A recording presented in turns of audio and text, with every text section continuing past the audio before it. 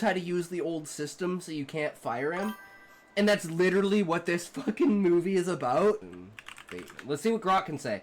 Movie is called Clear History with Larry David. And you look like the homeless guy in it. Wait, is that it? Fireblade, yes! Okay. Oh my god, we have to see this scene, because this scene is fucking hilarious. This is me, guys, this is me.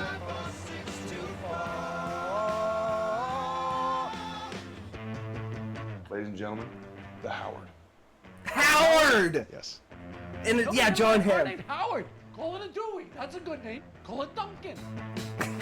I'm really sorry. It doesn't matter if you apologize if it's not sincere. Apologies don't have to be sincere. That is literally the only thing an apology has to be. Okay. I don't know if Smokey actually speaks Chinese or if he's using an auto-translate. I don't know. Damn! Twinning! What the fuck?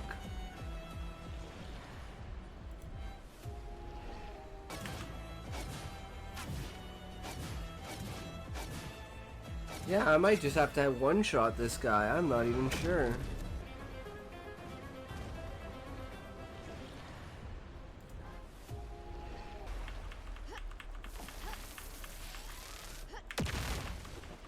Wait, what? Thanks for sticking around. Thanks for hanging out. Thanks for being there. We're doing awesome. Love you guys. We're doing great. So remember, if you can't say fuck you to your friends, who can you say fuck you to? Fuck you. Does it have a good It's flow the idea of like not being able to see the trees from the forest, right? And it's like the same thing as like snow blindness as well. Bunch of different ways to say it, but the idea is that, and like for me, the main thing is like the things that are obvious. It's not, I guess the best way to say it would be like the types of trees in the forest. So you see all the trees in the forest, but are you thinking, oh, this is a maple, so I should say that's a maple. Oh, that's a pine, so maybe I should say that's a pine. Oh, that's actually a bush, so maybe we should say that's a bush. Oh, those are flowers, you know. Snow blindness like, is when you do so much cocaine you go blind, right? Having text on the screen as like notes to copy out is so helpful. That's why I have the subtitles on, so I can just copy straight from the subtitles like we were doing yesterday. Yeah, here. Intrusive thoughts. So, this is one of the short stories that we're gonna write, eventually. This is like old school. This is like really, really, really old school. And every day there's that red button looming on his desk. And one day he just wakes up in a bunker. And no one knows how World War III started. But yeah, he just wakes up in a bunker surrounded by like, you know, special service and stuff like that. Like, oh my god, you're awake, holy shit, what happened? Like, the world's ending. Unless you like know them and you're like good friends with them or something, or it's like a family, you know? You don't know that random person. And the fact that she banned you means you're a fucking random person. I have no control over it, guys. I just wanted to know when the ads popped up so that I could like stop the stream, because people would sometimes be like, oh, I missed that because of ads, and I was like, what do you mean ads? Now it tells me, but now people are saying they're getting slapping in a way that makes me think this is on purpose.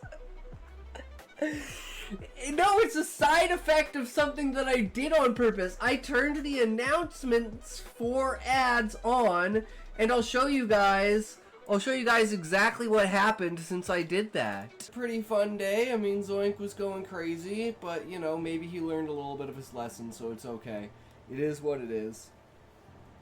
There are times and there are places, and there are not times and there are not places, as you well know. Anyways, remember, I love you guys. You guys are fucking awesome, and we will be back again tomorrow, as always. So, if you can't say fuck you to your friends, who can you say fuck you to? Fuck you. Well, how was your day, Talk? My day was boring as balls, Smokey, but we're here now, and that's what matters. I guess actually it's today. Like, the good thing about starting the stream at 12:30 a.m. is it's a brand new day, guys. So my day is fucking amazing because I'm here, I'm streaming, you guys are here, we're having a good time. We've almost done the react and we're not even an hour and a half into the thing. You know, we're fucking popping off, bro. We're gonna kick stories ass today with some shit ass. We're gonna type a fucking storm of fucking shitty dialogue. Yo, boys, how's it going? My camera is fucked as always. Hold on a second. There we go, much better. Not striking the match in your face right now. It's always a good thing, right? How's everyone going today? We back together another day. As always.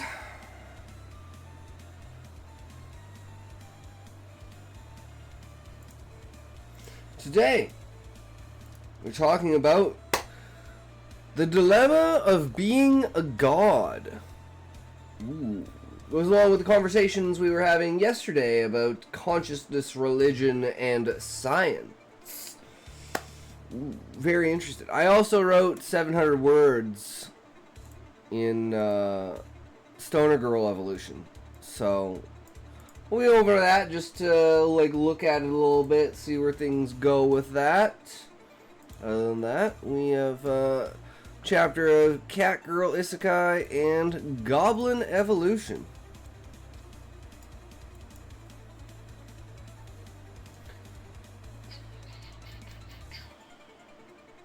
We're feeling good about today. Let's actually, I kind of want to check it out. It hasn't dropped yet, right? 16, yeah, it won't drop for another 4 hours. We made another story TikTok today. Different kind of one, though. So we'll just kind of be experimenting with different stuff like that. Oh, I need a drink, though. Shit. I was not ready for this. I'll be right back. Always fucking up one thing or another, right? Can never win and get everything together. Always the problem. Alright, 1 second. I'll be right back.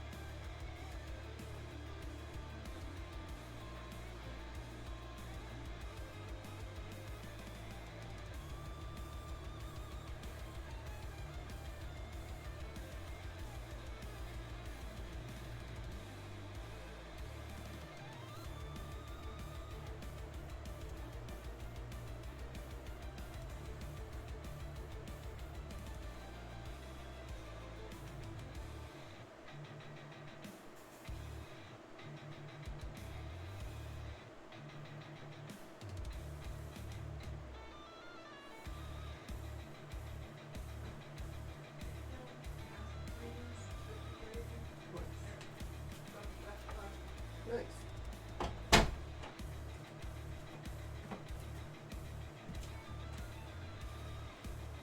Talks, I sent a picture. Alright, Callie, let's see what we got here.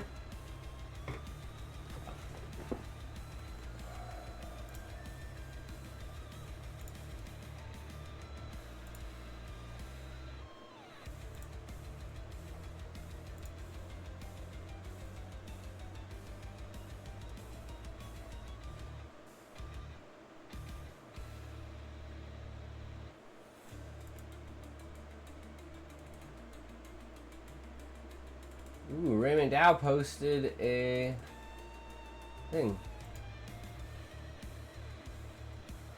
Make me write without one letter of alphabet. 2 truths, 1 lie. Learn 10 French and German words. One Punch Man, a whole ass exercise routine. 100 words, 100 reps, 10 minutes of an exercise. Use the sultry voice. Nice. Add 12 to 20 pounds of weight to the challenge. Ooh, damn, Callie. Damn, that's popping off. I love it. Hell yeah.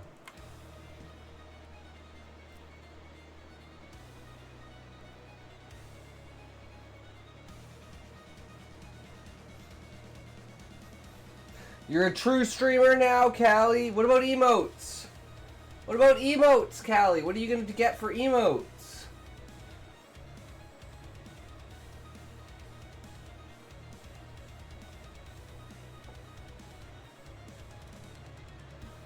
I can't yet. Why not? Shouldn't you be able to now that you're affiliate? You should have 5 emote slots.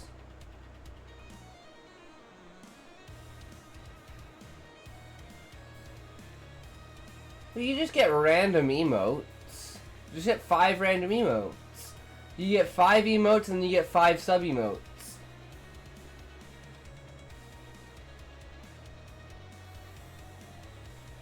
And then you can get BTTV and you can make any word into an emote.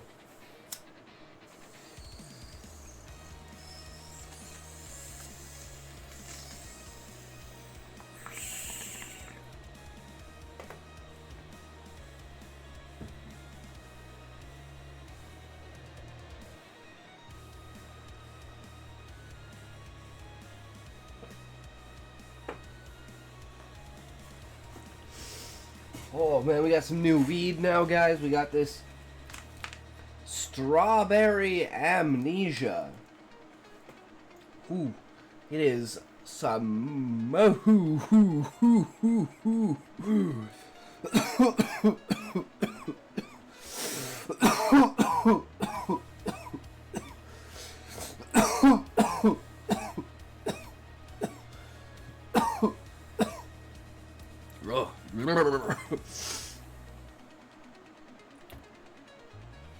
Jesus. Brr.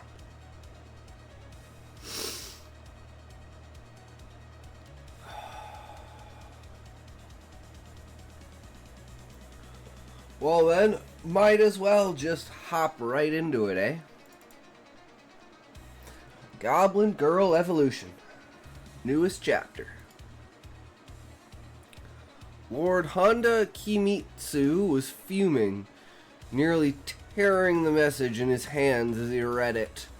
That whore dared to usurp his honored family name for herself, betray his son, proudly declared herself a slut for the vermin she'd been tasked to eradicate, and sent poor Juro's half-eaten balls as proof of his death. Oh, he would prepare his armies. Messages had been sent throughout all of his holdings. Every military resource they could gather would be ready by the end of the spring planting. Or he would know why. That bastard whore would have her head displayed before him for daring to insult his good name, just as her mother's had been.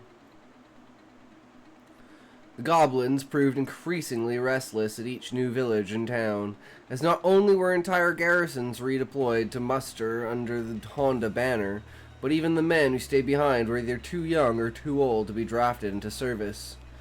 It seemed my father had every intent of answering Lady Yuki's challenge with his full might, which was a massive strategic error on every level.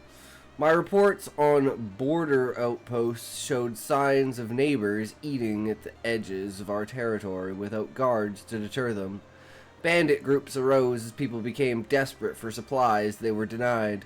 Crops went unplanted as villagers were drafted of their populations without regard for the land's future. My lady merely smiled at this, unleashing her hordes where she could to deter the bandits and the border raiders, sometimes even taking to the field herself to slaughter men in the hundreds. that her main forces would be spared unnecessary casualties. Often she would offer groups the same terms she had my brother, a choice between death and defection before brutally killing their commanders to drive the point home. It was an effective tactic, giving us an actual army in addition to goblins to serve as scouts and harriers. I've often found that Lady Yuki is quite amenable to hearing me out on my advice concerning strategy and tactics, providing her reasoning and argument if she disagreed with my own, or simply nodding and making the adjustments I suggested. She also highly valued the intelligence I provided on the Honda territory's layout, military tactics, and preferred armament. Never in my life have I felt more appreciated for who I am and what I'm capable of. It only proves to me that I chose correctly that night, and enhances the pleasure I feel when reliving the needs of the goblins. Even now, I have begun to feel where their spawn grow within my womb. It is early yet, but Lady Yuki has given me a supply wagon to use as a portable office and bedroom, so that I may still be of use when I become too gravid to move. Lady Yuki's own children are equally healthy, though she remarks that she is carrying a small litter this time, merely 4.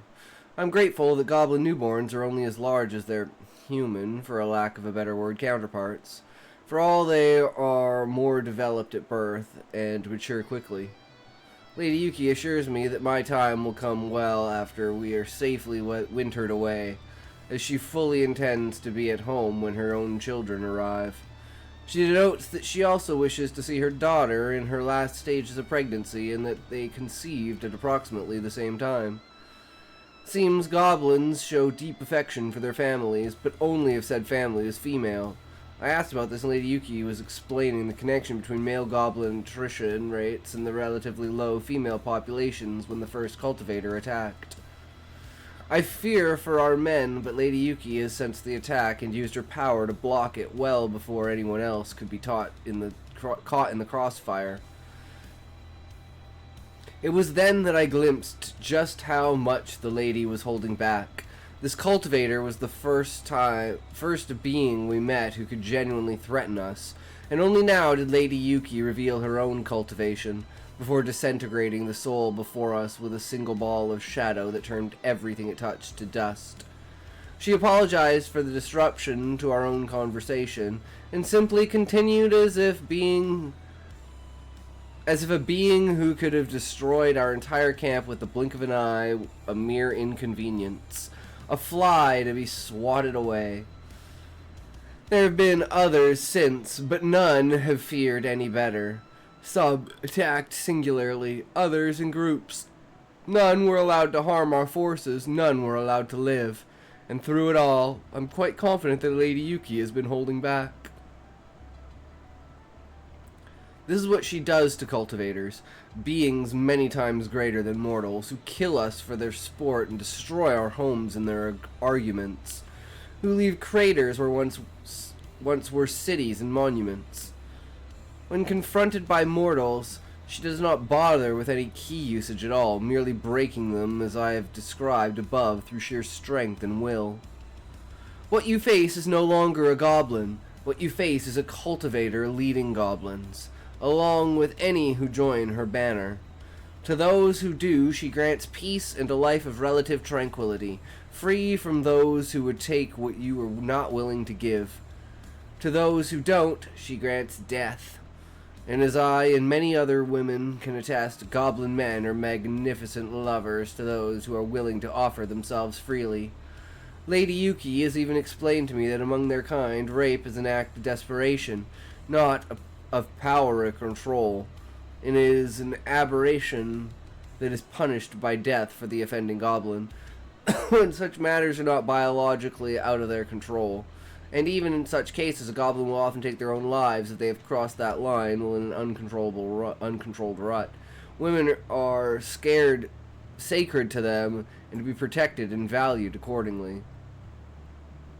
So what does the Honda family offer you, except choice between death by our forces or death by their hands? I implore any who bear of this message to join Lady Yuki's cause and help topple my father's regime. I can promise that I shall manage our lands more equitably when I take his place, and shall never again allow you to be regarded as disposable. Lady Honda Michiko, adjudicant of Lady Yuki. Your family wasted your talents, bitch. And your dad really killed your mom when she asked him to acknowledge you as his daughter? Michiko bowed. She honestly did that too often, but it was a habit of hers, I suppose. Hard to kick things like that, especially when you were kicked around for getting it wrong, or when someone wanted to kick you around for just deciding to say you were getting it wrong. Seriously, rotten eggs all around.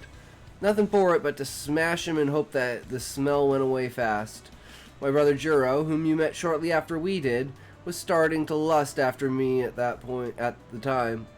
I was 14, he was 9.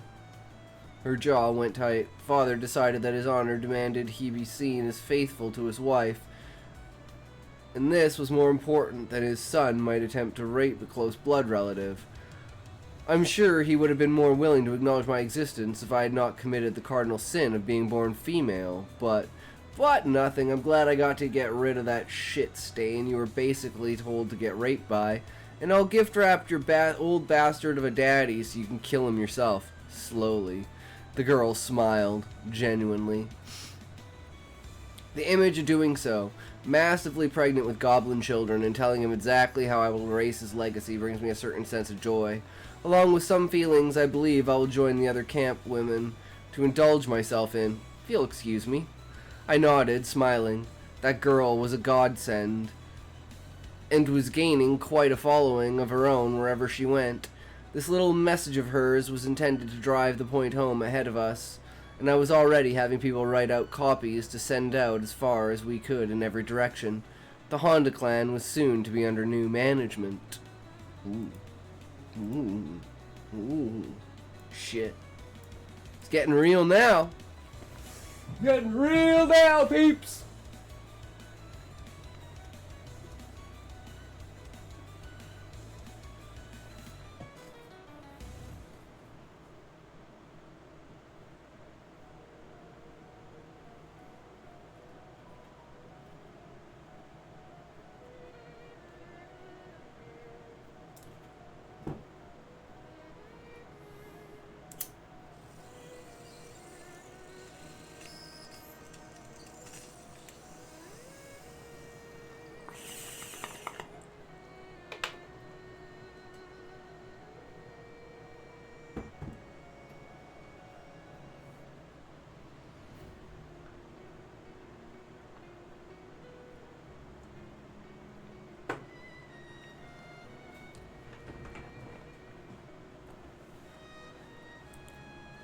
Alright, cat girl isekai. I woke up, still leaning against Mom. Outside, the wind howled, barely muffled by the thick walls. I couldn't tell how much time had passed. It could have been evening or morning out there. I shivered, my breath didn't mist, but it was colder than it had been last night. Mom didn't move. I shook Mom, but it was to no avail. Placed my ear to her chest and barely noticed any warmth. With the burst of panic I felt stilled as I noticed her chest moving with small breaths, if only slightly. I nearly tripped as I stood and hurriedly checked the fire. Fire had died sometime during the night while I was asleep, but to my relief I saw some faint coals lingered. I hadn't actually made a fire from scratch despite Mom showing me how, but I had stoked the fire plenty of times before, so I could at least do this much. Moving swiftly, I scrutinized our wood stocks with numb concern. We kept two, one further outdoors away from the apartment we lived in, and a much smaller pile outdoors for convenience. The indoor wood box was mostly depleted, with only a log and some small branches left. Mom usually filled it up each morning with a little bit of my help, but she couldn't exactly handle that now. I tossed the last few logs from the nearby pile into the hearth and absently wondered if it was time for breakfast or lunch. I had no idea to what time it actually was. My stomach growled. Oh, I said loudly. I was hungry. That was a problem. Last night's feast was only one comparatively. I still wasn't huge by my old life standards. I doubt it was huge for anyone who wasn't a small child. Making blue rice should not be difficult, at least I don't think so. I helped Mom chop foraged greens and set seaweed up to dry. I also had a wealth of experience from my old life that fortunately went to actual recipes and not just ramen? Or was it ramen? That didn't sound right. I couldn't remember. Shook my head. I just hadn't cooked using Mom's stove before. Portable stove was easy enough to identify. It only had a few buttons with sigils for cold and hot going from left to right. It really seemed designed for simplicity's sake. For all I knew, it was designed to be so simple, exactly for this sort of situation. Although unlike the silver battery on the lights, this one had a canister of stone liquid at the base, about half full. It heated up in a few minutes, and I was able to draw some water from a nearby jug without issue. I grabbed 2 handfuls of dry rice and awkwardly plopped them in, 1 handful for me and 1 for Mom when she woke up. I then waited for it to come to a boil. Felt like there should have been more fanfare, but there really wasn't. Felt a bit odd introducing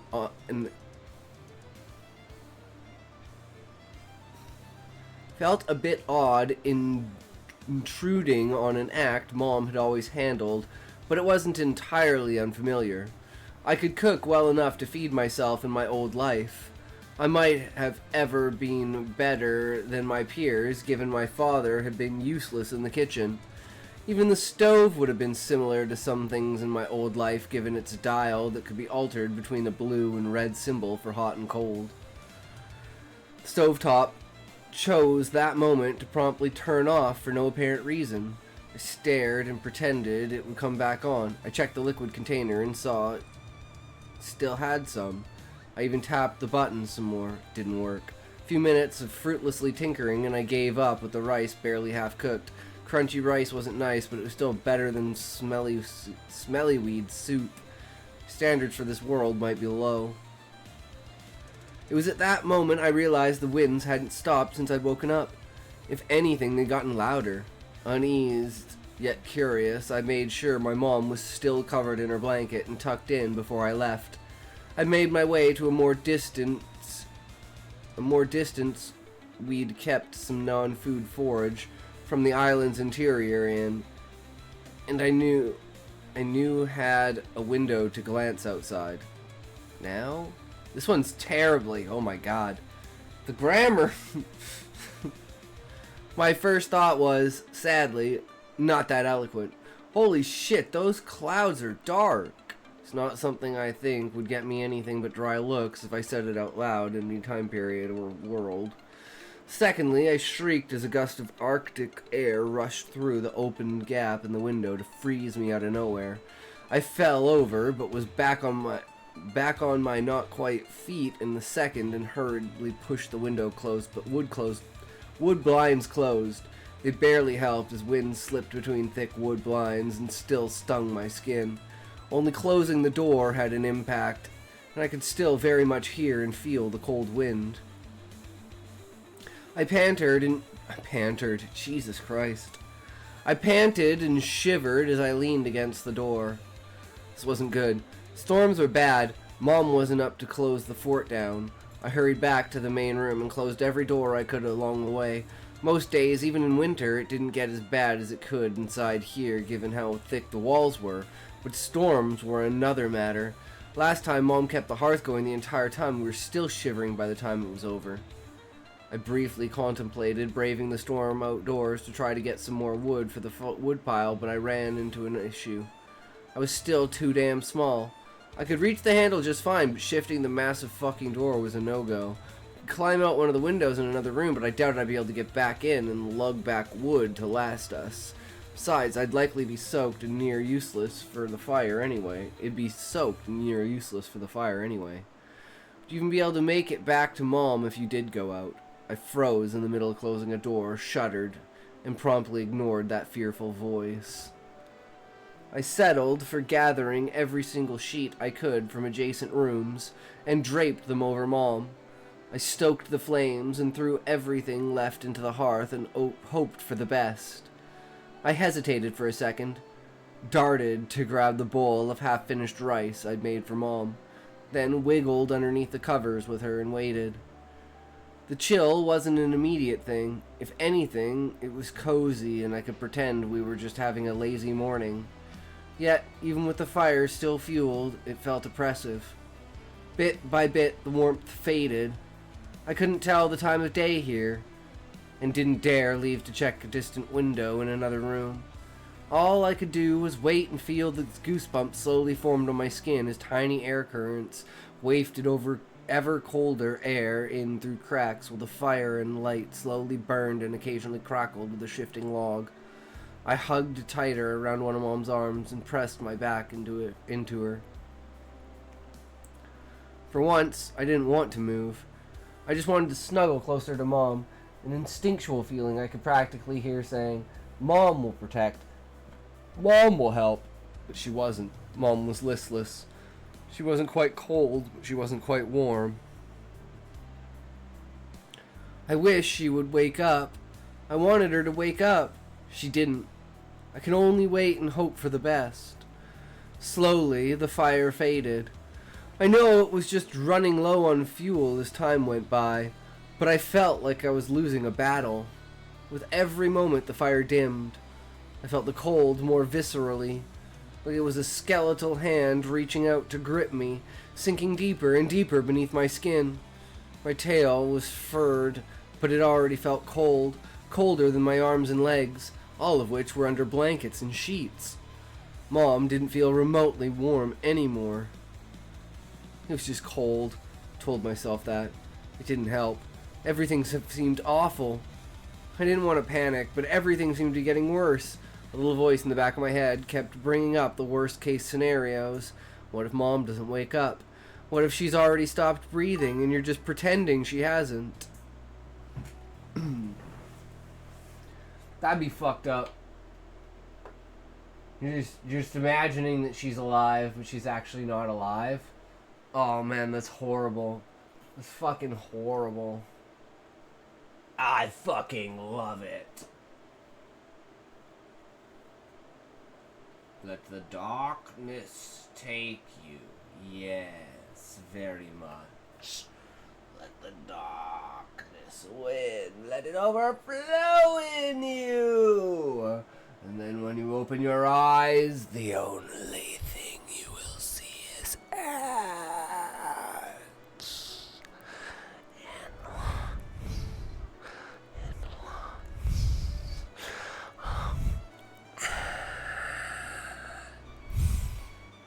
Only ads. Get your only ads here. Ding, ding, ding, ding. Only ads. Get your only ads. We got only ads. That's all you need is your only ads. Let's go. Only ads. Everyone get your only ads. That's what we're about here. Only ads. Pick it up while you can.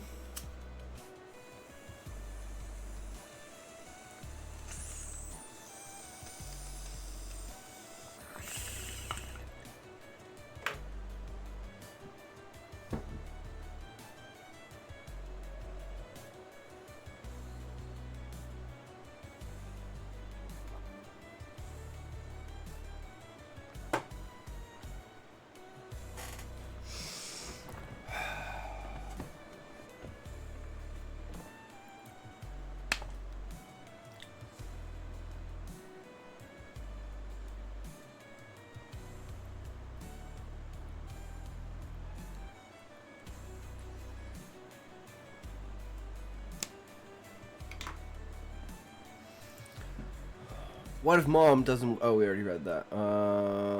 What if it's already stopped? What if she's already stopped breathing and you're just pretending she hasn't? What if it's only you, all alone on this island? Will anyone ever find you? Maybe an archaeologist in a few centuries would find you two huddled and buried in the ruins.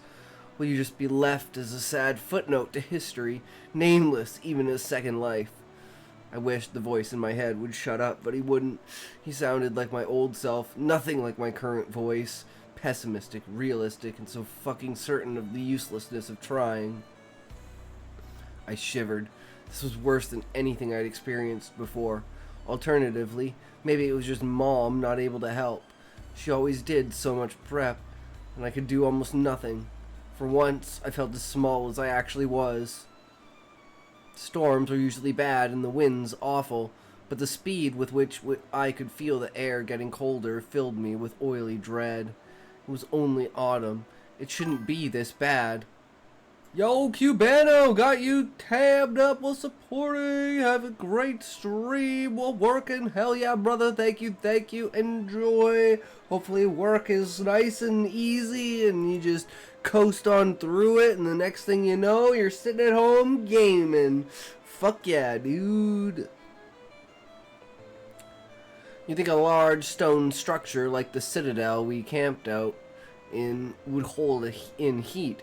Sure, the insulation had long since rotted, but Mom had done what she could, and the stone was thick. Yet it felt as if heat poured out of this place like a sieve. I hugged Mom's arm close, staring at the fading fire with just the tip of my head on the blankets. Tox, do you think the One Punch Man challenge should be more than 500 points? I was gonna say that, Callie. Yeah, probably. I think that one should be like 1,500 points. It's pronounced Civ, sir. Alright, thank you, Callie. See, this is why I need you around, Callie, because I'm retarded. Embers shifted and light faded, even through the sealed room and front door, buried beneath sheets and blankets, huddling against Mom's still form. I felt cold creeping in, like skeletal hands sneaking in to snatch warmth from me. I lingered a while longer and hoped to outlast the cold, but the light faded. The winds grew stronger and shook the entire structure. Distantly, I heard one door slam open, then another, and another as the wind raged through the building. I instantly knew I hadn't secured the locks like Mom would have, or maybe it wouldn't have made no difference. I didn't know. The heavy apartment doors, but it was cold comfort. The fire was back to embers once more. This was worse than before. Where had this cold even come from? It'd been fine yesterday. I wanted help. Mom couldn't. There's no one else. And I couldn't even rely on myself. I simply couldn't do anything on my own. Not like I am. Tried doing something I hadn't done in a long time. Not since I was a child in my whole life. Please, I prayed, voice barely a whisper. Anyone, I'll do anything. Don't let us die here, please. The omnipresent howling wind outside abruptly stopped as though its vocal cords were cut. My ears rang in the abrupt quiet. I turned sharply towards the door. Something in the door shifted with a metallic clang, and I blinked. I then blinked 7 more times for good measure, not quite comprehending where I was or what I was doing. Felt like I'd just woken up, but I hadn't been sleeping, had I? Wait, the cold was gone. Wait, was it ever cold? But then, why was I shivering, disoriented? I wiggled out of Mom's grasp and looked around. Everything seemed normal. Something flared in the corner of my eye. A sense of unease shot through me like an avalanche. The front door was ajar, small. Faintly fading golden tracks of what looked like an awful lot like a cat's paw made their way to the improvised bed I'd made for Mom. Except they were huge, easily 3 times as big, if not bigger, than my own hands. In seconds, they were gone. I heard a new sound that made my heart jolt. Gwen? Mom's voice, weak but awake, turned me back around. She was halfway to sitting, holding up her weight with one elbow. Mama! With a cry, I dove into her arms and did not fall apart, or shed any tears at all. I held on to more of my dignity than that. Mama, you're okay. Of course I'm okay. The ritual just took a bit more out of me than I expected, that's all. Mom pressed her lips gently to my forehead. They weren't cold anymore. I'm here for you, it's okay. Despite her brave face, the strain and faintness in her voice made it obvious how tired she was. I did not cry for too long, or hard enough that I couldn't speak. The right words just didn't come to me right away, so I just let Mom hold me for a while. She didn't stroke my hair or back. It definitely wasn't super comforting. I was a cat girl, not a cat. And our bellies grumbled together and Mom winced. So sorry, kitten. That must have been frightening. Let's go find something to eat. Oh, I eloquently said, and then perked up. I made rice. It was bad rice, but we had something to munch on, and the bowl was foul. If anything, it was a blackened sludge whose smell just now hit me.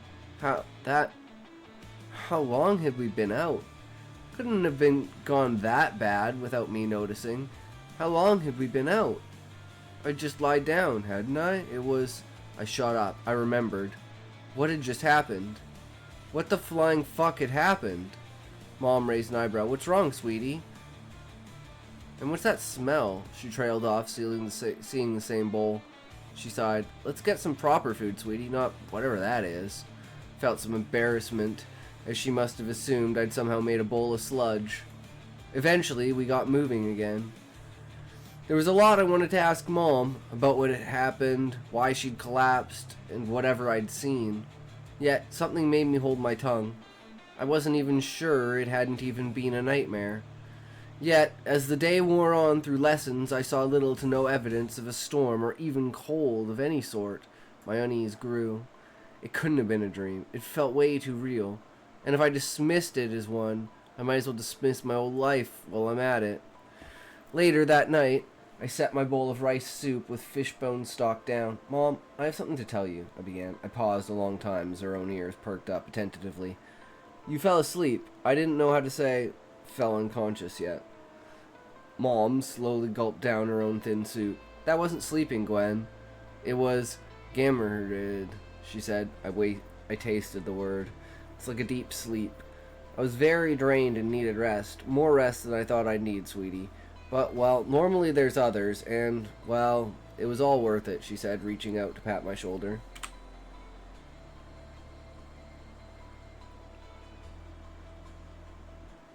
The hell did I just...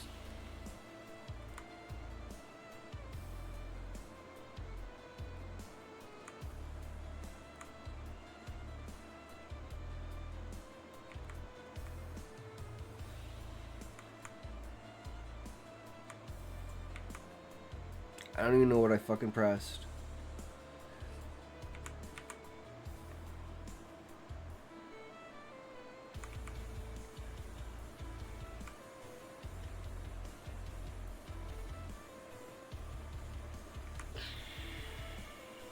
Okay, here we are.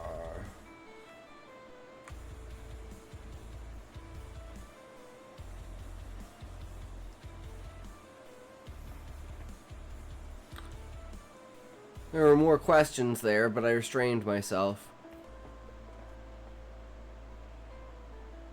Ooh, Jesus. I was scared. I paused, searching for words. Mom was already reaching out to comfort me again. I tried to find the word and realized I didn't know it. I knew an English term, but the one for here, I blanked. I asked for help. I finally said. Mom froze. Asked for help, she repeated with a sudden tension. You were asleep so long, a storm blew in. I said, storm? How long was I? I was so scared, I raised, voice breaking even more than usually it does. You wouldn't wake up, and was getting so cold, and I tried to raise the fire, but it just couldn't keep up and was dying, so I asked for help, even though no one was there. And wait, Gwen, did you pray for help?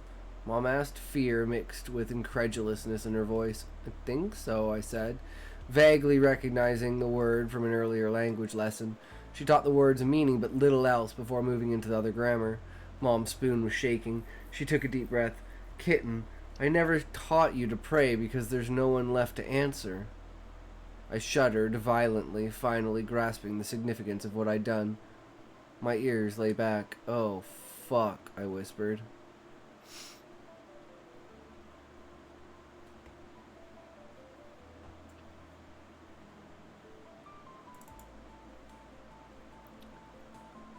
Okay, so now we need to go back here and we need to grab another short story. So since we did 2 sci-fi, we'll do 2 fantasy. Oh, Leaf by Neagle.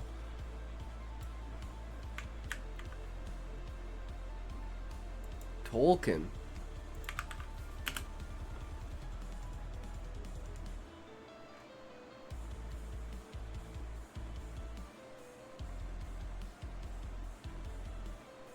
Can I just...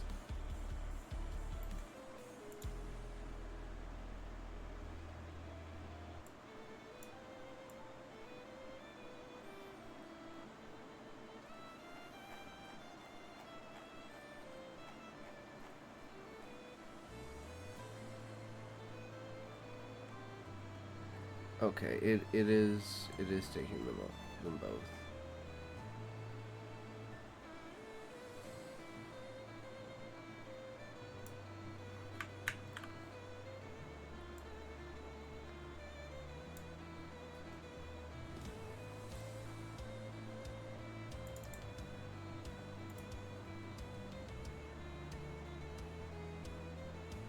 Short stories and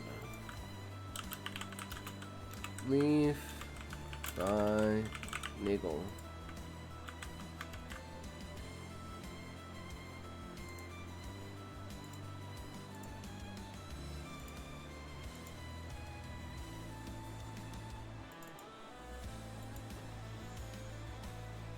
Okay, well this one's ought to be pretty damn good. It's pretty long, and it's by the master himself of fantasy.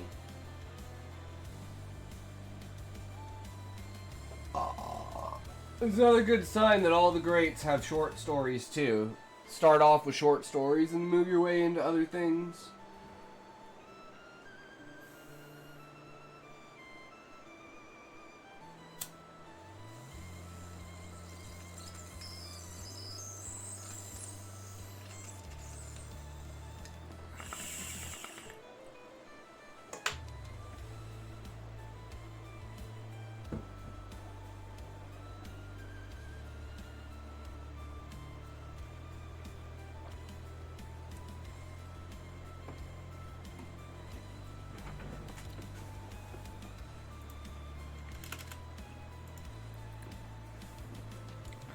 Leaf by Nigel.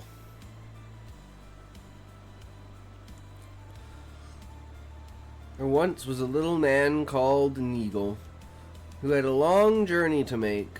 He did not want to go. Indeed, the whole idea was distasteful to him. But he could not get out of it. He knew he would have to start sometime, but he did not hurry with his preparations. Nigel was a painter. Not a very successful one, partly because he had many other things to do. Most of these things he thought were a nuisance, but he did them fairly well. When he could not get out of them, which, in his opinion, was far too often, the laws in his country were rather strict. There were other hindrances too. For one thing, he was sometimes just idle, and did nothing at all. For another, he was kind-hearted in a way. You know, the sort of kind heart it made him uncomfortable more often than it made him do anything. And even when he did anything, it did not prevent him from grumbling, losing his temper, and swearing, mostly to himself. All the same, it did land him in a good many odd jobs for his neighbor, Mr. Parrish, a man with a lame leg. Occasionally, he even helped other people from further off. They came and asked him to. Also, now and again, he remembered his journey and began to pack a few things in an ineffectual way. At such times, he did not paint very much. He had a number of pictures on hand. Most of them were too large and ambitious for his skill. He was the sort of painter who can paint leaves better than trees. He used to spend a long time on a single 100 tree and leaf 101 leaf, trying to catch its shape. Oh, that's the pages. I'm retarded. On a single leaf, trying to catch its shape, and its sheen, and the glistening of dewdrops on its edges. Yet he wanted to paint a whole tree, with all of its leaves in the same style, and all of them different. There was one picture in particular which bothered him. I got an idea. What's your idea, Callie? Tell me your idea. I'm listening.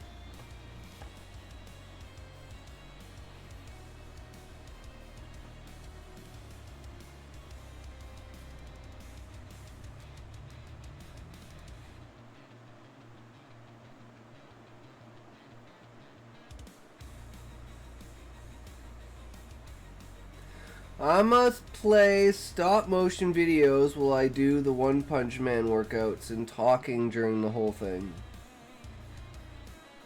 Are you sure you can talk while doing those exercises, Callie? Damn, that's impressive, man.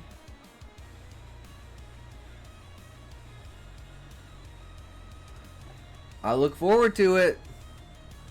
It had begun with a leaf caught in the wind, and it became a tree, and the tree grew, sending out innumerable branches and thrusting out the most fantastic roots.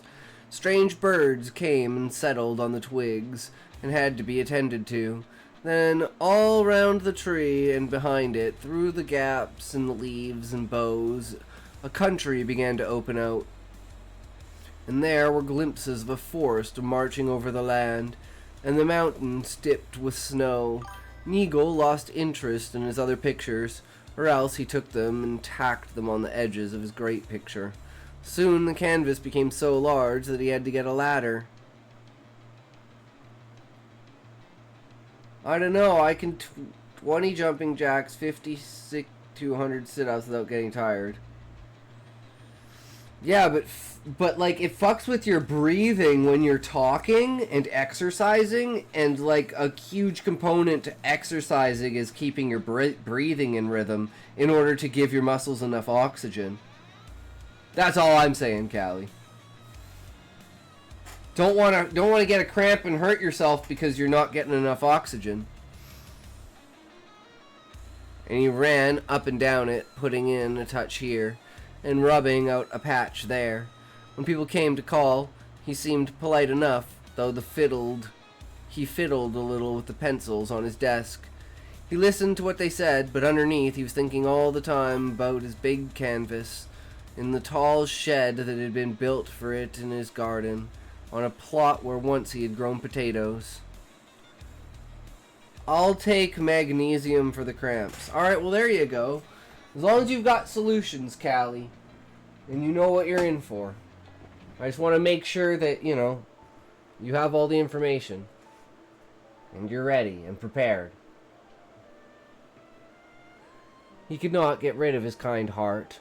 I wish I was more strong-minded, he sometimes said to himself, meaning that he wished other people's troubles did not make him feel uncomfortable. But for a long time, he was not seriously perturbed. At any rate, I shall get this one picture done, my real picture, before I have to go on that wretched journey, he used to say. Yet, he was beginning to see that he could not put off his start indefinitely. The picture would have to stop just growing and get finished. One day, Neagle stood a little way off from his picture and considered it with unusual attention and detachment. He could not make up his mind what he thought about it, and wished he had some friend who could tell him what to think. Actually, it seemed to him wholly unsatisfactory, and yet very lovely. The only really beautiful picture in the world. What he would have liked at that moment would have been to see himself walk in and slap him on the back and say with obvious sincerity, absolutely magnificent. I see exactly what you're getting at. Do get on with it and don't bother about anything else. We will arrange for a public pension so that you need not. However, there was no public pension, and one thing he could see, it would need some concentration, some work, hard and uninterrupted work to finish the picture. Even at its present size, he rolled up his sleeves and began to concentrate. He tried for several days not to bother around about other things, but there came a tremendous crop of interruptions. Things went wrong in his house. He had to go and serve on a jury in the town. A distant friend fell ill. Mr. Parrish was laid up with a lumbago, and visitors kept on coming. It was springtime, and they wanted a free tea in the country.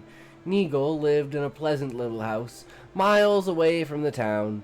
He cursed them in his heart, but he could not deny that he had invited them himself, away back in the winter, when he had not thought it an interruption, to visit the shops and have tea with acquaintances in the town. He tried to harden his heart, but it was not a success. There were many things that he had not the face to say no to, whether he thought them duties or not, and there were some things he was compelled to do, whatever he thought. Some of his visitors hinted that his garden was rather neglected, and that he might get a visit from an inspector.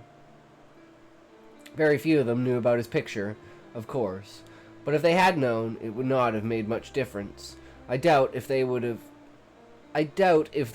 thought that it mattered much. I dare say it was not really a good picture, though it may have had some good passages. The tree, at any rate, was curious, quite unique in its way. So was Neagle, though he was also a very ordinary and rather silly little man. At length Neagle's time became really precious. His acquaintances in the distant town began to remember that the little man had got to make a troublesome journey, and some began to calculate how long at the latest he could put off starting. They wondered who would take his house, and if the garden would be better kept. The autumn came, very wet and windy. The little painter was in his shed. He was up on the ladder trying to catch the gleam of the westerning sun on the peak of a snow mountain, which he had glimpsed just on the left of the leafy tip of one of the tree's branches. He knew that he would have to be leaving soon, perhaps early next year. He could only just get the picture finished, and only so at that. There were some corners where he would not have time now to do more than hint at what he wanted. There was a knock on the door. "Come in," he said sharply. He climbed down the ladder. He stood on the floor, twiddling his brush. It was his neighbor, Parrish, his only real neighbor. All other folk lived a long way off. Still, he did not like the man very much, partly because he was so often in trouble and in need of help, and also because he did not care about painting. He was very critical about gardening. When Parrish looked at Neagle's garden, which was often, he saw mostly weeds, and when he looked at Neagle's picture, which was seldom, he only saw green and gray patches and black lines, which seemed to him nonsensical. He did not mind mentioning the weeds, a neighborly duty, but he refrained from giving any opinion of the pictures. He thought this was very kind, and he did not realize that even if it was kind, it was not kind enough. Help with the weeds and perhaps praise for the pictures would have been better. "Well, Parrish, what is it?" said Neagle. "I oughtn't to interrupt you, I know," said Parrish without a glance at the picture. "You are very busy, I'm sure." Neagle had meant to say something like that himself, but he had missed his chance. All he said was, "Yes, but I have no one else to turn to," said Parrish. "Quite so," said Neagle, with a sigh, one of those sighs that are a private comment, but which are not made quite inaudible. "What can I do for you?" "My wife has been ill for some days, and I'm getting worried," said Parrish. "And the wind has blown half the tiles off my roof, and water is pouring into the bedroom. I think I ought to get the doctor, and the builders too, only they take so long to come. I was wondering if you had any wood and canvas you could spare, just to patch me up and see me through the day or two." Now he did look at the picture. Dear, said Neagle. "You are unlucky. I hope it is no more than a cold that your wife has got. I'll come around presently, and help you move the patient downstairs." "Thank you very much," said Parrish rather coolly. "But it is not a cold, it is a fever. I should not have bothered you for a cold, and my wife is in bed downstairs already. I can't get up and down with trays, not with my leg. But I see you are busy. Sorry to have troubled you. I'd rather hoped you might have been able to spare the time to go for the doctor, seeing now how I'm placed. And the builder, too. If you really have no canvas you can spare. Of course. See? Said Neagle, though other words were in his heart, which at the moment was merely soft without feeling at all kind. I could go. I'll go. If you're really worried. I am worried. Very worried.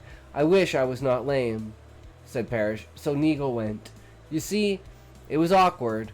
Parrish was his neighbor, and everyone else a long way off.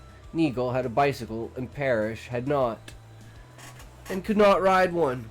Parrish had a lame leg, a genuine lame leg, which gave him a good deal of pain. That had to be remembered, as well as his sour expression and whining voice.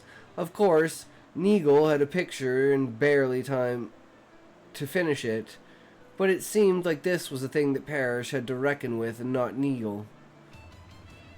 Parrish, however, did not reckon with pictures, and Neagle could not alter that. Curse it, he said to himself, as he got out his bicycle.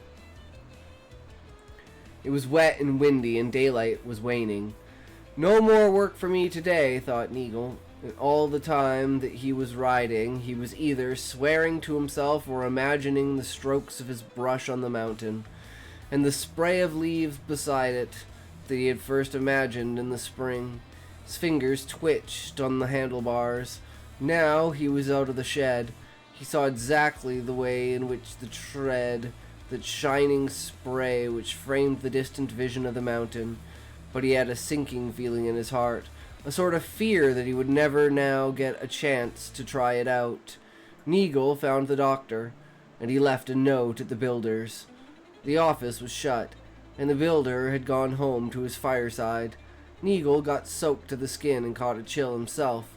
The doctor did not set out as promptly as Neagle had done. He arrived next day, which was quite convenient for him, but by that time there were 2 patients to deal with. In neighboring houses, Neagle was in bed, with a high temperature and marvelous patterns of leaves and involved branches forming on...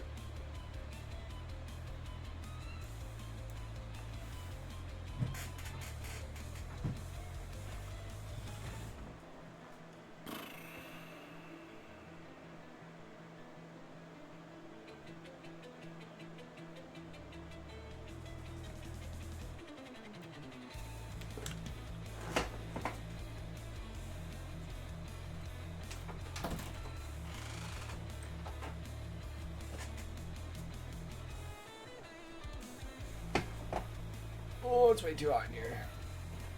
Let's open the door, get more airflow in here. Guys, I just let the ads in. Shit, I just let the ads in.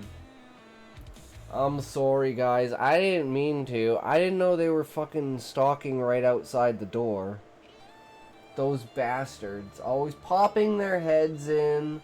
Being little freaking gremlins. Stealing away our time.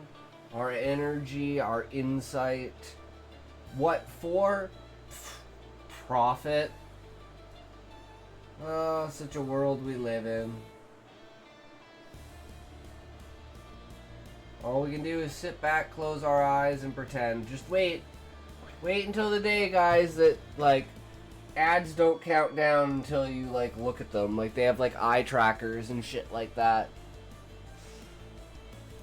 You know, to like imitate what's going on in the ad and stuff like that in order to get the ad to go away, so people know that you've actually engaged with the ad.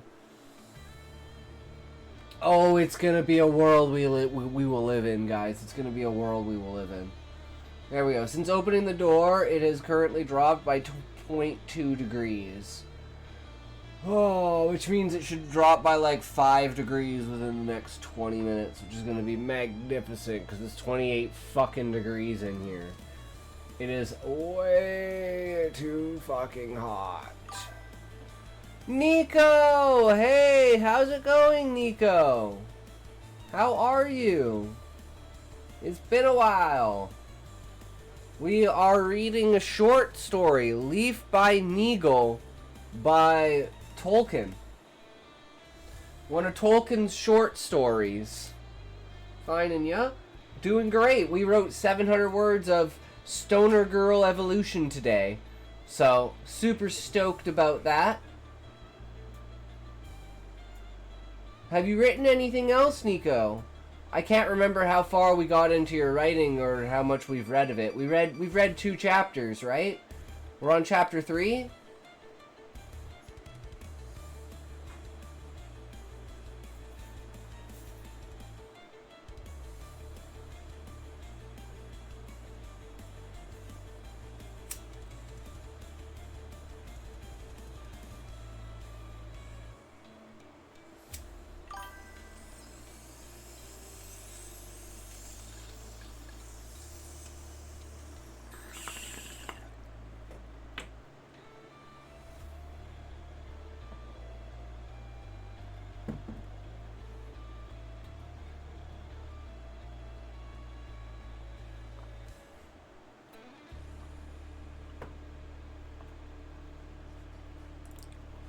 Well, we can pull it up here.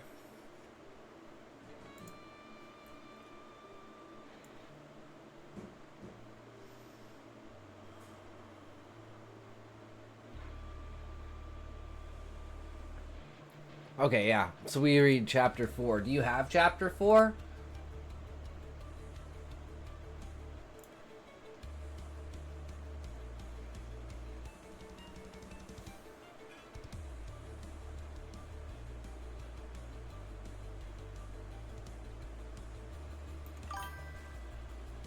Oh, right. I keep forgetting it's on the PDF.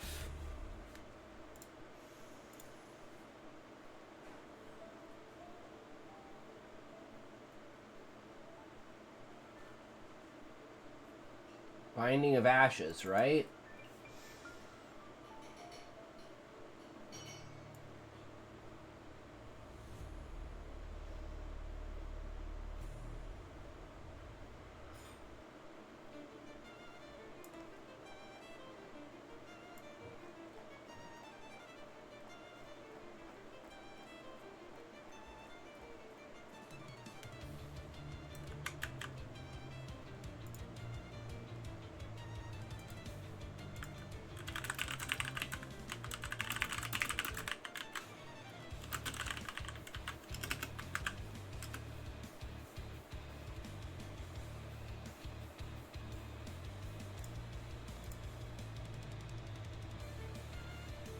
Crossing the World.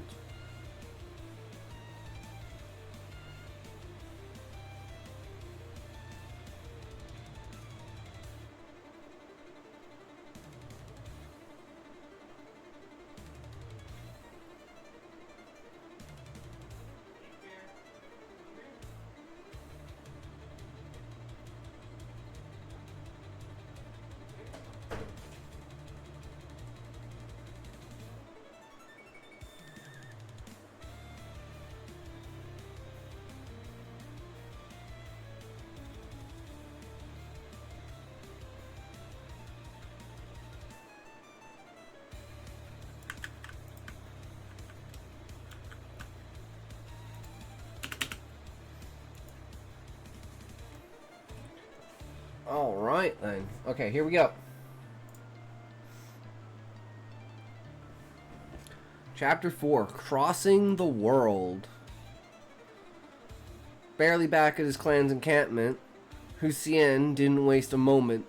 Rest was not an option. He had to prepare for his expedition.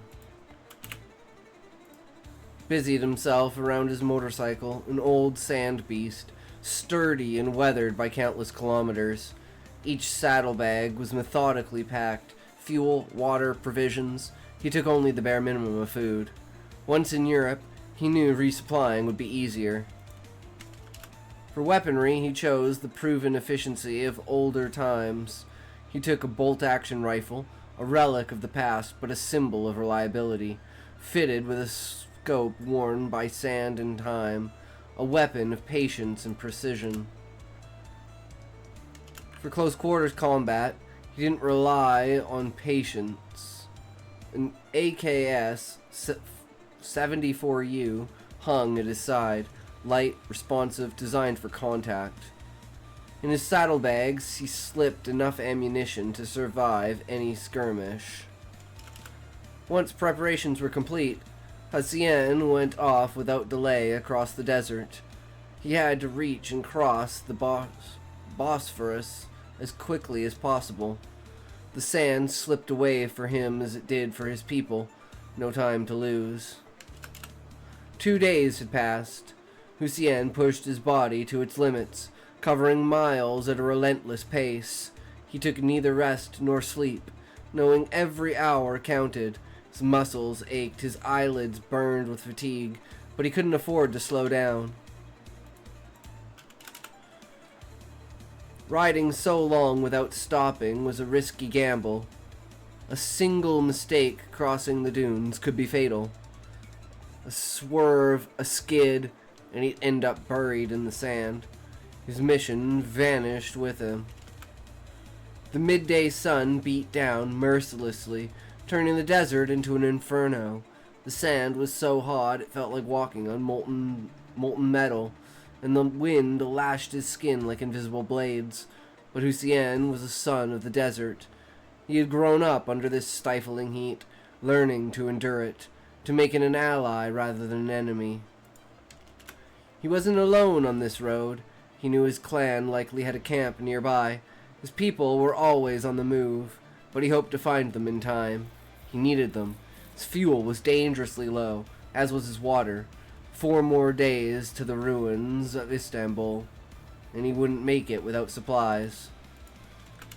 His motorcycle's engine purred beneath him, ready to devour more miles, but for much longer. Hours later, the sun began to set. Hussein spotted a column of dust in the distance. His chance. Without hesitation, he pulled out a flare gun and fired a signal into the sky. A risky move. There was no guarantee it was his clan. He accelerated, heading straight toward the sandstorm kicked up by the vehicles hidden within. When he arrived, a heavy silence hung in the air. He dismounted, scanning the horizon. No one. A bad feeling crept over him. Everything was too quiet. Weapon in hand, he took a few steps, inspecting the surroundings, tense as a bowstring. Suddenly the ground exploded beneath him. A warrior burst from the sand like a demon from hell, tackling him violently to the ground. Before Hussein could react, a cold barrel pressed against his forehead. "Why are you following us?" roared the warrior, whose voice, surprisingly, was female. Breathless, Hussein raised his hands in surrender. "I'm Hussein bin Farid al-Humid of the Banu al-Sariq clan," he shouted firmly. "I'm sent by my master." With a swift motion, he pulled out a seal bearing his clan leader's emblem and held it out. "I need supplies." The warrior said nothing for a moment, then stepped back and offered a hand to help him up.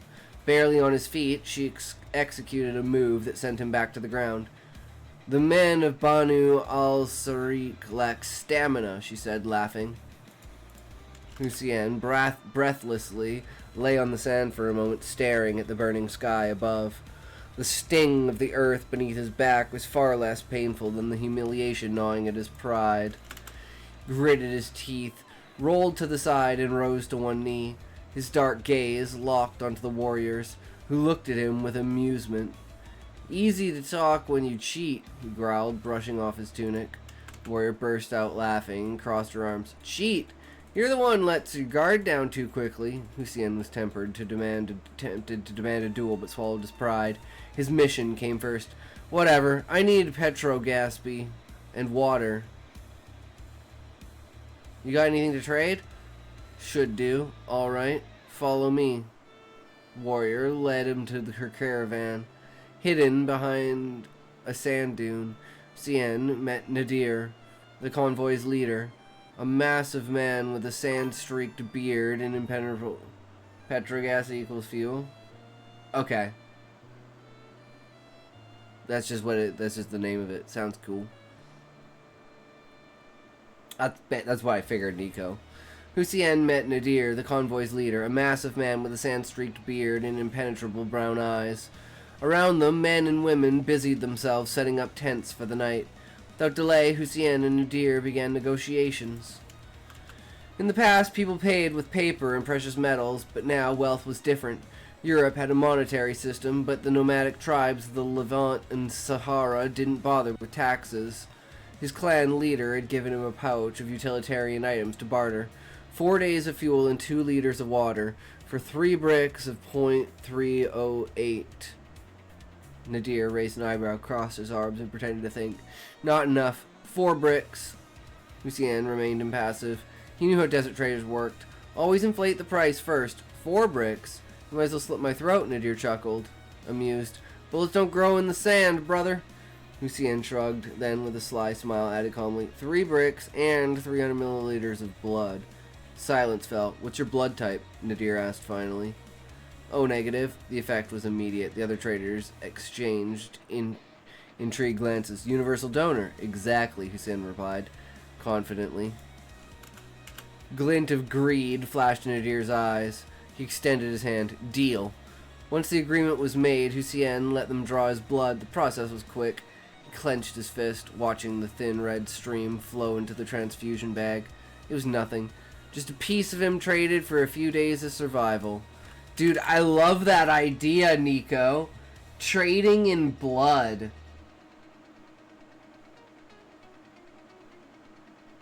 That is not something I have heard of. That is super unique. Meanwhile, the nomads loaded fuel and water into his motorcycle. He handed over his precious .308 rounds and left the caravan for the night. He didn't want to sleep in the camp, much less mingle with the others. The desert turned cruel once the sun set. He spread a tarp against a rock formation to shield himself from the icy wind, then wrapped himself in a heavy blanket. Undress? Pointless. He needed his clothes to endure the cold without a fire. As for hygiene, he'd perform his ablutions once he reached the Bosphorus. His stomach growled. His blood was low on iron. He pulled out a piece of dried goat meat and chewed it slowly, without taste or pleasure, just to avoid collapsing. 3 bricks of .308. 60 rounds. He repeated the numbers, staring at the stars. Nearly half his pouch gone. Couldn't afford regret. All that mattered was the road. The next morning at dawn, he rose slowly, feeling a slight dizziness, not alarming, but enough to make him take a deep breath before walking to his motorcycle. He started it and headed north, his shadow stretching behind him. 2 days had passed since leaving the camp. 2 days of relentless riding through an ocean of sand, where dunes rippled like waves frozen in time. 2 days with fatigue as an invisible companion, weighing on his shoulders, eroding his clarity bit by bit. Hussein pushed his body to the brink, devouring miles like a man hunted by unseen beast. His fuel was dwindling, as was his water. The midday sun crushed the world under its yoke, turning every grain of sand into a burning blade. The wind howled in his ears, but he couldn't afford to slow down. His people, his honor, his mission, they mattered more than his comfort. On the morning of the 4th day, as he rode north, he finally saw what he sought. A dark mass on the horizon, rising from the dunes like a slumbering beast under a veil of dust. Istanbul. Or rather, what remained of it. The heart of the old world, the gateway between east and west, reduced to a skeleton. The towering steel and glass skyscrapers had collapsed, leaving only gaping husks ravaged by time and fire. The city's streets had been swallowed by the desert, and what once teemed with life was now a silent tomb. Hussein slowed and scanned the ruins warily. No signs of life, no campfires, no movement. Only the wind and the bones of fallen skyscrapers. Then his gaze caught something at the edge of the sand. Upright stones etched with symbols. Warnings. He dismantled and approached. He couldn't read, but the symbol atop the stone was universal. 3 black blades spinning on a yellow circle. Nuclear danger.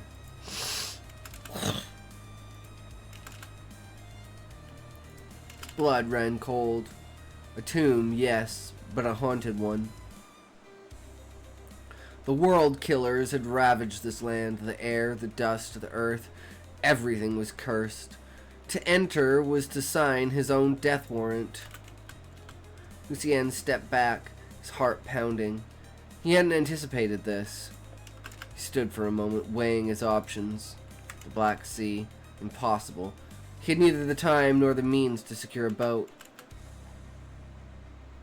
The Dardanelles, too far. He'd run out of fuel before reaching it.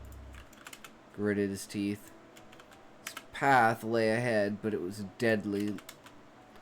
Low rumble startled him. An engine. Looked up and saw on the one far side of the city a truck moving slowly, kicking up a cloud of radioactive dust. Someone was alive here. Someone knew how to cross this graveyard. Without thinking, Lucien jumped on his motorcycle, accelerated, and cut off the vehicle, raising his hands clearly. He didn't want to get shot. The truck screeched to a halt in a cloud of sand. 2 men stepped out, armed with patched-up hunting rifles, relics of the old world. They wore tattered clothes, shielded from the wind and dust, their faces covered by filtered masks. Lucien studied them closely. They were wearing something he'd never seen. One approached slowly, rifle in one hand, the other on his belt. He sized Lucien up, wary.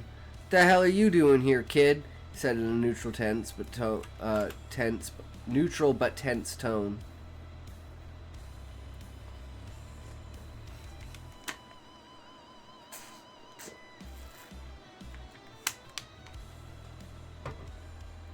Ugh. Lucien sighed in relief. They spoke his language. "I just want to know how you crossed the city." The man narrowed his eyes. "What do you mean?" He seemed less hostile now, just surprised. "The city's poisoned. How did you do it?" The man burst out laughing. "Are you serious?" He turned to his companion, shaking his head. "What is this guy?" Lucien clenched his fists. "Answer." The man sighed and tapped the device on his face. "This. You put it on your head and cross the zone like the devil's on your tail." Lucien frowned. "What is it?" The man blinked. "Are you messing with me? You've never seen a gas mask." Silence. Stranger's gaze lingered on Lucien. Flicker of astonishment in his eyes. Then he understood. "Damn, you're a true son of the desert, aren't you?" Lucien didn't answer. He just learned there was protection against the invisible poison of the world killers. Simple object that would let him survive where the air itself killed. "You sell them?" he asked, heart racing. The man shook his head. "We're not merchants, but we've got a spare if you want." He opened the truck's door, rummaged in the Grove compartment, and pulled out a rudimentary gas mask. Worn, dusty, but functional. "You know how to use it?" "No." The man sighed, pinched the bridge of his nose, and tossed the mask to him. "Pull the straps, tighten the filters, and pray it's not leaking." Lucien caught it carefully. He just obtained the key to Europe. He reached into his saddlebag and put out a handful of bullets. The man raised an eyebrow, then nodded and exchanged his hand. The exchange was wordless. Lucien put on the mask, tested the filters. The air tasted strange, but he could breathe. Climbed onto his motorcycle, gave the men a final glance, and sped toward the ruins. Final passage. Crossed the city in one go, weaving between rusted car husks, dodging collapsing buildings, threatening to crumble. He didn't slow down, didn't stop. The air was heavy, oppressive, as if each breath drained his soul. The bridges of old were gone. The rivers of concrete had collapsed, leaving the Bosphorus gaping. But there was a passage. A makeshift bridge of boats lashed together, joined by planks, crude, fragile, but passable. Lucien slowed, crossed carefully. The wood creaked under his motorcycle's weight, the black water lapping beneath his wheels. Then finally he reached the other side. Europe. He didn't stop. He accelerated, putting as much distance as possible between himself and the irradiated bomb. radiated tomb. He had survived the gate of hell, but he knew beyond it, hell was only beginning. You want me to read another chapter since this one's only 2,000 words, Nico?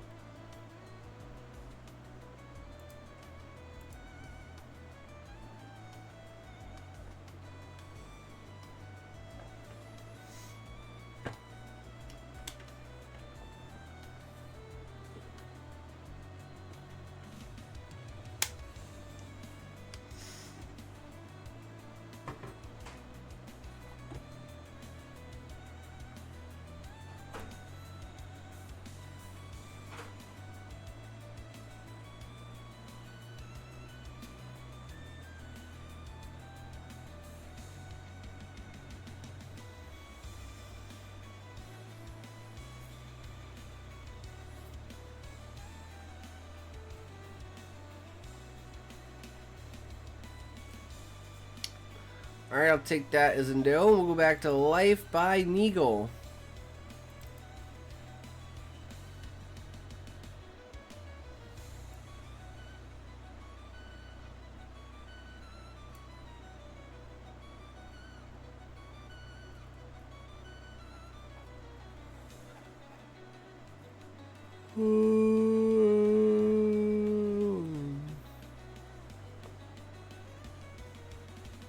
Neagle was in bed with a high temperature and marvelous patterns of leaves and involved branches forming in his head and on the ceiling. It did not comfort him to learn that Mrs. Parrish had only had a cold and was getting up. He turned his face to the wall and buried himself in leaves.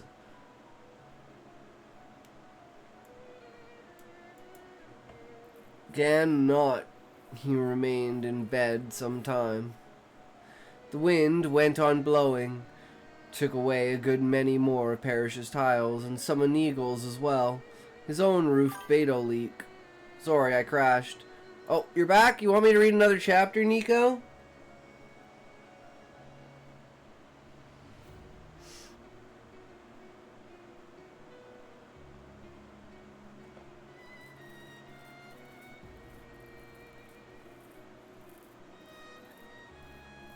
His own roof beta leak.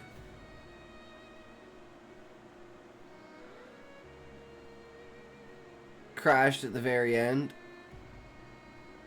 Don't worry. Builder did not come. Neagle did not care. Not for a day or two. Then he crawled out to look for some food. Neagle had no wife. Parrish did come around. The rain had got into his leg and made it ache. And his wife was busy mopping up water and wondering if that Mr. Neagle had forgotten to call at the builders. Had she seen any chance borrowing anything useful, she would have sent Parrish around, leg or no leg. But she did not, so Neagle left him to himself.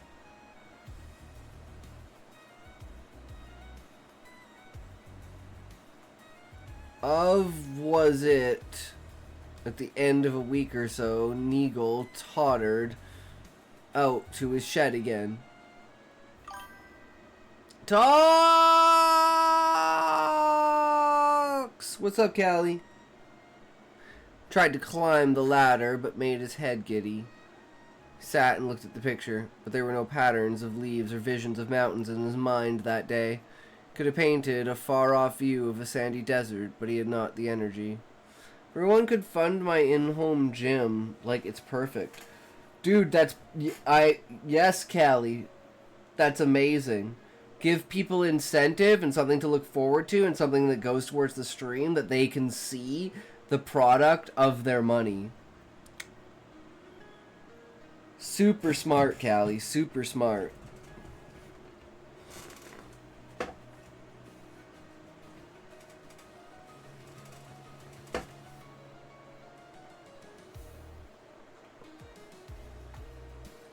So hot in here.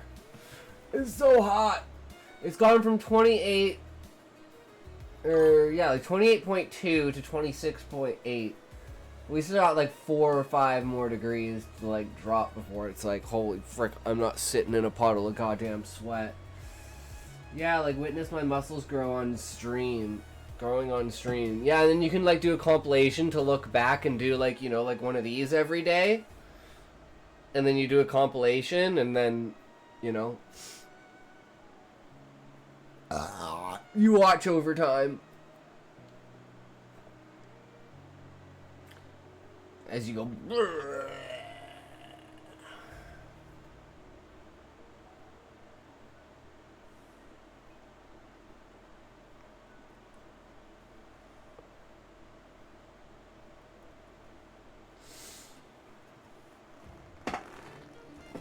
Oh.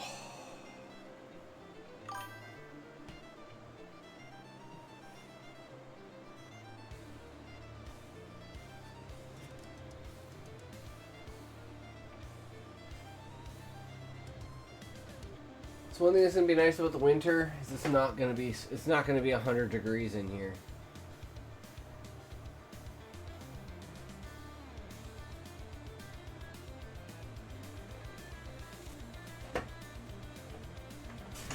Ugh.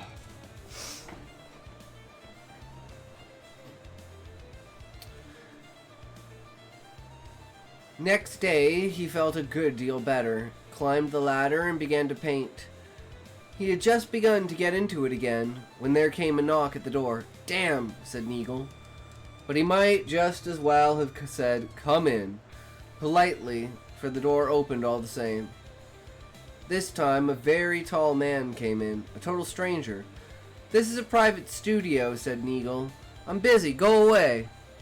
"I'm an inspector of houses," said the man, holding up his appointment card, so that Neagle, on his ladder, could see it. "Oh," he said, "your neighbor's house is not satisfactory at all," said the inspector. "I know," said Neagle, took a note to the builders long time ago. "But they have never come." "They have been ill."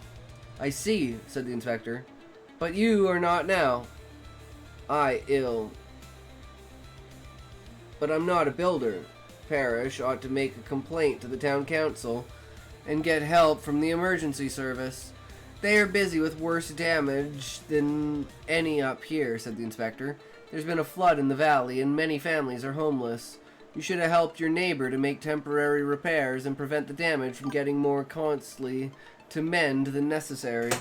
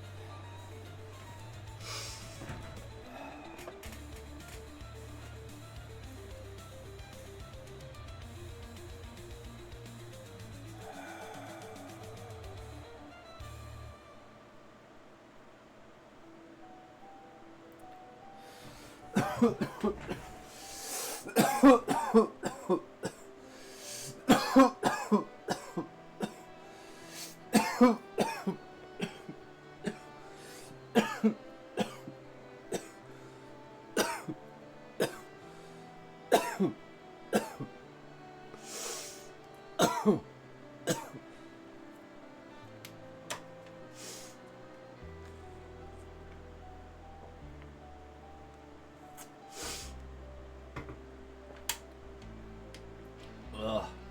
Struggle is real.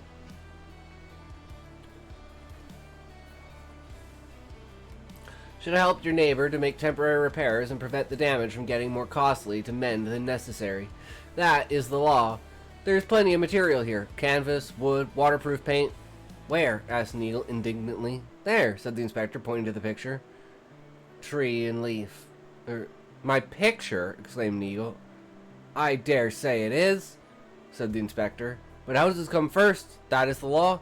But I can't. Neagle said no more. For at that moment another man came in, very much like the inspector.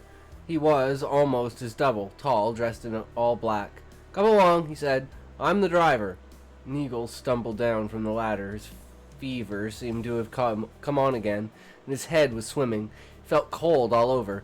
Driver? Driver? He chattered. Driver of what? You and your carriage, said the man. The carriage was ordered long ago. It has come at last. It's waiting. You start today on your journey, you know. There now? Said the inspector. You'll have to go. But it's a bad way to start on your journey, leaving your jobs undone. Still, we can at least make some use of this canvas now. Oh dear, said poor Neagle, beginning to weep. And it's not even finished. Not finished, said the driver. Well, it's finished with, as far as you're concerned. At any rate, come along. Neagle went quite quietly. The driver gave him no time to pack, saying that he ought to have done that before, and that they would miss the train. So all Neagle could do was to grab a little bag in the hall. He found that it contained only a paint box and a small book of his own sketches. Neither food nor clothes. They caught the train all right. Neagle was feeling very tired and sleepy. He was hardly aware of what was going on when they bundled him into his compartment. He did not care much. He had forgotten where he was supposed to be going, or what he was going for. The train ran almost at once into the dark tunnel. Neagle woke up in a very large, dim railway station. A porter went along the platform shouting, but he was not shouting the name of the place. He was shouting, Neagle. Neagle got out in a hurry and found that he had left his little bag behind. He turned back, but the train had gone away. Ah, there you are, said the porter. This way. What? No luggage? You'll have to go to the workhouse. Neagle felt very ill and fainted on the platform. They put him in an ambulance and took him to the workhouse infirmary. He did not like the treatment at all. The medicine they gave him was bitter. The officials and attendants were unfriendly, silent, and strict. And he never saw anyone else except a very severe doctor who visited him occasionally. It was more like being in a prison than in a hospital. He had to work hard, at stated hours, at digging, carpentry, and painting bare boards, all one plain color. He was never allowed outside, and the windows all looked inwards. They kept him in the dark for hours at the stretch. To do some thinking, they said. He lost count of time. He did not even begin to feel better. Not if that could be judged by whether he felt any pleasure in doing anything. He did not. Not even in getting into bed. At first, during the first century or so. I'm merely giving his impressions. He used to worry aimlessly about the past. One thing he kept on repeating to himself as he lay in the dark. I wish I had called on Parrish the first morning after the high winds began. I meant to. The first loose tile would have been easy to fix. Then Mrs. Parrish might never have caught cold. Then I should not have caught cold either. Then I should have had a week longer. But in time he forgot what it was that he had wanted a week longer. If he worried at all after that, it was about his jobs in the hospital. He planned them out, thinking how quickly he could stop that board creaking, or rehang that door, or mend that table leg. Probably he really became rather useful, though no one ever told him so. But that, of course, cannot have been the reason why they kept the poor little man so long. They may have waited for him to get better, and judging better by some odd medical standard of their own. At any rate, poor Neagle got no pleasure out of life. Not what he had been used to call pleasure. He was certainly not amused, but it could not be denied that he began to have a feeling of, satisfaction. Bread rather than jam. He could take up a task the moment one bell rang and lay it aside promptly the moment the next one went, all tidy and ready to be continued at a right time. He got through quite a lot in a day. Now he finished small things off neatly. He had no time of his own except alone in his bed cell. And yet he was becoming master of his time. He began to know just what he could do with it. There was no sense of rush. He was quieter inside now, and at resting time he could really rest. Then suddenly they changed all his hours. They hardly let him go to bed at all. They took him off carpentry altogether and kept him at plain digging. Day after day. He took it fairly well. It was a long while before he even began to grope in the back of his mind for the curses that he had practically forgotten. He went on digging till his back seemed broken. His hands were raw and he felt that he could not manage another spadeful. Nobody thanked him, but the doctor came and looked at him. "Knock off," he said. "Complete rest in the dark." Neagle was lying in the dark, resting completely, so that as he had not been either feeling or thinking at all. He might have been lying there for hours or for years as far as he could tell, but now he heard voices. Not voices that he had ever heard before. There seemed to be a medical board, or perhaps a court of inquiry going on close at hand. In an adjourning room with the door open, possibly, though he could not see any light.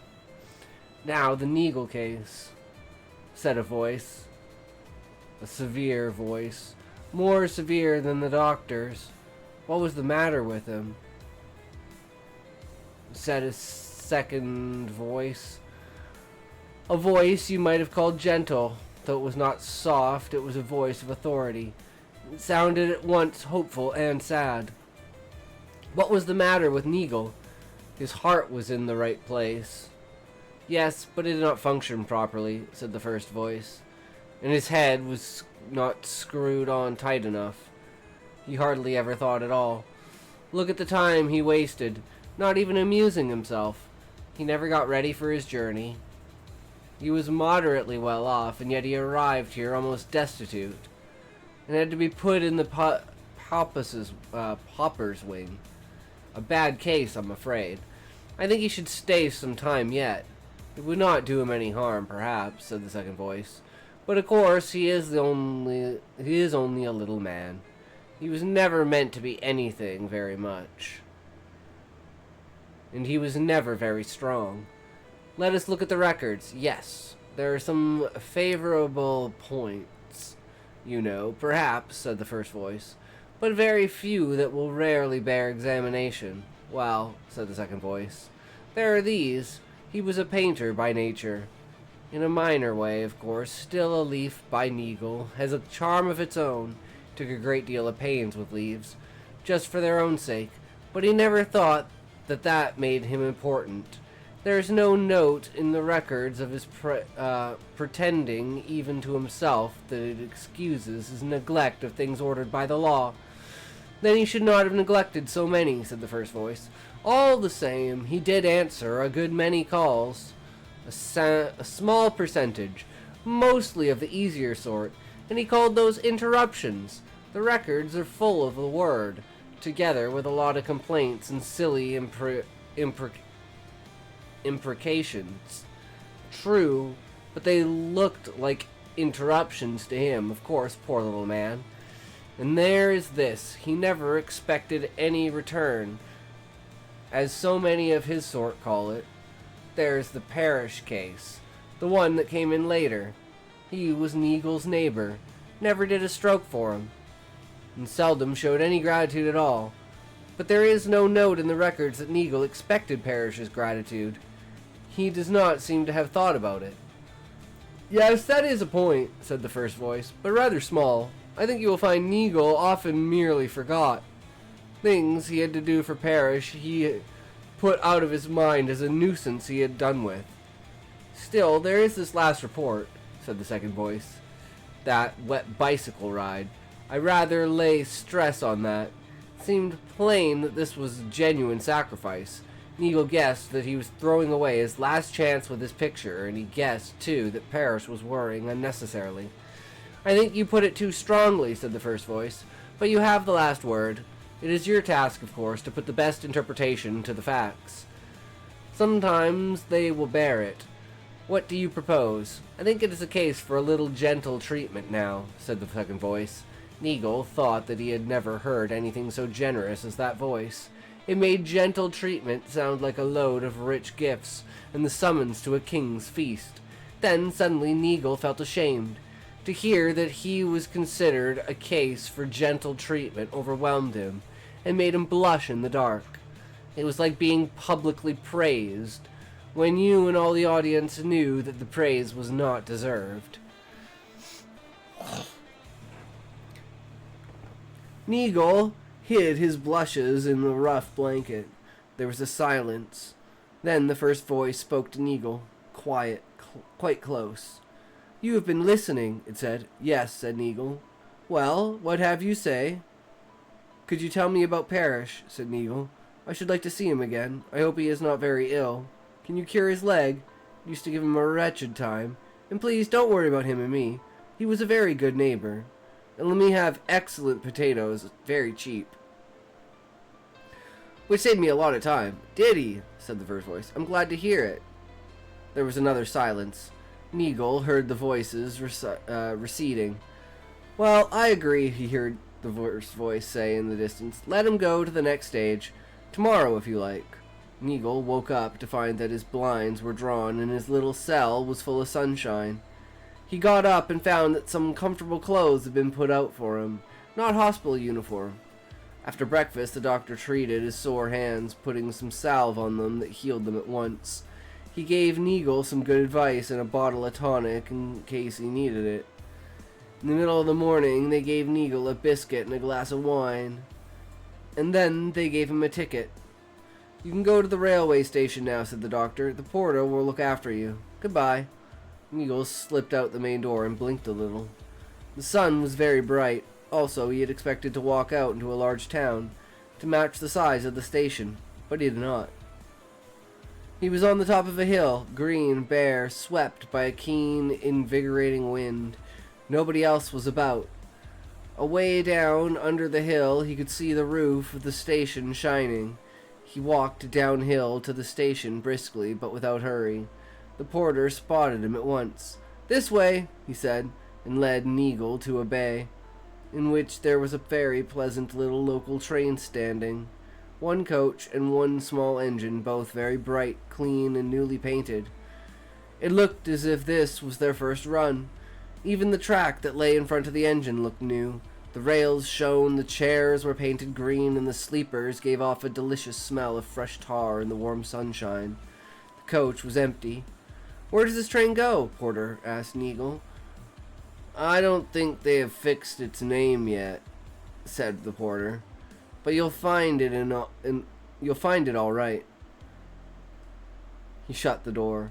The train moved off at once. Neagle lay back in his seat.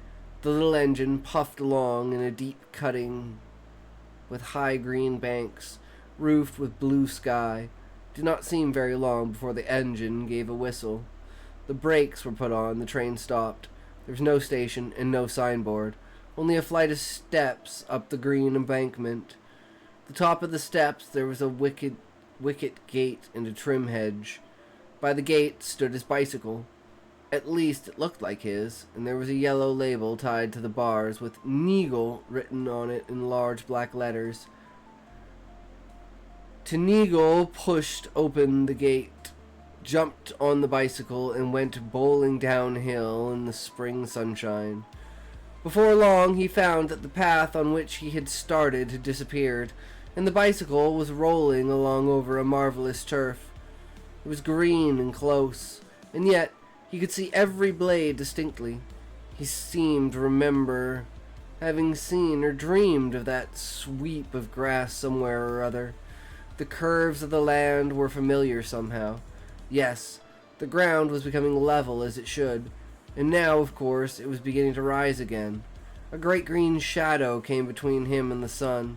Neagle looked up and fell off his bicycle. Before him stood the tree, his tree, finished.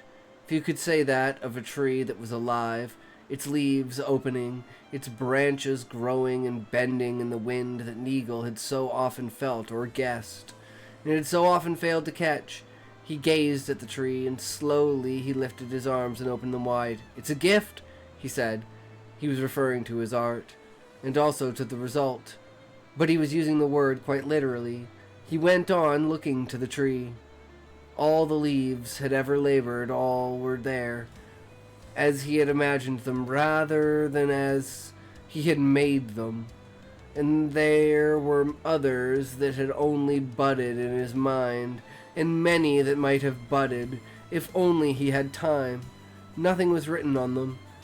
They were just exquisite leaves, yet they were dated as clear as a calendar.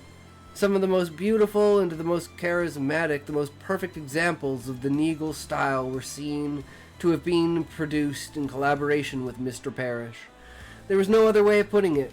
The birds were buildings in the tree, astonishing birds. How they sang!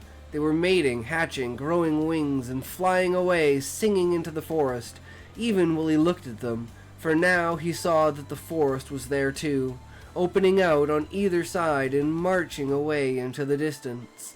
The mountains were glimmering far away. After a time, Neagle turned towards the forest. Not because he was tired of the tree, but he seemed to have got it all clear in his mind now, and was aware of it and its growth, even when he was not looking at it. As he walked away, he discovered an odd thing. The forest, of course, was a distant forest, yet he could approach it, even enter it, without its losing that particular charm. He had never before been able to walk into the distance without turning it into mere surroundings. Really added a considerable attraction to walking in the country, because as you walked, new distances opened out, so that you now had doubled, treble, and quadrupled distances, doubly trebled, trebly, and quadruply enchanting. You could go on and have a whole country in a garden, or in a picture if you preferred to call it that. You could go on, but not perhaps forever. There were the mountains in the background. They did get nearer, very slowly. They did not seem to belong to the picture, or only as a link to something else. A glimpse through the trees of something different. A further stage, another picture. Neagle walked about, but he was not merely pottering. He was looking round carefully. The tree was finished, though not finished with, just the other way about to what it used to be. He thought, but in the forest there were a number of inconclusive regions that still needed work and thought. Nothing needed altering any longer, nothing was wrong, as far as it had gone, but it needed continuing up to a definite point. Neagle saw the point precisely. In each case, he sat down under a very beautiful distant tree, a variation of the great tree, but quite individual, or it would be with a little more attention, and he considered where to begin work, and where to end it, and how much time was required. He cannot quite work out his scheme. Of course, he said, what I need is Parrish. There are lots of things about earth, plants, and trees that he knows that I don't. This place cannot be left just as my private park. I need help and advice. I ought to have got it sooner. He got up and walked to the place where he had decided to begin work. He took off his coat, then, down in a little sheltered hollow, hidden from a further view, he saw a man holding round rather bewildered. He was leaning on a spade, but plainly did not know what to do. Neagle hailed him. "Parrish!" he called. Parrish shouldered his spade and came up to him. He still limped a little. They did not speak, just nodded as they used to do, passing in the lane. But now they walked about together, arm in arm. Without talking, Neagle and Parrish agreed exactly where to make the small house and garden, which seemed to be required. As they worked together it became plain that Neagle was now the better of the two in ordering his time and getting things done. Oddly enough, it was Neagle who became most absorbed in building and gardening, while Parrish often wandered around looking at trees, and especially at the tree. One day, Neagle was busy planting a quickset hedge, and Parrish was lying on the grass nearby looking attentively at the beautiful and shapely little yellow flower growing on the green turf. Neagle had put a lot of them among the roots and trees long ago. Suddenly Parrish looked up. His face was glistening in the sun, and he was smiling. "This is grand," he said. "I ought to be here, really. Thank you for putting a word in for me." "Nonsense," said Neagle. "I don't remember what I said, but anyway, it was not merely enough." "Oh, yes it was," said Parrish. "It got me out a lot sooner. That second voice, you know. He had me sent here. He said you would ask to see me. I owe it to you." "No, you owe it to the second voice," said Neagle. "We both do." They went on living and working together. I do not know how long. There's no use denying that at first they occasionally disagreed, especially when they got tired. For at first they did some things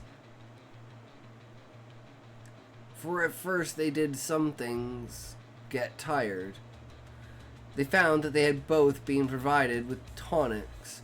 Each bottle had the same label, a few drops to be taken in water from the spring before resting. They found the spring in the heart of the forest only once long ago, and Neagle imagined it but had never drawn it. Now he perceived that it was the source of the lake that glimmered far away in the nourishment of all that grew in the country. Few drops made the water stringent.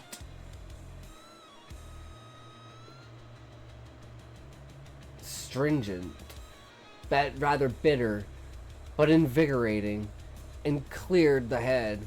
After drinking, they rested alone, and then they got up again and things went on merrily. At such time, Neagle would think of wonderful new flowers and plants, and Parrish always knew exactly how to set them and where they would do best. Long before the tonics were finished, they had ceased the need to need them. Parrish lost his limp. As their work drew in the end, they allowed themselves more and more time for walking about, looking at the trees and the flowers and the lights and the shapes and the lie of the land.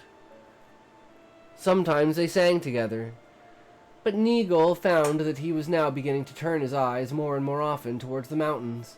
The time came when the house in the hollow, the gardens, the grass, the forest, the lake, and all the country was nearly complete. In its own proper fashion, the great tree was in full blossom. "We should finish this evening," said Parrish one day. "After that, we will go for a really long walk." They set out the next day, and they walked until they came right through the distances on the edge. It was not visible, of course. There was no line or fence or wall, but they knew that they had come to the margin of that country. They saw a man. He looked like a shepherd. He was walking towards them down the grass slopes that led up the mountains. "Do you want a guide?" he asked. "Do you want to go on?" For a moment a shadow fell between Neagle and Parrish, for Neagle knew that he did not want to go on, and, in a sense, ought to go on. But Parrish did not want to go on, and was not ready yet to go. "I must wait for my wife," said Parrish to Neagle. "She'd be lonely. I rather gathered that they would send her after me, some time or other, when she was ready, and when I had got things ready for her. The house is finished now, as well as we could make it, but I should like to show it to her. She'll be able to make it better, I expect, more homely. I hope she'll like this country, too." He turned to the shepherd. "Are you a guide?" he asked. "Could you tell me the name of this country?" "Don't know," said the man. "It is Neagle's country. It is Neagle's picture, or most of it. A little of it is now Parrish's garden." "Neagle's picture," said Parrish in astonishment. "Did you think of all this, Neagle? I never knew you were so clever. Why didn't you tell me?" "I tried to tell you long ago," said the man, "but you would not look. He had only got canvas and paint in those days, and you wanted to mend your roof with them. This is what you and your wife used to call gulls. Nonsense. Or that daubing." "But it did not look like this then, not real," said Parrish. "No, it was only a glimpse then," said the man. "But you might have caught the glimpse if you had ever thought it worth while to try." "I did not give you much chance," said Neagle. "I never tried to explain. I used to call you Old Earth Grubber, but does that matter? We have lived and worked together now. Things might have been different, but they could not have been better. All the same, I am afraid I shall have to be going on. We shall meet again, I expect. There must be many more things we can do together. Goodbye.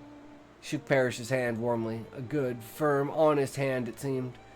He turned and looked back for a moment. The blossom on the great tree was shining like flame. All the birds were flying in the air and singing. Then he smiled and nodded to Parrish and went off with the shepherd. He was going to learn about sheep and the high pasturages, and look at the wider sky, and walk even further and further towards the mountains, always uphill. Behind that, I cannot guess what became of him. Even little Neagle in his old home could glimpse the mountains far away, and they got into the borders of his picture. But what they are really like, and what lies beyond them, only those can say who have climbed them. I think he was a silly little man, said Councillor Tompkins. Worthless, in fact. No use to society at all. Oh, I don't know, said Atkins, who was nobody of importance, just a schoolmaster. I'm not so sure. Depends on what you mean by use. No practical or economic use, see? Said Thompson. I dare say that he could have been made into a servable cog of some sort, if you schoolmasters knew your business. But you don't, and so we get useless people of his sort. If I ran this country, I should put him and his like to some job that they're fit for, washing dishes in a communal kitchen or something, and I should see what they did promptly, or I would have put them away. I should have put him away long ago. Put him away?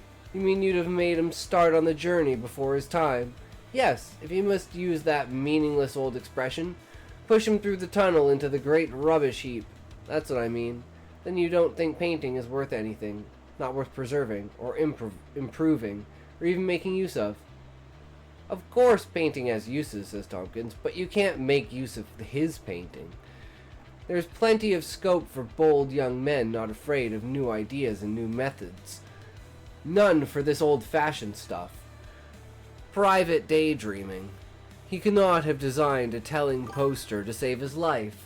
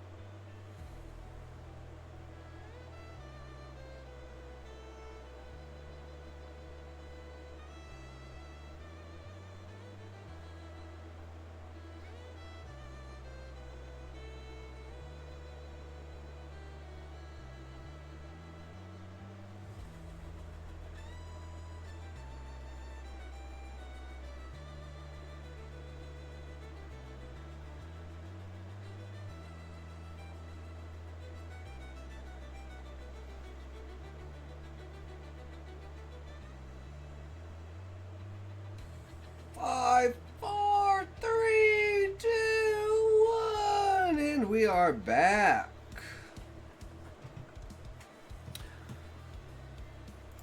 Always fiddling with leaves and flowers. I asked him why once. He said he thought they were pretty. Can you believe it? He said pretty. What digestive and genial organs of plants? I said to him, and he had nothing to answer. Silly footler. Footler, sighed Atkins. Yes, poor little man, he never finished anything. Ah well, his canvases have been put to better uses since he went. But I'm not sure, Tompkins. You remember that large one, the one they used to patch the damaged house next door to his, after the glades and floods? I found a corner of it torn off lying in a field. It was damaged but legible. A mountain peak and a spray of leaves. Can't get it out of my mind. Out of your what? Said Tompkins. Who are you two talking about? Said Perkins, intervening in a cause of peace. Atkins had flushed rather red. The name's not worth repeating, said Tompkins. I don't know why you were talking about him at all. He did not live in the town. No, said Atkins, but you had your eye on his house all the same. That is why you used to go and call and sneer at him while drinking his tea. Well, you've got his house now, as well as the one in town, so you need not grudge him his name. We were talking about Neagle, if you want to know, Perkins. Oh, poor little Neagle, said Perkins. Never knew he painted. That was probably the last time Neagle's name ever came up in conversation. However, Atkins preserved the odd corner. Most of it crumbled, but one beautiful leaf remained intact. Atkins had it framed. Later, he left it to the town museum. For a long while, Leaf by Neagle hung there in the recess and was noticed by a few eyes, but eventually the museum was burnt down and the Leaf and Neagle were entirely forgotten in this cold country. It is proving very useful indeed, said the second voice, as a holiday and a refreshment. It is splendid for convalescents, and not only for that. For many, it is the best introduction to the mountains. It works wonders in some cases. I am sending more and more there. They seldom have to come back. No, that is so, said the first voice. I think we shall have to give the region a name. What do you propose? The porter settled that some time ago. The porter settled that some time ago, said the second voice. Train for Neagle's parish in the bay. He has shouted that for a long time now. Neagle's parish. I sent a message to both of them to tell them. What did they say? They both laughed. Laughed the mountain ranges with it.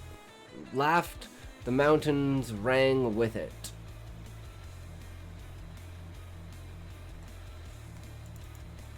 One hell of a story, that's for sure. Damn.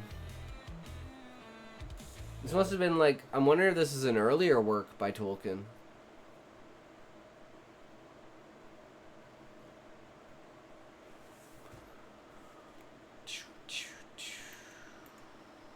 Alright, so we finally come to it. Here we are.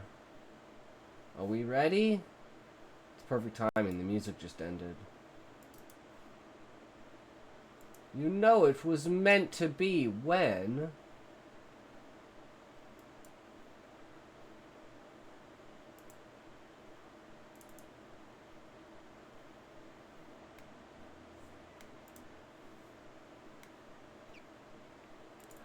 Alright, so now we are back to Hello Future Me. So let's go here, we're gonna need this, oops, here, bring up notes.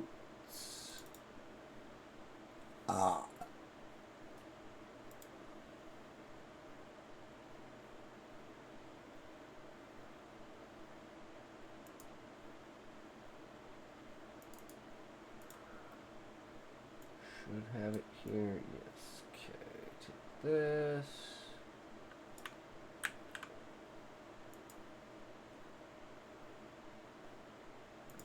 Here.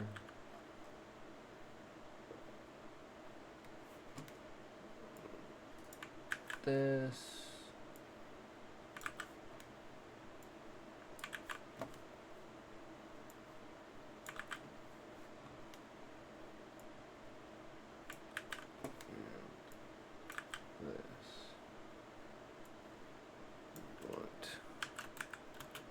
One world building is and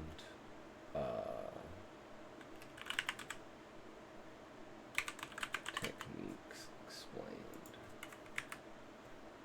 Perfect.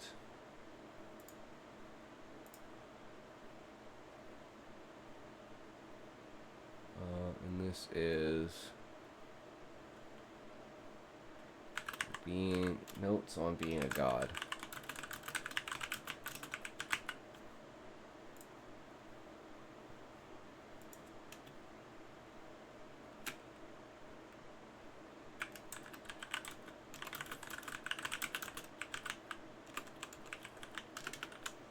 All right, here we go. Back to the Big Tim himself. Fantasy and sci-fi is full of gods. Gods meddling, gods dying, and characters trying to become gods, and then discovering it's not all it's cracked up to be. True. Being a god might seem like a fantastic life at the start, all that power, right? But the more we look at these stories, the more we start to wonder if, well, maybe being a god is even harder than being human. Like, let me tell you a story. This is the great god Om, except he isn't all that great at the moment, because he's a tortoise.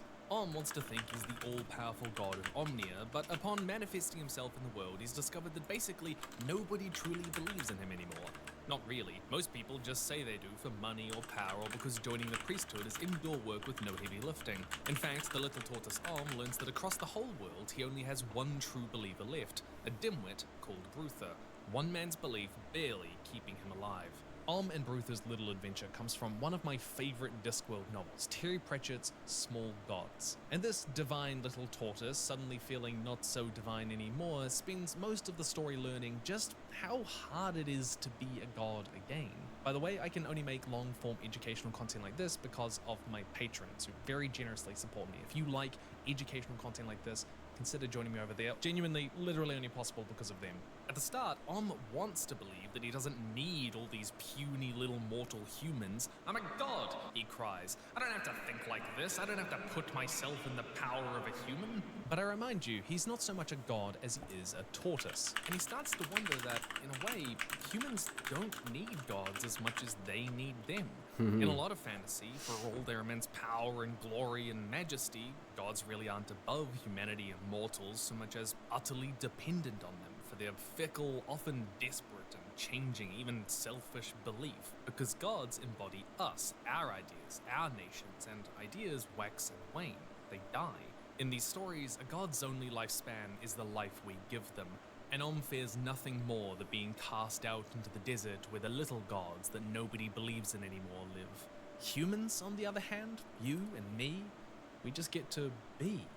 Be who we are, no strings attached. We don't come with built-in destinies and jobs, at least not ones we can easily figure out. When you fall down in a forest with nobody around, you still make a sound. A god, not so much.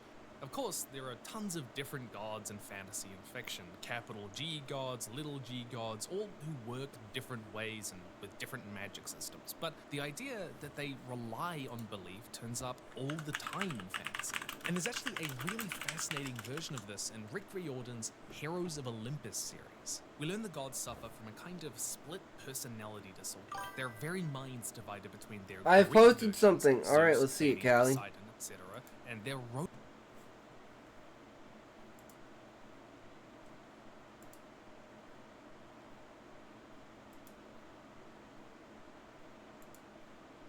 This is your new list?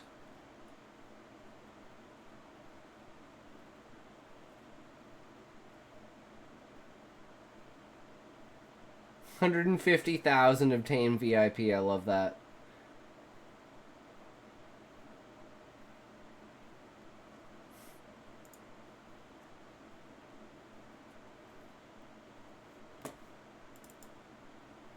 Roman versions, Jupiter, Pluto, Neptune, two identities at war within the same god because of how their believers below envision them differently, a religious schism of sorts, and these gods are forced to fit that mold. The Roman sides are more disciplined and militaristic, their Greek sides more relaxed and cool, dude, but this division paralyzes them in the story. It literally prevents them from acting coherently, from even having a grip on their identity. This whole trope is sometimes referred to as mythopoeia in fantasy, making myths where human belief shapes gods, even shapes reality.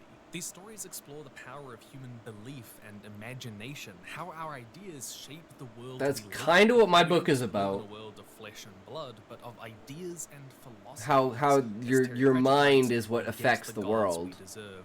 we get the gods. Your body is just the vessel through Tangent, which your apparently mind in Warhammer affects the 40K, world. The orcs are so dumb, but they have this magic ability where if they believe something hard enough, it just becomes reality. Like they believe that their terrible machines work, and so they do. Being a god might give you power and influence, but it can also mean living in a prison defined by the beliefs about you of others. We remember our gods when we're desperate and stuck in gridlock traffic, but we forget them when life is good. As Om discovers in Small Gods, only loved insofar as they give people power. But I think the greatest burden of being a god is probably the one you first thought of. Gods are powerful in ways we aren't, in ways we will never be. But with great power comes a lot of paperwork, responsibility. Towards the end of the book, Om explodes with power once more when war breaks out and people cry out to him for help. Om wants to defend his people. He's learned his lesson, how to be a god. He wants to strike the enemy down. I could make them as dust, he cries. But Ruther says, no, you can't do that. That'd be worse than war. Worse? Why? Isn't a god meant to protect their people? Isn't that the whole point of all of this power? Why have this power if you're not going to use it when it matters most? In this way, a lot of these stories explore the nature of power, of divine intervention, of why God doesn't help. Yeah. And to really answer that question, I feel I should revolve my stream around the redeems.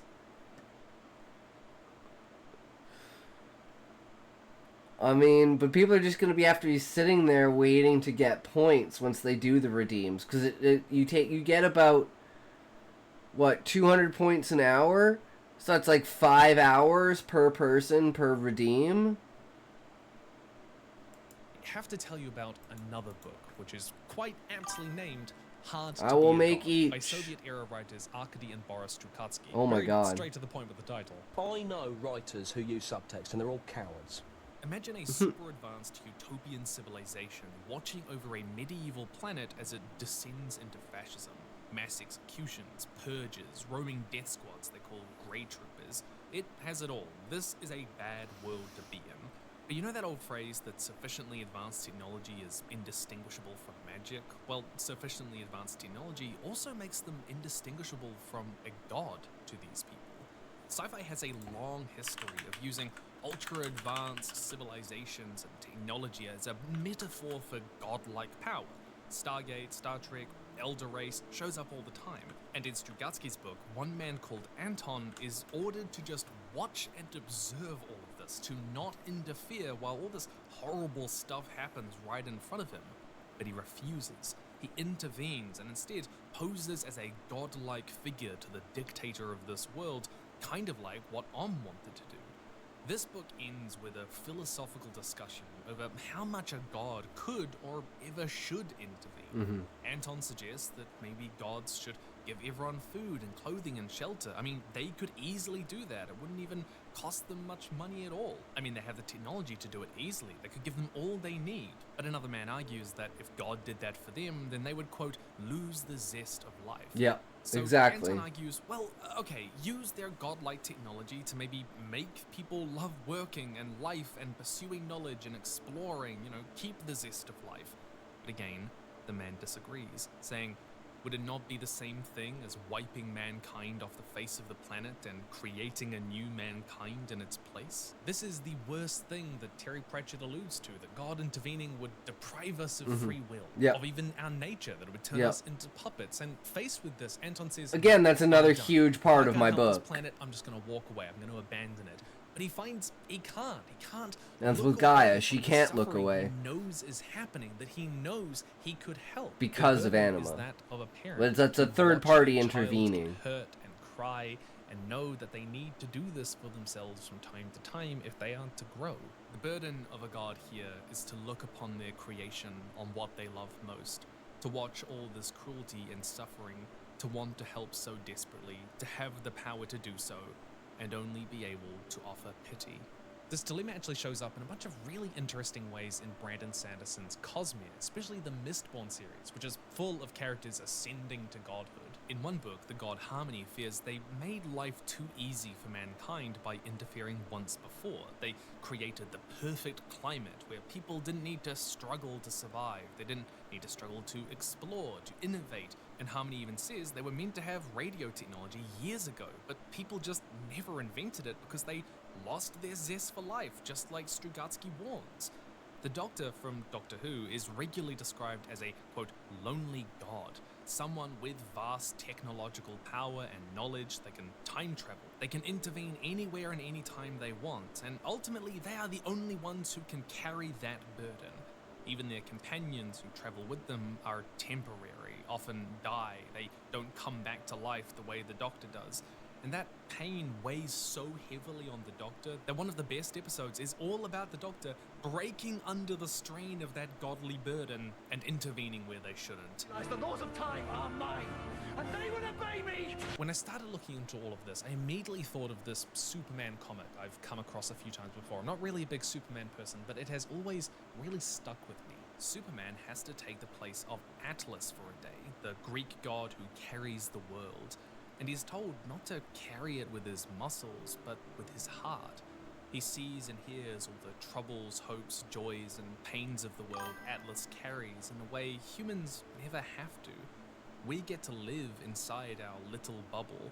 We can shut out the pains of the world anytime we want.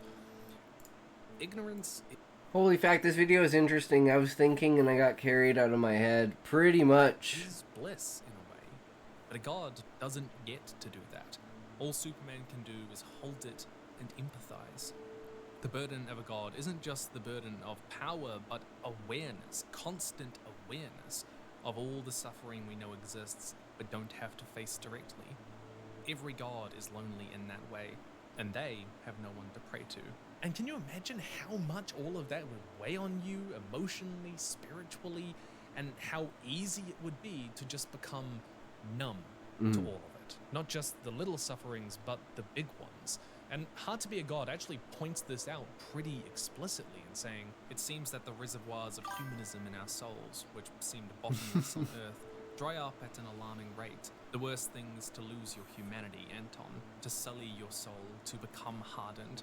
We're gods here, and we need to be wiser than the gods from the legends. The burden of a god is that it would be so easy to just stop caring, to even become resentful. In fact, all of that is exactly what happens in Small Gods, because at the start of this battle, shoots off to try and negotiate with the gods of other nations to stop this from happening, and he finds them, guess what? Gambling on the human lives of the people about to die down below, and all the horrible things which might happen, because to them, quote, they're gonna die anyway, aren't they? So I've decided to blow up Earth. In our little limited lives and perspective, we can't help but care all the time, but a god has to find ways to keep caring.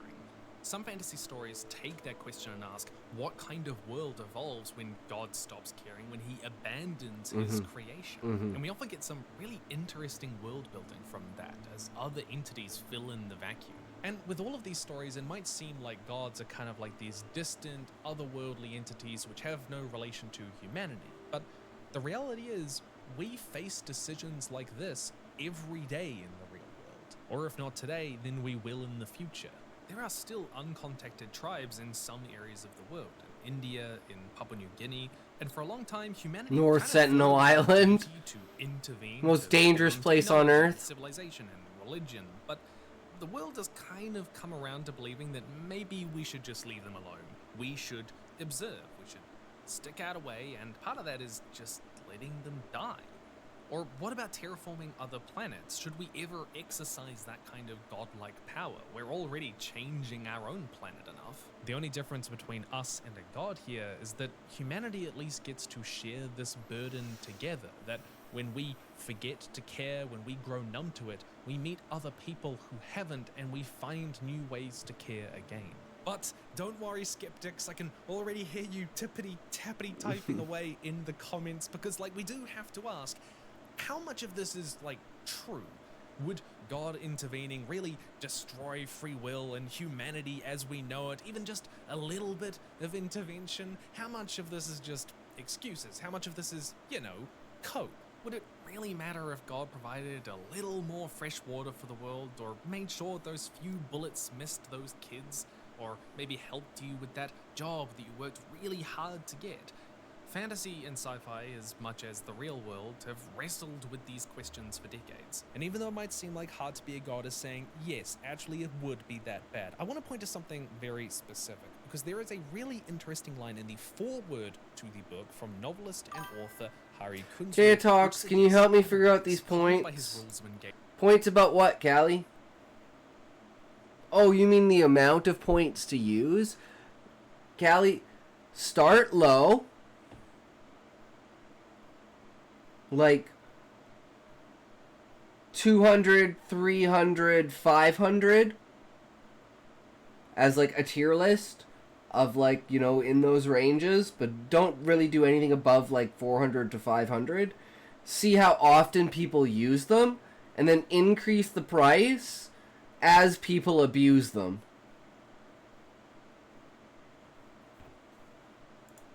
Anton seems less like a god than a trickster, a semi-divine raven or a Nancy or coyote mixed up in situations rather than standing transcendentally above them. Anton here is described as a trickster, and trickster characters appear in mythologies all over the world. Loki, Anansi, Hermes, Maui, gods who push boundaries, who do the taboo thing, not necessarily good or evil, but one interesting trait which keeps coming up is how tricksters help humanity where the gods don't want them to. It's Prometheus who breaks the rules and gives humanity fire and mathematics and civilization where Zeus didn't want him to. It's Maui who not only teaches humanity how to make fire themselves rather than relying on the god, but tries to steal immortality for them from the gods, and dies trying. Like Anton, tricksters intervene, almost as if to say this hard and fast rule about how gods shouldn't help humanity isn't always right, that sometimes they can, no, that they should, nay, they have a responsibility. Tricksters like Anton introduce this doubt, so perhaps the heaviest burden of a god isn't having to look down on suffering and not do anything. One thing I will say about this is like the connection between like the creative process and the connection between God, in the fact that as a person who is continuously creating worlds and ideas in your head, those ideas and those creations take on a life of their own, to the point where you almost have a responsibility for your creations. And that's kind of what the banquet story is about, is the taking responsibility for the creations that you have and what you're doing with your creations, to make sure that you're not just fucking with your creations, that you know, everything seems to have a point and is pointing in a direction and feels like there's purpose to it, which I think is like how God would angle and press towards his own creations, right?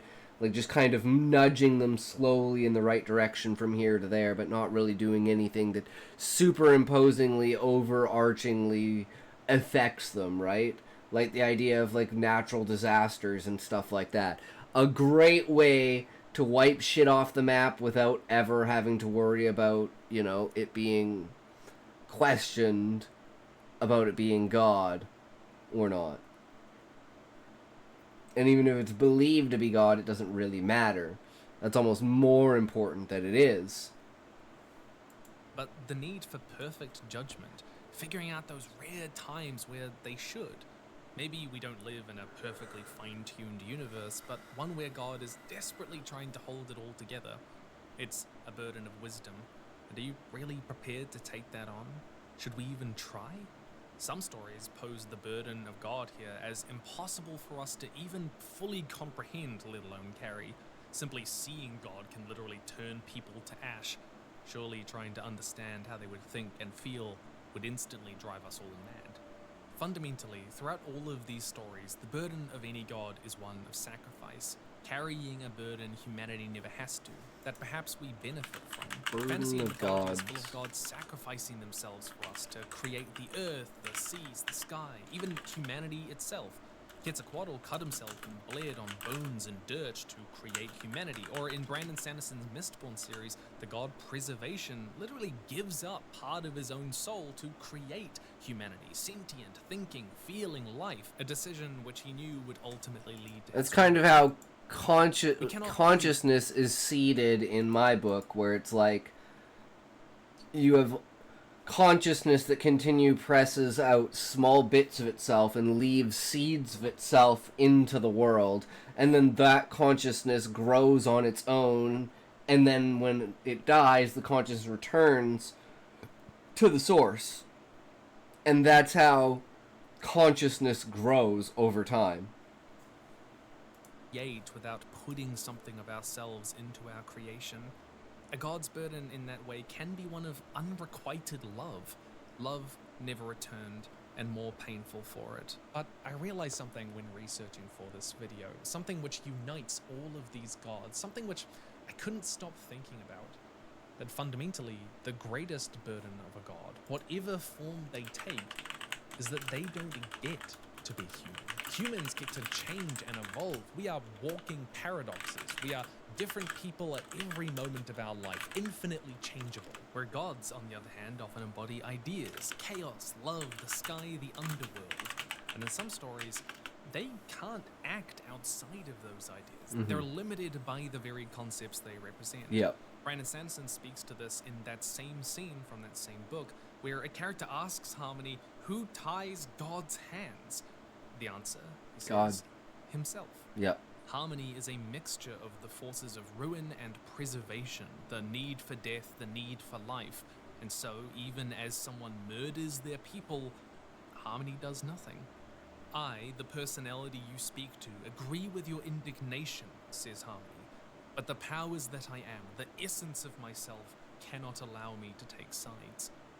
Gods are bound by their divine nature, where humans are free to be paradoxes, contradictory and wrong within ourselves. We're a mess, but we're a free mess in ways gods often aren't. Remember that scene in Pirates of the Caribbean where Davy Jones is furious that Calypso, the goddess of the sea, didn't turn up on the one day he was meant to be with the love of his life? You weren't there. And why? It's in her nature, she says, to be unpredictable. The sea never makes promises. It's why when human characters ascend to godhood in these stories, it's often portrayed as a sacrifice, because they give up part of being human to become this new thing. In Elden Ring's Shadows of the Erdtree, Miquella wants to ascend to godhood, but has to, quote, abandon everything, his golden flesh, his blinding strength, even his fate. Or think about Bran Stark becoming closer to the old gods as the stories go on, but losing himself in that process, his human morality and view of the world just melting away. He becomes a new thing. Or there's Dr. Manhattan, who becomes this all-powerful, almost all-seeing godlike being, but in that transition loses the ability to find hope and wonder in the world the way he used to as a human. And he kind of hates it. How could he not? He can see the past, the present, and future all at once. These things feel decided to him. In one panel, he describes himself as a villain in a world full of hope, because hope depends on thinking the world can turn out differently, and maybe it's all decided to God. The world becomes predictable, ordinary for them. Manhattan tires of humanity's petty politics and struggles. The joys of a god are not the joys a human has. Humans are defined in part by our shared weaknesses, our shared strengths, shared community and world, of which gods can almost never share. Fantasy might be made up, but these stories are about very real things. And all of them, these tropes, reveal just how magical humans really are. We are some of the most remarkable creatures in the universe, with an infinite capacity for hope and wonder and magic and growth. We see the world in a unique way a god doesn't, and becoming a god means leaving something of that behind. Power can only be gained by letting go of something else, but that something else is arguably far more precious. Terry Pratchett tries to remind us that we don't live in a world belonging to gods. They live in a world we shape, one which ultimately is our responsibility. Maybe life would be easier if you were a god, but I don't think you would be human.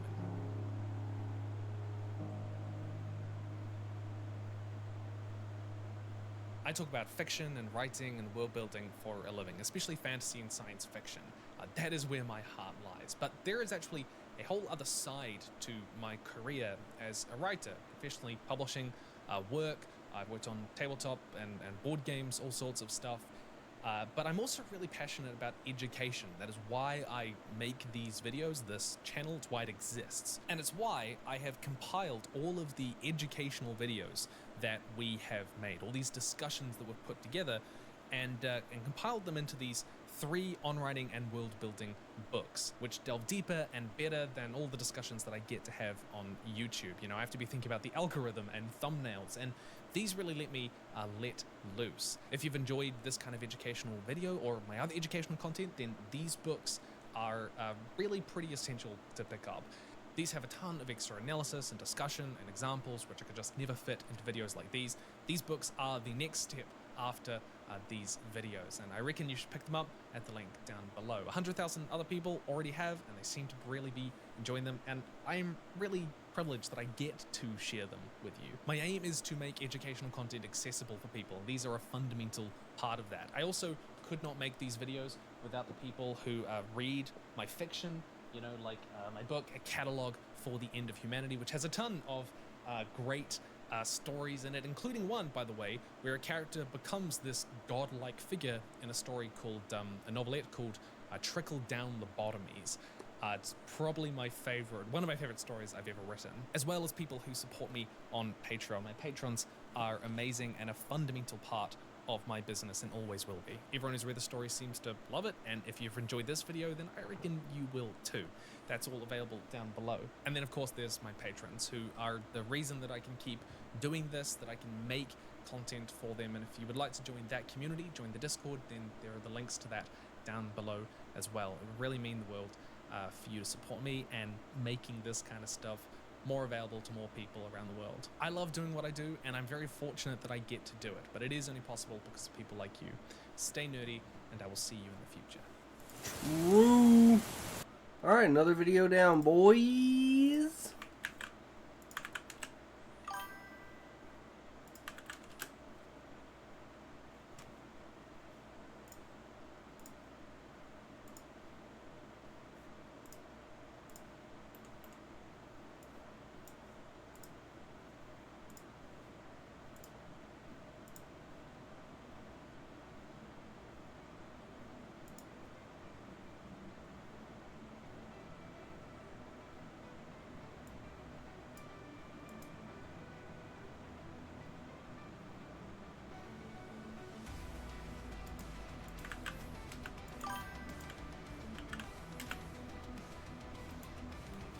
And then we got some commentary to do.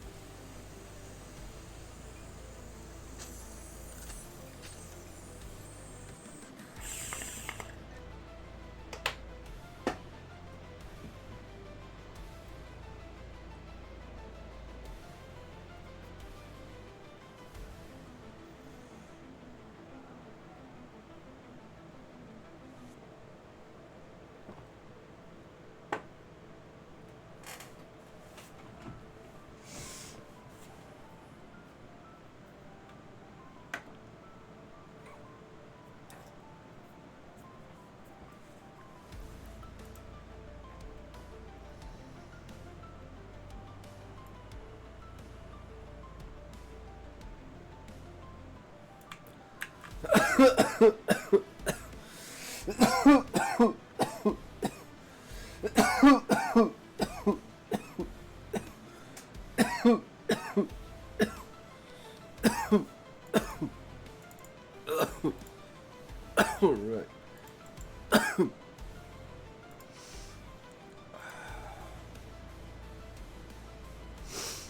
Say, reinventing the wheel.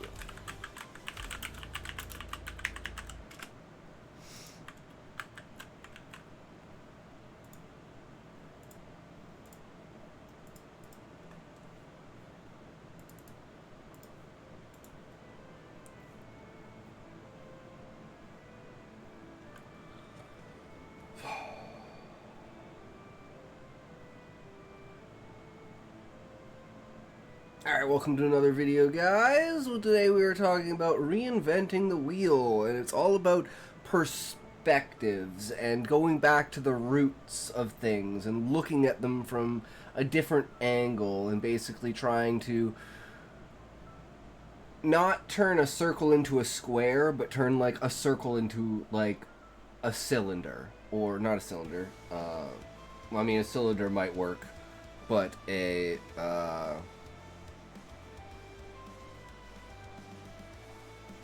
turn it into a sphere. Jesus Christ, words. Words are hard sometimes. But anyways, so, this is the question. At least this is the statement that we asked.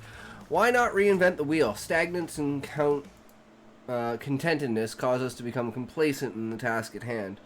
Perspective in this matter is extremely important to take into consideration. Reinventing the wheel from the perspective of shape, a circle or a square, a circle or a triangle, this would be a bad perspective because it does not take into consideration the standing circumstances that a general shape like a circle can become, or a ball or a cross, two tires crossed over laid vertical and horizontal to allow forward and sideways motion, or like a ball with 360-degree motion.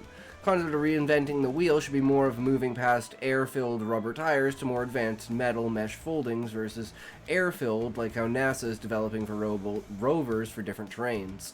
With this perspective taken, and reinventing the wheel becomes a productive and meaningful task. How far away are we from this when it comes to politics?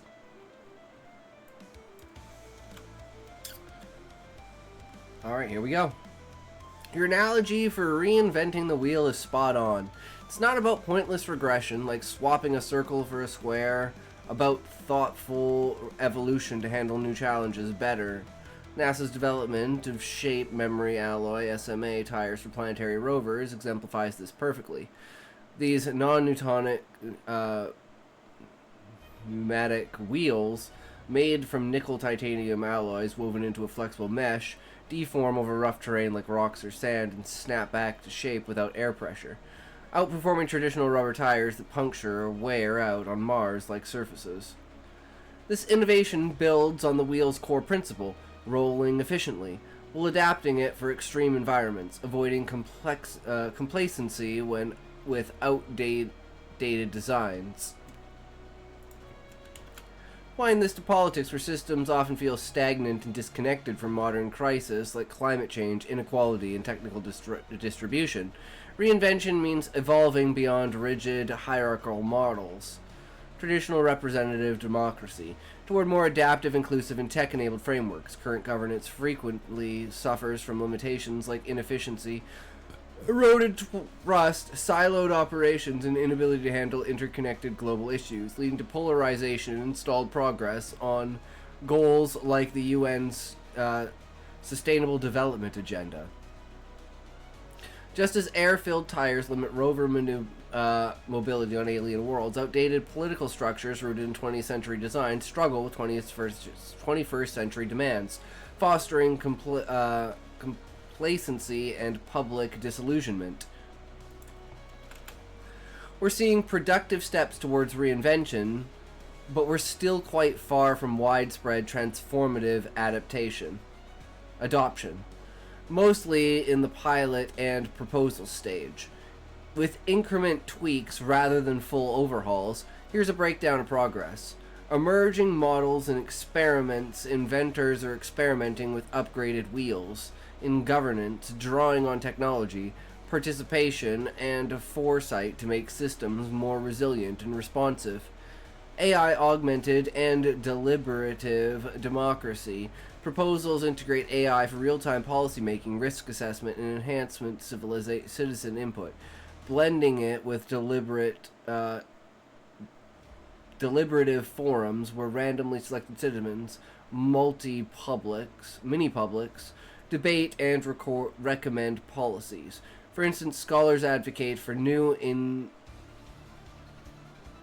integrity standards in these forums to ensure fairness.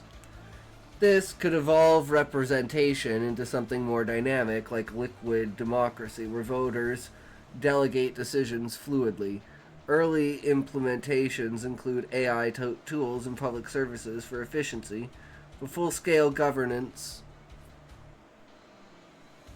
remains conceptual with risks like biases and privacy. Your nose is itchy as fuck. Swear it's like just this one hair and they're just going like, nah, the bitch, fuck you, guy here.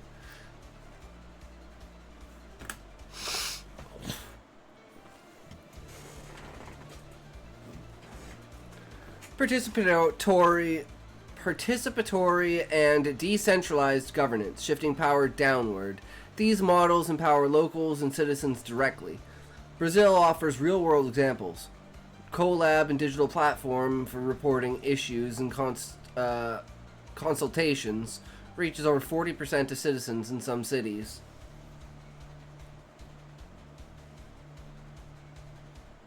Renova BR trains diverse new leaders. Renova BR trains diverse new leaders to renew politics from within.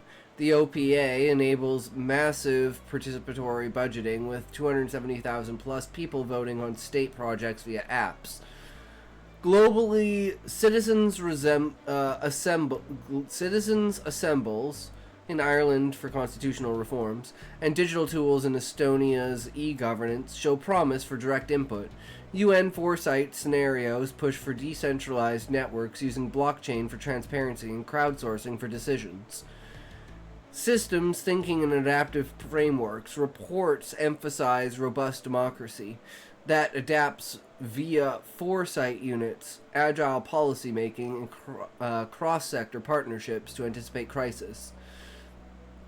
This includes embedded AI and data for climate-focused global cooperation or cybernetics-inspired feedback loops to revitalize eroding systems. How far are we? Close in pilots, far in scale. By 2025, we've got prototypes, like NASA's rover tests, but not mass production. Innovations are mostly local or experimental. Brazil's initiatives are AI and U.S. legislation, affecting niches rather than overhauling national or global systems. Trust erosion and resistance to change from entrenched powers, slow progress, much like how pneumatic tires persist on Earth despite SMA alternatives. Barriers to full reinvention. Radical shifts face hurdles like regulatory gaps, digital divides, and geopolitical fragmentation. We're perhaps 10 to 20 years from mainstream adoption if trends accelerate, driven by crisis, AI deepfakes disrupting elections, or successes, expanding participatory models, optimistic outlook. With reports like the UN's pushing alternative futures and governments exploring AI for lower cost, higher value delivery, momentum is building. Just as rover wheels evolved for new terrains, politics could too. We prioritize perspective and experimentation over stagnation. The key is scaling these mesh foldings without breaking the system's core utility. Pretty much, right? Again, like, we don't want to change it from a circle to a square, from a circle to a triangle. We want to change it from a circle to a sphere, a circle to a cylinder, a circle to, like, a circular cross of some kind, you know? Like, don't want to change the shape. We want to change the construction of it, the material it's made out of, its fundamental internal pieces, right? That's what's super important about it. I think that's the direction we should be looking. But anyways, thanks for watching. Leave a comment and a like. As always, I'm Intoxication, and we'll see you again for sure.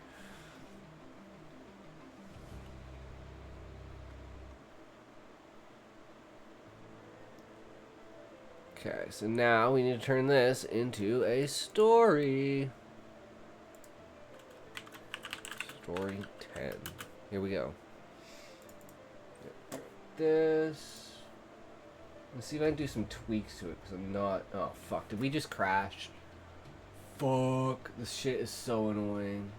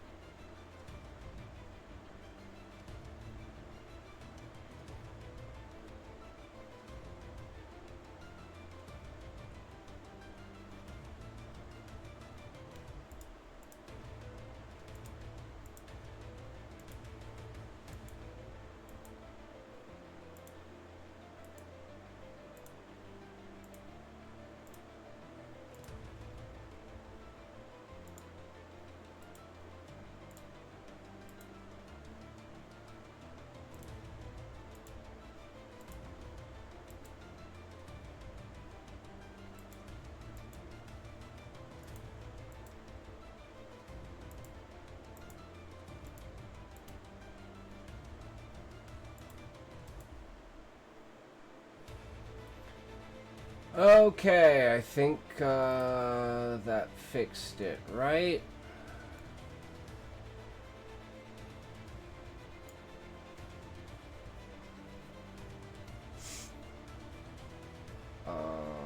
Looks like it.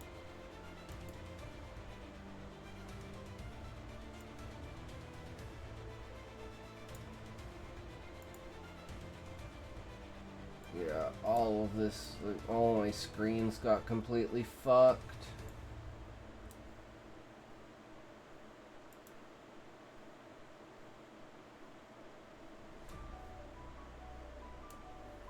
Okay, so fix it. We've got this, this, and this.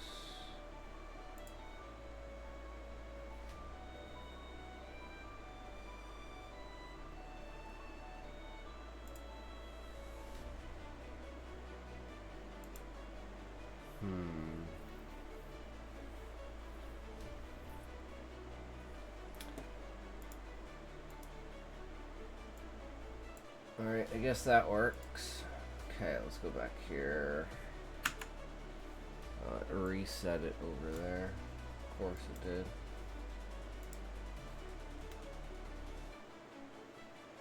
Oh.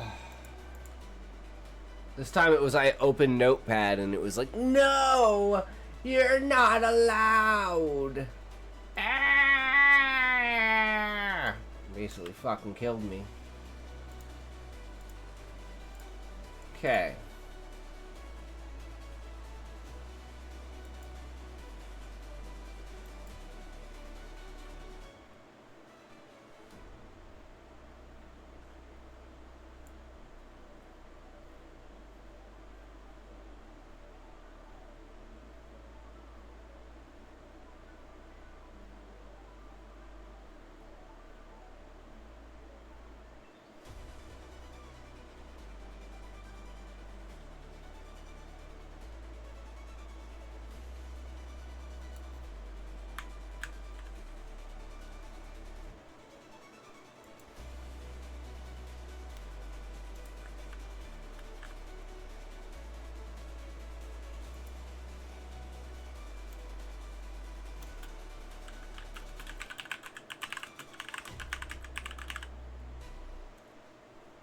Okay, then we gotta find authors.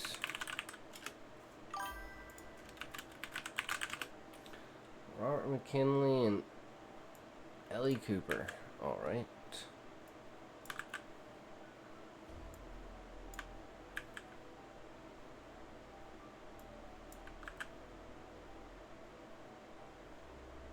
Anything we should add to this? Something about the plot of the story.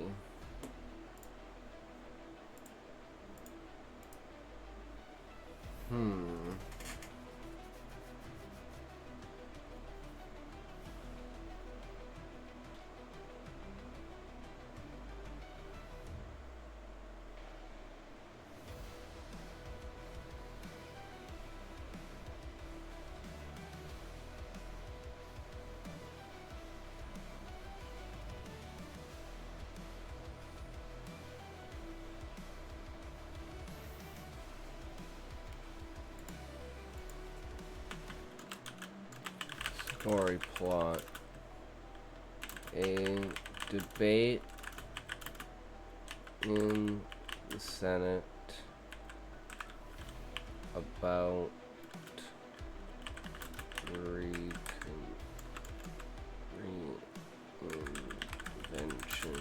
of politics, not from the ground up, but from a perspective of modernization. Position is akin to oil companies blocking environmental technology.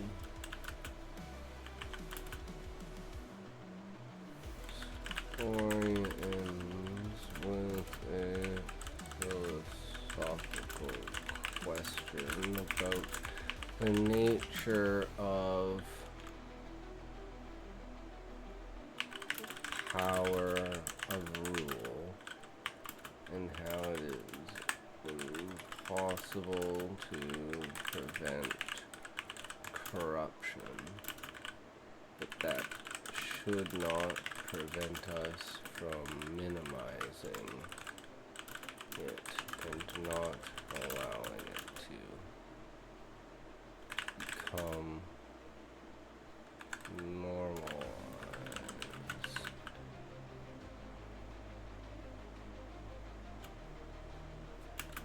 And what's the word?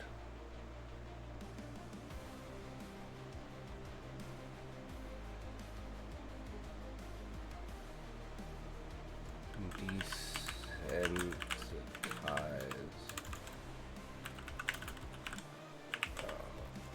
ourselves to it. Alright, let's see what it gets. Story 10 is reinventing.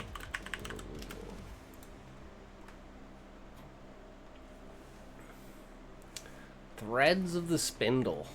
Ooh, interesting. Interesting title.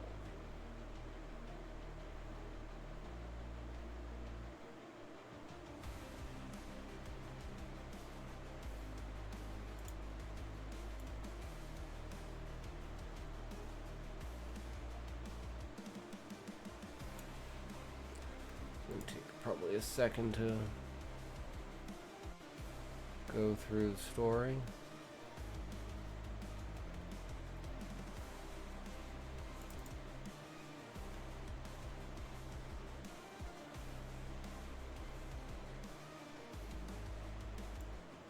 Here we go.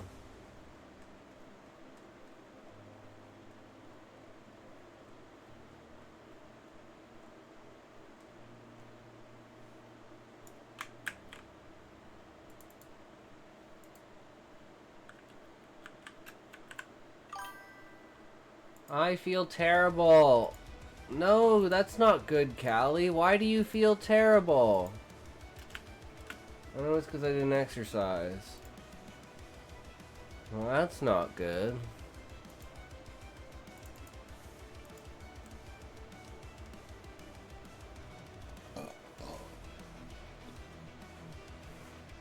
It's never good, Callie. You shouldn't feel bad. You should feel good.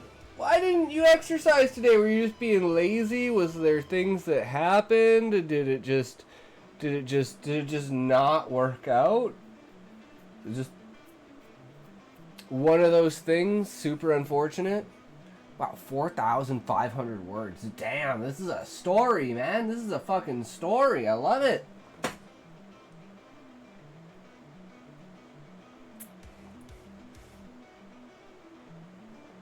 Oh. Should have ads in a sec here.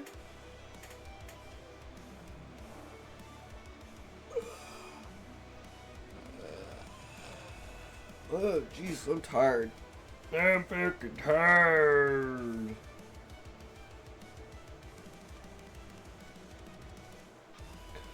That's what I get for fucking staying up till fucking 7 in the morning. Probably be a shorter stream today. I want to hit 9 hours, but we'll see if we even make it that far.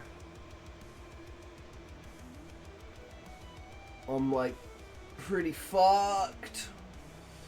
I blame Smokey and making me play PoE. Oh, one of my redeems is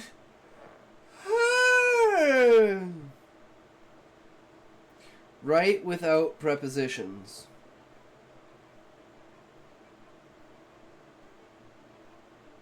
I don't know what prepositions are. Aren't they like to, in, of, the,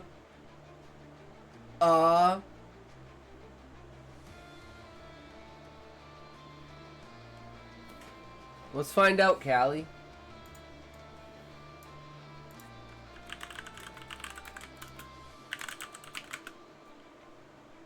Word group that links a noun, pronoun, or phrase to another word in a sentence showing relationship in action, time, direction, or connection. Oh.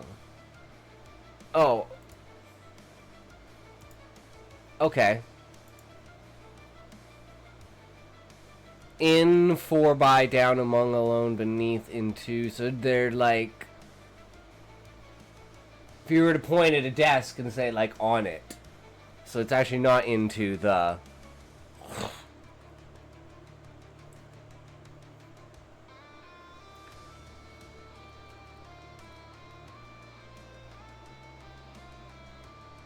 So instead of saying, I went downstairs, you would say, I went stairs.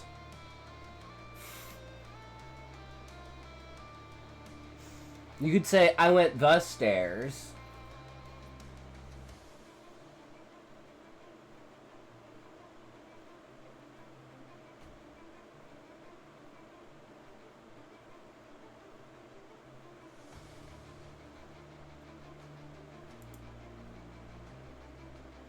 Wait, in is in here. In, on, by, for. Hey, maybe I was right. What ones did I say? Maybe not of. At, in, on, by, for. Okay. So not necessarily the, not necessarily of. But before?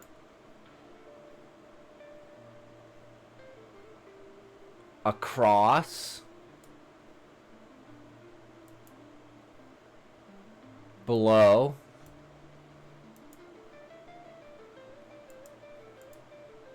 So that would be fucking definitely interesting, Callie. Let's see if we can write a story without propositions.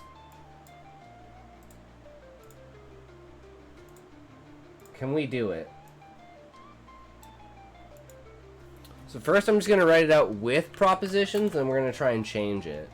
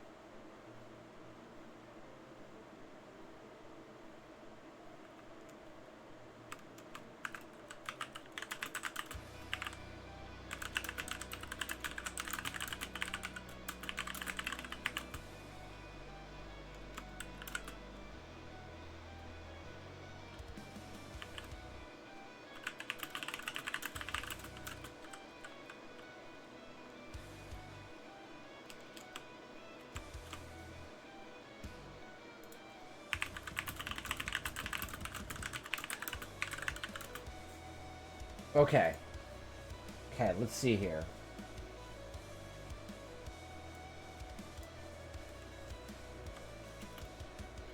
I'm gonna put brackets where. Oh no, actually, I'm not even gonna. You're gonna have to fill in the gaps.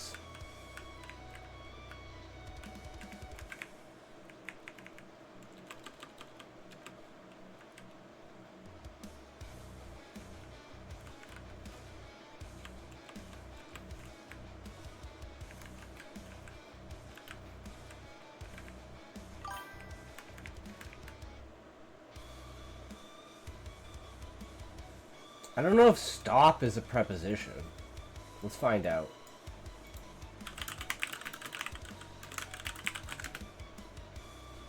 No, not a preposition.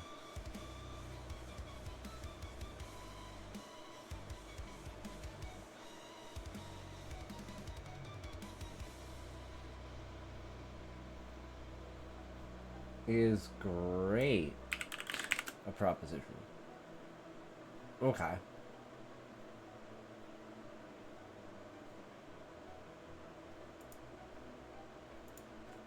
Put that one back in.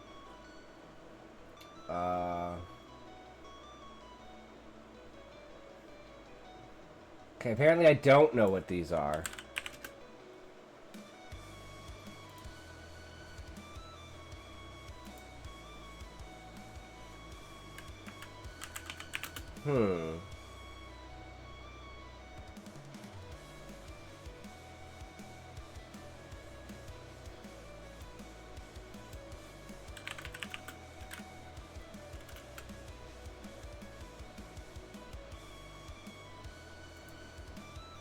Maybe I just wrote this without prepositions.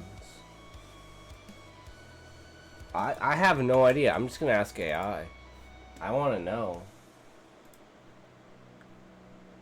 Did I just happen to write the sentence without prepositions? Are there any prepositions in this sentence? If so, point them out in list form.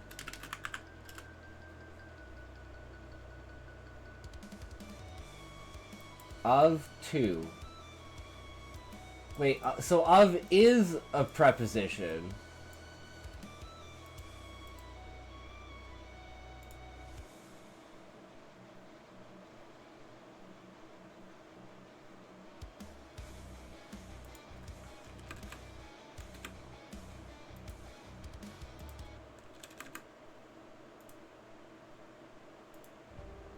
So there were only two propositions in there, and this is what the sentence sounds like without them.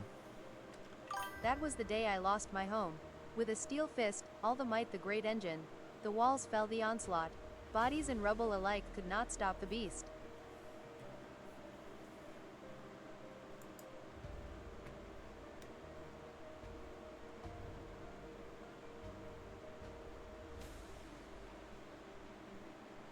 So it would have been of, and then, so like he might of the great engine, and the walls fell too.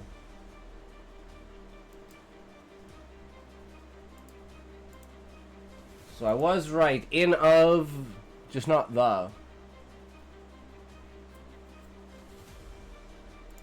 I'm guessing is, right? Anyways, that was a fun exercise.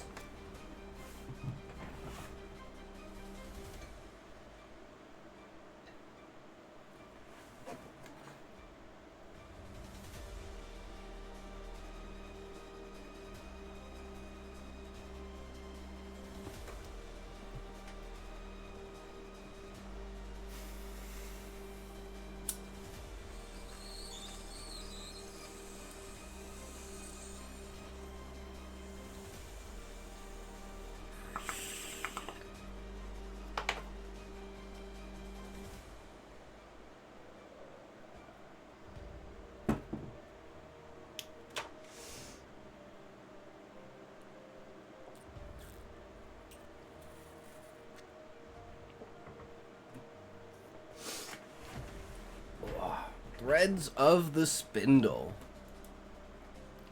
Alara's thread. The weaver's loom. In the dim, pre-dawn hush of her tower apartment, Alara Voss stood before the arched window that overlooked the sprawl of Eldridge, the capital city that sprawled like a half-forgotten dream across the valley. The sky was a bruise of indigo, streaked with the first hesitant threads of rose, and below, the river coiled silver through the stone bridges, whispering secrets of the waking barges.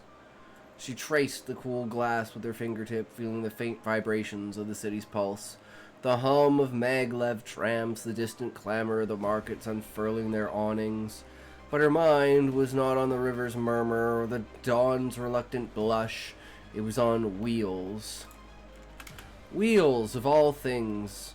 The analogy had come to her weeks ago, unbidden during a late-night session in the Undercroft archives, where the air smelled of dust and oiled leather, and the holograph tomes flickered like fireflies in the gloom.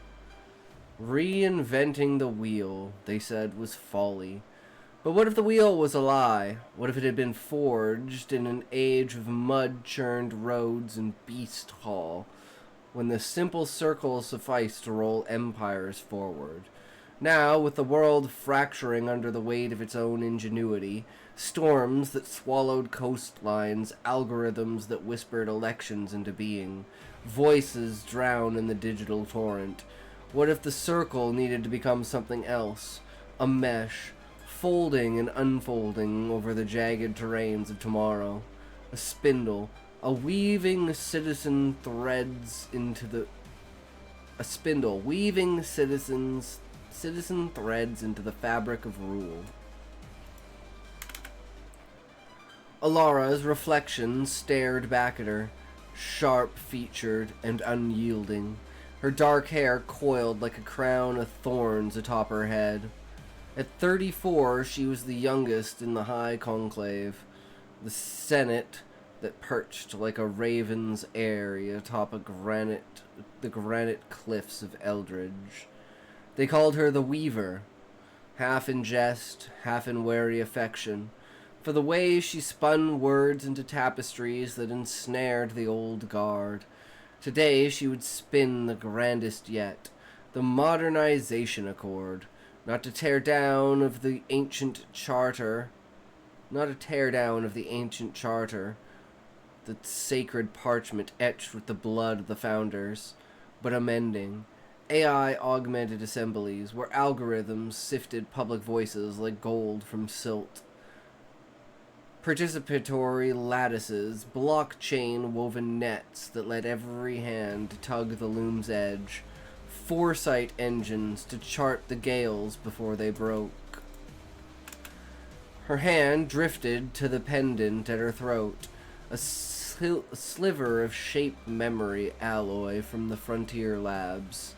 NASA's Echo, that they called it Stellar Forge here.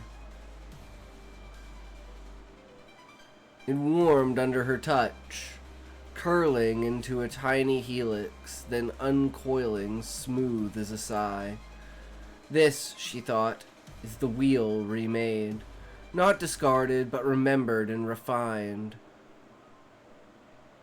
But the opposition, they were the oil barons of old, those spectral tycoons who had choked the skies with black smoke, burying solar sails in patents and whispers.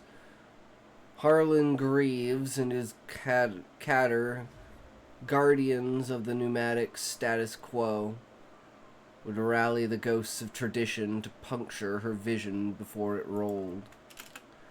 Chime rippled through the room, soft as rain on slate, the conclave summons. Alara straightened, her scholar's robes whispering against the floorboards, emerald silk shot with silver threads, the weaver's mark. She gathered her notes, a slim tablet humming with simulated voices, projections from the outer provinces, pleas from flood-ravaged hamlets, data streams from the Ethernets. As she descended the spiral stairs to the tram platform, the city awoke around her in layers. Vendors hawking steam buns glazed with honey, children chasing luminous kites through the mist, the river's breath carrying the tang of iron and bloom, each face a thread, each story a warp. Perspective, she murmured to the wind, is the shuttle that binds us. The tram whisked her upward, a silver needle threading the cliffs, and as Eldridge's spires blurred into a mosaic of glass and gargoyle, Alara found the weight settle. Not fear, but the exquisite ache of creation. Today she would weave, or the loom would snap. Harlan's thread, the anchor's chain. Harlan Greaves woke to the toll of the anchor bell, that deep-throated groan from the harbor below his manse, where the ironclads still rode at anchor like faithful hounds. The sound rolled through the salt-stiffened curtains, dragging him from a dream of churning seas and splintered masts. Old dreams from the wars that had carved his youth into scar tissue. He lay there a moment, the sheets tangled around his barrel chest and mooring lines, listening to the bells echo fade into the gulls' raucous chorus. 68 years, and still the sea called him. Those battles now were waged in marbled halls, not on foam-lashed decks. Swung his legs over the bed's edge, joints protesting with the creak of weathered oak. The room was a reliquary of the past, walls paneled in driftwood from the Battle of the Shallows, a brass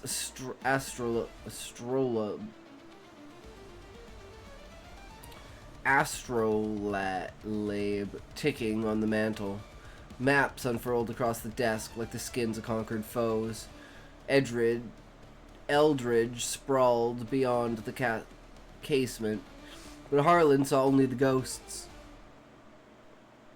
The founder's quills scratching the charter, the ink still wet with the sweat of revolution. They built it square and true. He thought, rubbing the stubble on his jowls, a circle of stone that turned the world. And now these upstarts want to melt it down for trinkets. The monetization accord. Bah! Alara Voss and her ilk with their glowing tablets and honeyed tongues, preaching evolution as if the wheel hadn't served since the gods first spun clay. Harlan snorted, heaving himself upright and shuffling to the wash basin. The water from the ewer was chill, slapping his face like a comrade's gauntlet. He dressed in the navy broadcloth of his station, buttons engraved with the anchor sigil, unyielding, rooted. Breakfast waited in the solarium. Black coffee, bitter as regret. Rashers of salt pork crisp from the fire. In the morning broadsheet, its headline screaming the Accord's folly. Weaver's web will Voss snare the Senate. The caricature showed Alara as a spider, legs akimbo over a fractured wheel, while Harlan loomed as a steadfast oak. He chuckled low and gravely, folding the sheet with hands that still bore the calluses of rope burn. The opposition had gathered last eve in the Anchor Club, a den of cigar smoke and cognac haze beneath the cliffs, where loyalists like him nursed grievances over crystal snifters. It's the oil barons all over again, he growled to Old Thorne, the wiry ex-admiral with eyes like chipped flint. Those green fire peddlers in the 40s pushing their sun harnesses while we choked on the black gold that built the fleets. Change, it's a fancy word for chaos. Let the wheel roll as it was forged, or we'll all tumble into the abyss. Thorne had nodded, swirling his glass, the amber liquid catching the lamplight like trapped sunset. And the donors, Harlan, The guilds won't fund a fleet that sails on whimsy. The donors. The shadow fleet captains of commerce who banked on the old currents. Media barons scripting the narratives. Agro-lords tilling the fertile fears of scarcity. Tech moguls who profited from the fractures rather than mending them. They whispered in Harlan's ear like sirens, promising re-election coffers brimming if he anchored the line. Power is the chain that holds the storm at bay, he told himself, nodding his cravat with fingers steady as a helmsman. Without it, the waves claim all. The carriage waited in the courtyard, lacquered black and drawn by a pair of stem steeds, their brass vents hissing plumes into the morning fog. Harlan settled into the leather, the seat molding to his bulk like an old friend's embrace. As they clattered down the cobbled incline toward the conclave, the city unfolded in vignettes of endurance. Fishwives haggling over glistening cod, apprentices sweeping sparks from forge doors, preacher on a soapbox railing against the ether demons of Voss's machines. Harlan's gaze lingered on a cluster of protesters at the gates, ragged folk from the lowlands clutching placards that read "No mesh for the masses." One, a girl no older than his granddaughter, met his eye with fire that mirrored his own. Once. Poor fools, he thought. They fear the unraveling as much as I guard against it. But the wheel turns true only in familiar ruts. Conclave loomed ahead, its dome a burnished copper crown atop the cliffs. Banners snapped in the breeze like signal flags. Harlan alighted, nodding to the guards who saluted with fists to hearts. Inside, the air was thick with the scent of beeswax and ambition, corridors echoing with the shuffle of robes and the murmur of alliances. He paused at the antechamber mirror, adjusting his lapel, seeing not the lines etched by decades, but the captain who had weathered tempests. "Hold the line, old anchor," he murmured. "The sea doesn't yield to spindles." Mira's thread. The Alchemist's Forge. Mira Kell arrived at the conclave under a pall of storm clouds that had rolled in from the western marches, the sky boiling like a cauldron over full with secrets. She clutched her valise to her chest, valise to her chest, the leather worn soft from years of frontier travels, its contents an arsenal of prototypes, a helix pendant Alara had borrowed, a shard of small mesh that flexed like living skin under pressure, data crystals pulsing with simulations of governance remade. At 42, Mira was no stranger to halls of power. She'd forged her first alloy in the slag heaps of Riverton, that soot-choked hive where the air tasted of copper and regret. But this felt different. This was no lab, with its controlled burns and measured yields. This was the forge of fates, where words hammered policy into law. The tram had been a trial, crammed with clerks and couriers, their chatter a babble of rumors about the accord. Voss will have us voting by ghostlight next, grumbled a mustachioed functionary, his pipe stem clenched like a talisman. Mira had bitten her tongue, her mind drifting to the rover wheels she'd birthed at the Stellar Forge vaults, those obedient alloys that danced over lunar craters, remembering their shape through fire and frost. Why not here, she'd wondered, staring at the rain-lashed panes. Why not wheels that fold to the people's terrain, that don't burst under the weight of negligence? But the opposition, Harlan grieves and his anchors, heavy with the ballast of vested tides, blocking the flow like dams of rusted iron. They reeked of the old syndicates, those petrolords who'd buried their early solar prototypes in red tape and bribes, whispering that innovation was the thief of the night. She stepped from the tram into the conclave's shadow, the great doors yawning like the maw of some ancient beast. Guards in cerulean tabards waved her through after a scan in her sigil, a forged flame, emblem of the Forge Guild. Inside, the rotunda soared, vaulted ceilings painted with murals of the founders, stern faces gazing down like judgmental constellations, their wheels rendered in gold leaf, eternal and unchanging. Mira's boots echoed on the marble, each step a spark against tinder. She was due to testify in the 3rd hour, her voice the bellows of her voice the bellows to fan Alara's flame. Perspective, she thought, adjusting the satchel's strap and the alloy's memory. What shape it holds when the heart fades.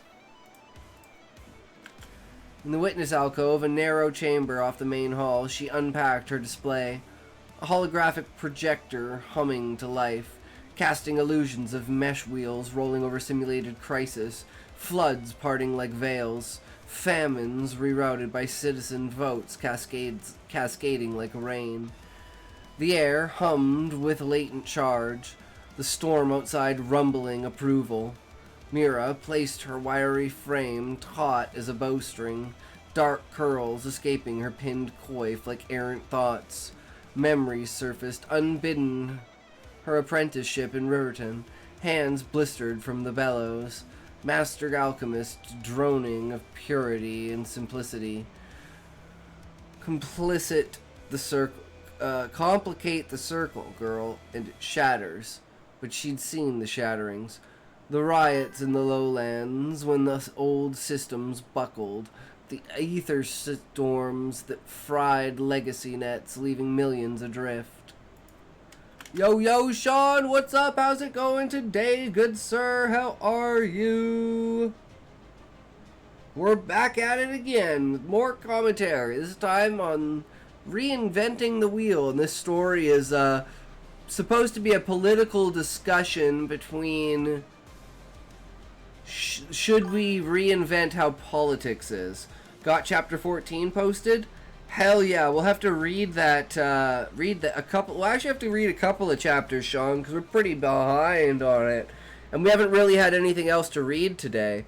We read Leaf by Neagle, which is a Tolkien short story. Very interesting short story.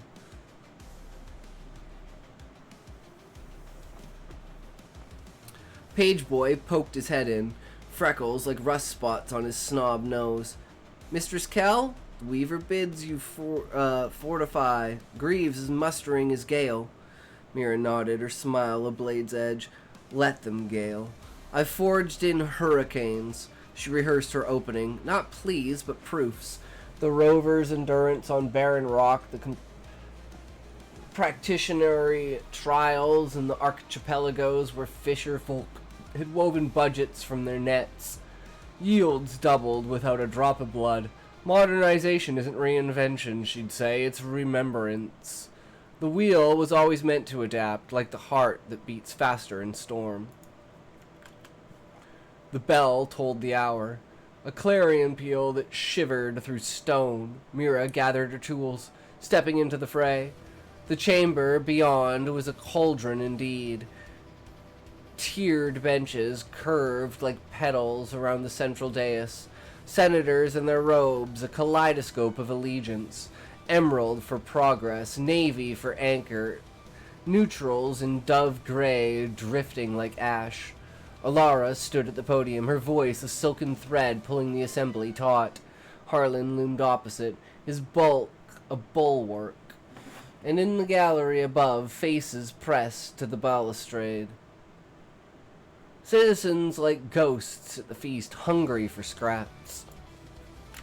Mira took her seat among the witnesses, the air thick with the ozone of impending clash. Forge on, she whispered to the storm within. Let the sparks fly. Thomas's thread. The echo in the gallery.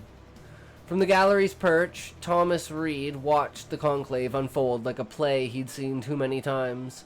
Actors in fine feathers, sprouting lines from a script etched in gold. The air up here was stale, laced with the sweat of the unwashed and the faint perfume of illicit flasks passed hand to hand. He leaned on the rail, elbows sore from the press of bodies, his notebook a battered shield against his chest. At 29, Thomas was no stranger to the fringes, born in the flood-sunk hollows of the marshes, where the river had claimed his family's mill in 18, leaving him to scratch ink from whispers. Now he chased stories for the Ether Herald, that ragtag broadsheet smuggled through net filters, its pages alive with the voices of the conclave silenced. Below, the chamber thrummed. Alara Voss, the weaver, her words weaving light through the gloom, painting visions of meshes and spindles that made his reporter's heart stutter. Not to shatter the circle, she was saying, her voice rising like a lark over the cliffs, but to let it breathe, to fold over the terrains we've ignored, the voices we've flattened under our ruts. Thomas scribbled furiously, the lead of his stylus snapping under pressure. Terrains we ignored, aye, like the marches, where the old wheels of aid ground slow, promises popping like overripe fruit while the waters rose. He'd lost his sister to the 23 surge, her hand slipping from his in the churn, a wheel that didn't adapt, a system content with its cycle, with its circle. The gallery murmured assent, a low wave of nods and sighs. Beside him, old Lena from the Weavers' Co-op clutched her shawl, eyes gleaming. "She's got the fire, that one," she whispered, breath minty with smuggled cordial. "Reminds me of the guild mothers, spinning strikes from straw." Thomas grunted, his gaze flickering to the opposition benches, where Harlan Greaves sprawled like a beached leviathan, his face a map of bays and inlets carved by suspicion. The old salt was holding forth now, voice booming like cannon fire. This accord is no mending, Madam Weaver. It's the sabotage. Your meshes will tangle the very threads of our charter, letting every fool with a tablet tug the helm. We've rolled steady for centuries on the Founder's Circle. Why risk the rocks for a fancy fold? Laughter rippled from the navy robes, sour as vinegar. Thomas's quill bit the page. Greaves, anchors, fear. Donors in the hold. He'd traced the lines last moon. Gilded coffers flowing to the Anchor Club. Petro relics from the black gold era, now peddling legacy contracts, burying green fire in bureaucracy, like the syndicates that had folded his boyhood tales. Oil barons chaining the sun to keep their lamps lit. Perspective, Thomas thought, wiping sweat from his brow, is the crack where light slips in. Down there, they see threats in the gleam. Up here, we see the storm they won't weather. The witness bell chimed and Mirakel ascended the dais, a sparrow among eagles, her valets spilling holograms that danced like will-o'-the-wisps. Thomas leaned forward, the rail digging into his ribs, her proofs unfolded, rovers cresting crimson dunes, unbursting, fisher assemblies in the aisles, nets cast wide for consensus, halls bountiful. Imagine, she said, her tone forge hot, governance that remembers its shape after the quake, that deforms the citizen's cry and springs true. The gallery hushed, then erupted in murmurs, a tide of hope lapping at despair. The Greaves struck back, his questions barbs. And when your mesh frays, Mistress Cal, when the aether demons twist the votes, we've seen your kind before, Sun peddlers promising endless day, delivering only shadow and debt. Mira parried, sparks flying, but Thomas saw the wear. The old guard's gale bending even the sturdiest reed. He jotted a fragment. Wheels clash. Will the cycle hold? Will the circle hold, or the mesh prevail? His mind wandered in the marches.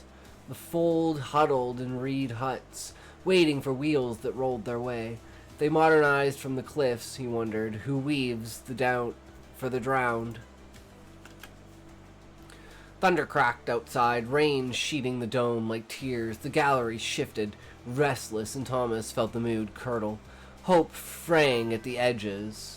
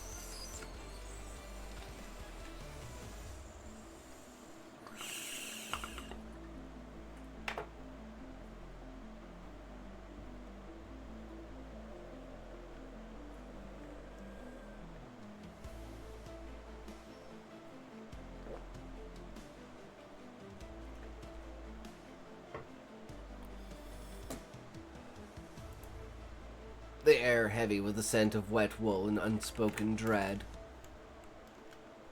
Alara's thread, the storm's weave. The debate crested like a wave breaking on the cliffs, foam of rhetoric scattering in the chamber's vaulted heights. Alara stood at the podium, her hand steady on the lectern's cool yew, though her pulse thrummed a war drum beneath her skin. Greaves had just yielded the floor. His parting shot a thunderclap. This is no evolution, Voss. It's erosion. Your wheels will grind the Republic to dust. The Navy benches roared approbation. Salt storm of jeers, while the Emeralds countered with cries of forward, fold and forge. She drew breath, tasting the charged air, ink and ozone, ambition and age. The holograms from Mira's testimony lingered faint. Ghostly wheels morphing in the projections. Circles to meshes, rigid to resilient. Perspective, Alara thought, her gaze sweeping the tears. From here the senators were threads in a vast tapestry. Some taut and true, others nodded with self-interest. Greaves, anchoring his block with tales of yore, saw only the unraveling of his world. A captain clinging to a sinking prow. Donors gold his ballast. But from the gallery's shadowed eaves she glimpsed the other eyes. Thomas Reed's. The ink-stained chronicler, his face alight with the hunger of the overlooked Lenas, etched with the weft of labor's long haul. This chamber, Alara began, her voice a shuttle swift past, is no relic to polish, but a loom to work. The founders spun their circle in an age of ink and iron, when voices traveled by horse and the world's edges were maps of myth. They gave us a wheel that rolled empires from tyranny's rut, but empires fracture, and all things forged in fire must. As all things forged in fire must. We've seen the punctures, Floods that claim the marches beyond aid wheels spin slow on legacy axles. Elections whispered by shadow algorithms, unmonitored and unchecked. Assemblies where the loud drown the legion. She paused, letting the words sink like dye into wool. Greaves shifted below.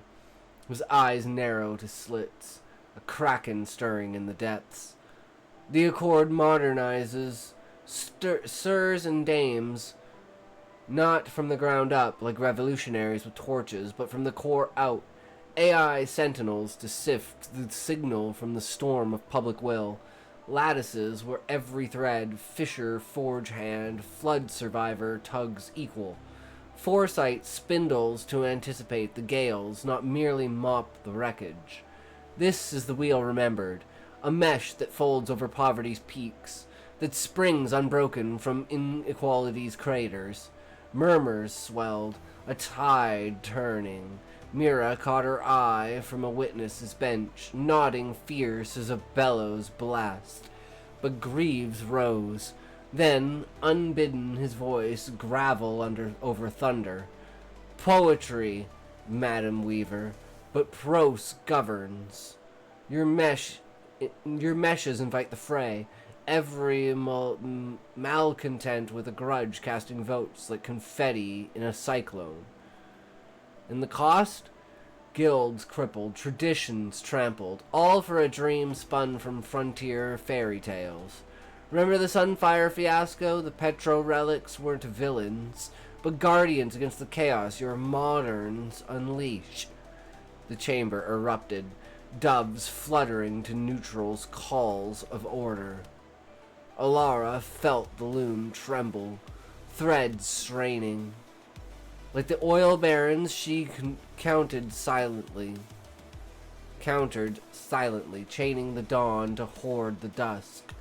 Aloud she pressed, guardians, senator, or gatekeepers, profiting from the dark. We've outgrown the pneumatic, air-filled illusions of progress that burst under truth's pricks. Let us forge the alloy, resilient, remembering. The vote loomed, bells tolling like heartbeats. Alara glanced upward. To the gallery's sea of faces, hope and hurt intermingled, perspectives clashing like waves on rock. Thomas scribbled still, his quill a needle stitching descent into record. They direct us, she realized, as much as we them. The wheel turns by many hands. Harlan's thread. The gale's reckoning. The storm broke full as the vote commenced, rain lashing the dome like the wrath of drowned sailors. Harlan sat heavy in his bench, the navy robes around him a phalanx of salt and sinew, their murmurs a litany against the tide.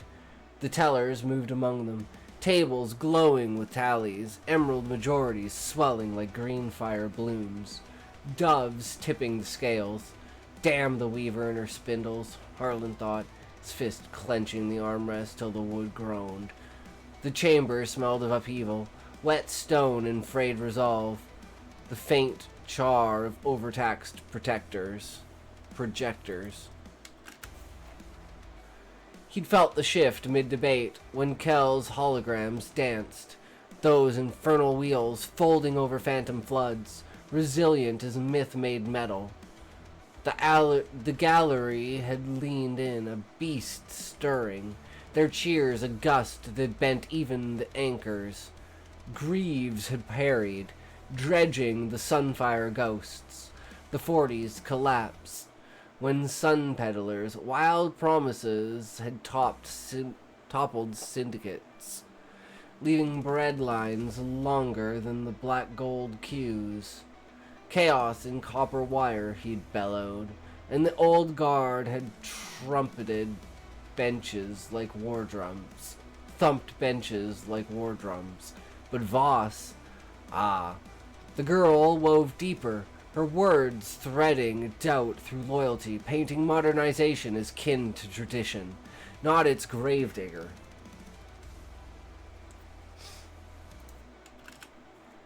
Now the tallies chimed. 248 to 201. Accord passed. The navy block sagged, groans mingling with emerald exhalations. Harlan rose slow, the weight of defeat a chain about his neck. Perspective blinds. He conceded, weaving through the throng toward the exit. From his youth, the wheel had been salvation, a circle steady against the caprice of kings. But from the march's mud, perhaps it was cage. Donors would howl, coffers tightened like nooses, but a sliver of him, the boy who'd watched Gales claim his father's ship, wondered at the meshed promise. Hold fast or adapt. The sea forgives neither. He paused at the threshold, rain sheeting beyond, and caught Voss's eye across the crush. She nodded, grave as a truce. Harlan inclined his head, the anchor yielding an inch. Mira's thread. The embers glow. The adjournment bell tolled as thunder's echo, and Mira gathered her valise amid an exodus, holograms winking out like dying stars. The accord had passed, narrow but true. A wheel remade, rolling tentative into uncharted ruts. She felt the forge's afterheat in her veins, the satisfaction of metal quenched right. But as senators streamed past, robes swirling like smoke, she saw the fractures. Greaves' blog huddled, plotting countercurrents, neutrals adrift, perspectives unaligned. Slipping into a side corridor, Mira leaned against cool marble, the storm's rumble a counterpoint to her breath. We folded the circle, she thought, fingering the helix at her throat. But will it hold the weight? Memories of Riverton surged, prototypes shattered in haste, masters decrying complexity as hubris. Yet here, in Eldridge's heart, complexity had prevailed, not through force, but finesse. A page hurried by, and Mira called out. The Weaver, where does she retreat? The boy pointed to the solarium wing, and Mira followed, boots silent on mosaic floors depicting ancient looms. She found Alara there, alone with the rain-lashed plains, city lights blurring into nebula below. You wove a tempest, Mira said, setting her valise down. Alara turned, smile weary as dawn. And you fanned the forge, but the gales linger. They spoke then, voices low over steaming Tisani. Visions of implementation, meshes tested in the aisles, spindles spinning, foresight for the next flood. But beneath, the alloy's memory stirred, powers nature, that eternal ore. Thomas's thread, the ink's stain. Thomas spilled from the gallery with crowd, notebook sodden, ink bleeding like wounds. The vote's echo thrummed in his bones. Victory for the Weaver. But Pyrrhic. The chamber's air still thick with anchor grit. Outside, the storm had eased to a drizzle. Eldridge's streets gleaming like oiled hides. Lanterns blooming in puddles. He ducked into a tavern near the cliffs. The anchor's rest, irony's jest, where fishers and clerks drowned the day's dregs in ale. Lena found him there, shawl dripping, sliding onto the bench with a pint. They passed it, lad, wheels turning new. Thomas nodded, quill snatching the damp page. A cord rolls, but at what speed for the sunk? The gallery's voices replayed cheers for meshes, fears of tangles. From up there, the debate had been theater. Greaves, the tragic captain, Voss, the enchantress, Kell, the smith. But down in the marshes, it would be life. Nets cast wider or snarled. He raised his glass to Lena. To finding, then. May it not crush us flat. Alara's thread. The spindle's question.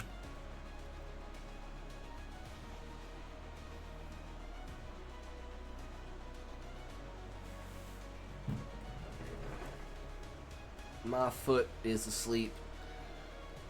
It sucks.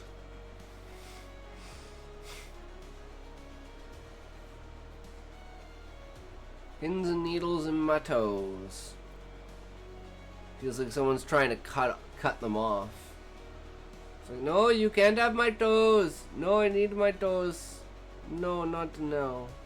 Not like this. Oh no, it is not good. You cannot has them. Cannot. Cannot has. No has. No has, I say. It is a no. That is how it goes. Don't worry. I got your back. We're still us.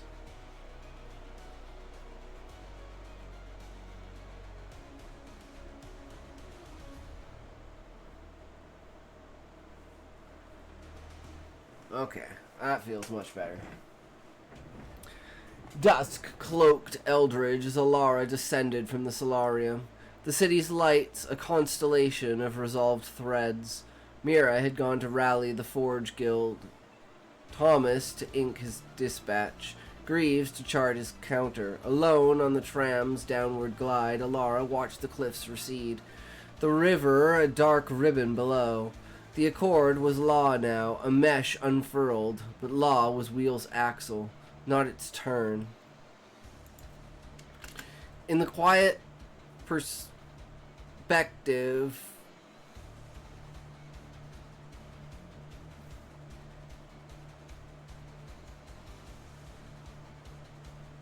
In the quiet, perspective deepened.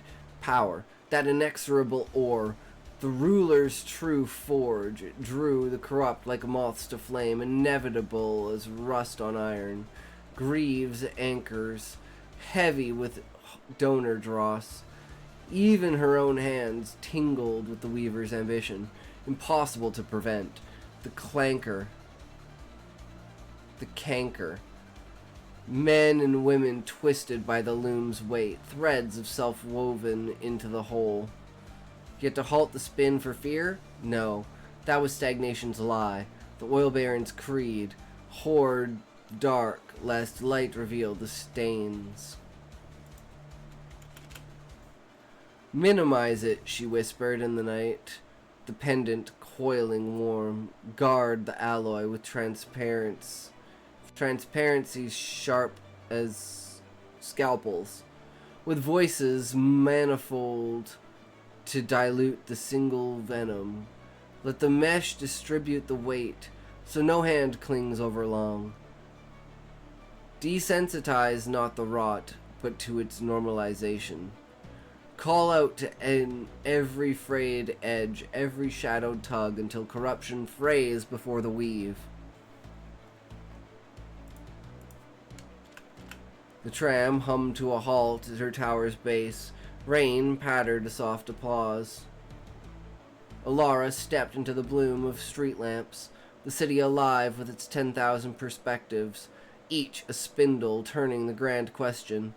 In the rule of wheels, remade or remembered, how do we forge a circle that rolls towards light, minimizing the rust without fearing the rain?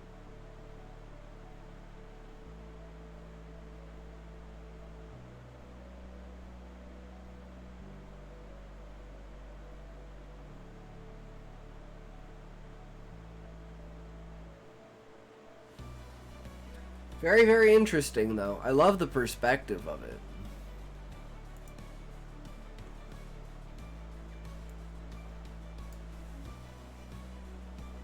Alright, Treehouse Isekai time, Sean?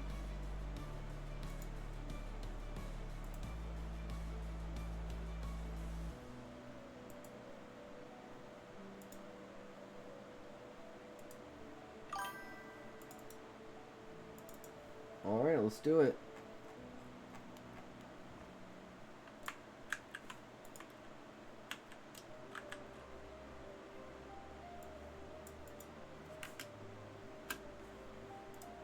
That one's only 1800, so we can do 2 chapters.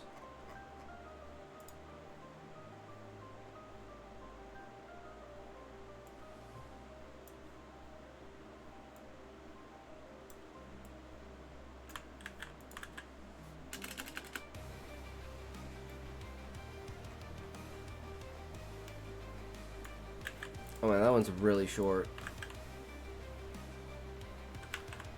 Oh well. That just makes up for it, right? It's one long, one short.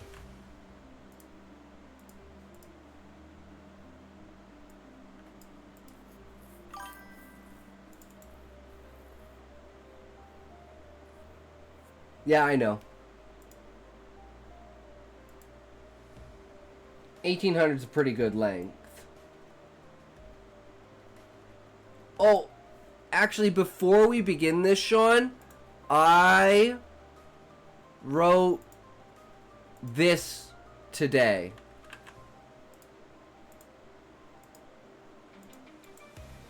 Chapter 1 of Stoner Girl Evolution. I got 700 words in.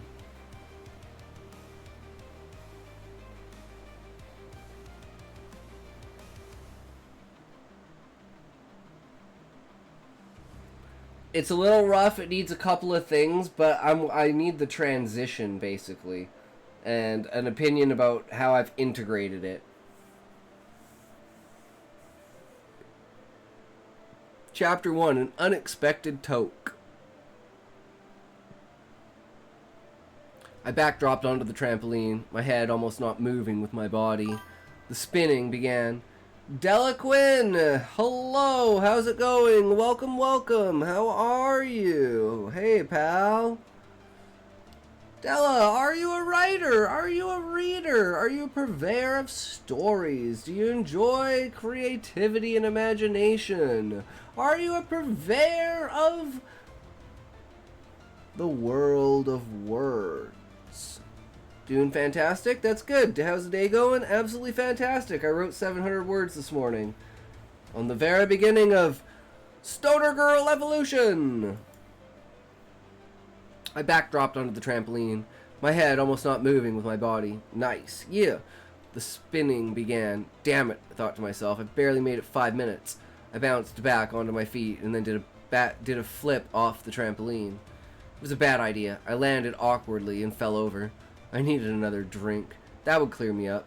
Fight vertigo with vertigo. I walked across the lawn towards the stairs up to the deck, the slightly damp grass caressing my feet.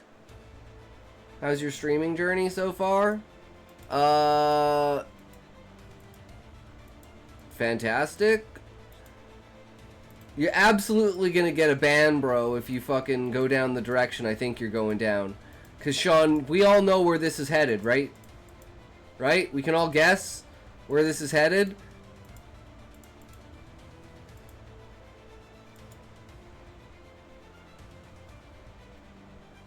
Music and laughter from the deck played in my ears. Strange smell wafting into my nose. Took a deep sniff. I'd smelled it before a few times, but I'd never given it a second thought. What's your streaming routine like? It's pretty much on the screen. Finally finished the final draft. Sharp! Yo, yo, what's up? Exhausting BS. Nice, Sharp. We wrote Stoner Girl Evolution the very beginning of chapter 1 today. Well, I was just fucking around before the stream.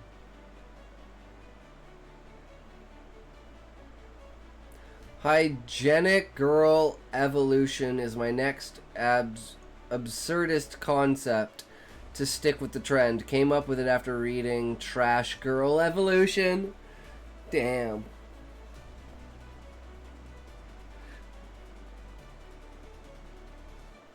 Where did Tetra go? A gruff voice asked through a wheezing cough. Trampoline, probably. High-pitched inhale pierced the air. I got a good plot in my head on this project. Nice! Guys, should I just ban Della right now? Because we all know where this line of questioning is going.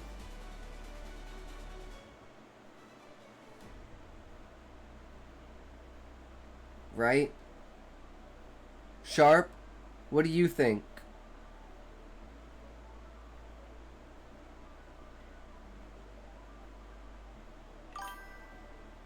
Don't offer streamers advice or services. No bots allowed. Very good way to say it, Sean. I'm here on stream. I'm observing. That's good, That's good, Sharp. Observing is good. I'm like hovering over banning this person because I want to wait until the next thing that they say. Or are they just gonna like fuck off because they're like, oh, fuck you, I'm gonna sell you some fucking graphic effects for your fucking stream, bitch. Cool story, bro. Plot. What is plot, Sharp? I agree, Sean. I have no idea what plot is. Is that like where you plant stuff? Like a plot of land? Don't worry, he will read it now.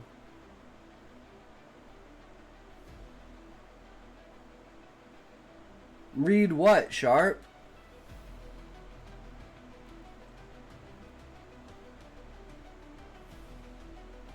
We read in what?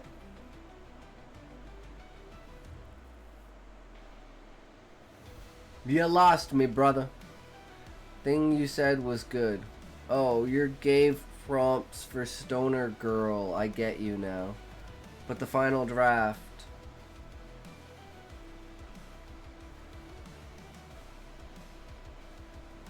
Well, it's completed, right, Sharp? So how much did we read all of it before? Like that's kind of where I'm going with this. Like, how much is there to read? Yeah, that's what I thought. So we still have more to read. You're just working on it as we go, right? We did, and I wrote a little. Okay. And changed some stuff.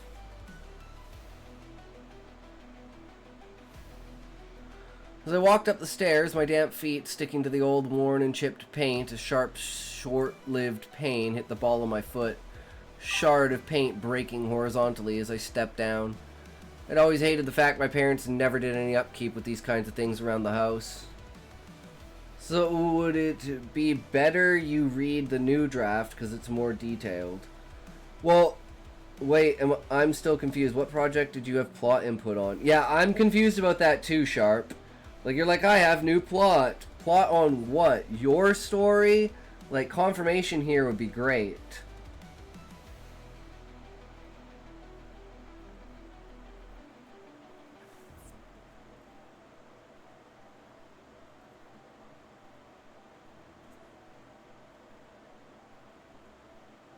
My story, of course. Yeah, but I read a lot of things, Sharp. So, talk slow when there's no dick in convos. Why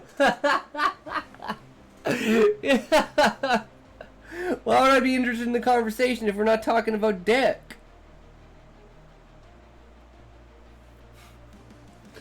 There's the birthday girl, my dad said. He stood up and walked over to hug me. Big 19, you should live a little, dreamer. He reads a lot of stuff, plus I wasn't here when he did. Also, I'm here, so there is a dick in the convo. Because I can be a real dick at times. True.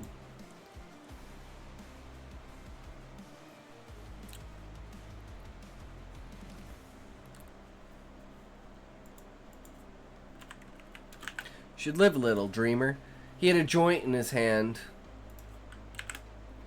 After taking a puff, he passed it to me. I'm misclicking. Ugh. My head was a bit heavy, and all I really wanted was another drink. But sometimes the moment gets the better of you. I took it in my hand. I'd seen people smoke, so it was almost instinct as I brought the paper to my lips and inhaled. Sean, what's up, bro?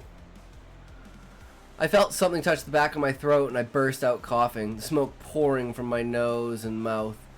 My mouth began to water and my lungs burned. The smoke hit my eye and I blinked hard against the pain.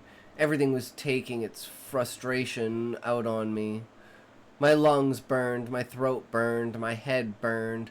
Something caught in my throat as I heaved and inhaled hard.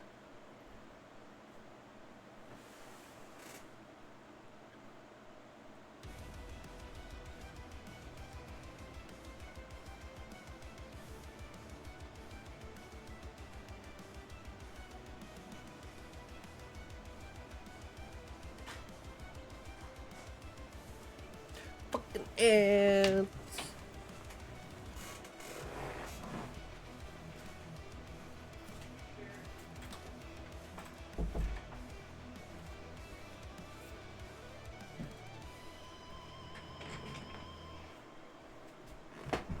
Oh.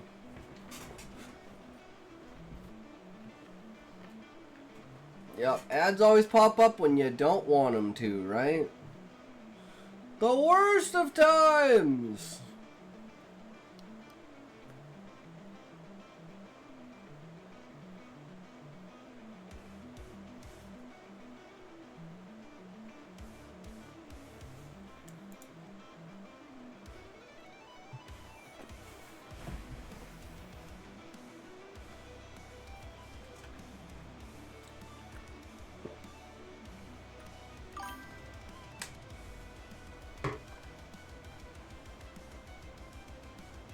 We are back. Alright. A screeching sound, almost like a dial-up, ran through my head. A light enveloped me. I felt my mind being pulled from my skull. Felt like I was being split in two. A voice burst into my mind. Target acquired. Beginning transfer process. It sounded like your generic male TTS. Not quite British, but in the area. And they said weed is a simple drug. A simple high. What have I gotten myself into? The world spun and a pain shot through me. This time really bad. The air felt like it was knocked from my lungs and I gasped as I dropped the joint. Hi! Hey Queen! How's it going? Welcome, welcome! So this is Queen. I wrote the first part of Stoner Girl Evolution today. So you're just in time to get the end of the story. My character has inhaled a toke and is now dying. Hail Her Majesty Queen! Queen, Queen! The world spun and a pain shot through me, this time really bad. The air felt like it was knocked out of my lungs and I gasped as I dropped the joint. I could hear chairs screeching against the linoleum as everyone rushed over to me. Felt hands pressing against me, shaking me. The world faded away into darkness and numbness. Holy fuck, I need autocorrect. Based story. Stop perceiving me! Ignore me! Error. Error. Invalid vessel. Recalibrating. This voice in my head was overwhelming. All sensation had fallen into haze. My parents standing over me, my friends by my side, the darkness taking my mind. Also, hi Sean! Finding new vessel. Vessel found. Redirecting.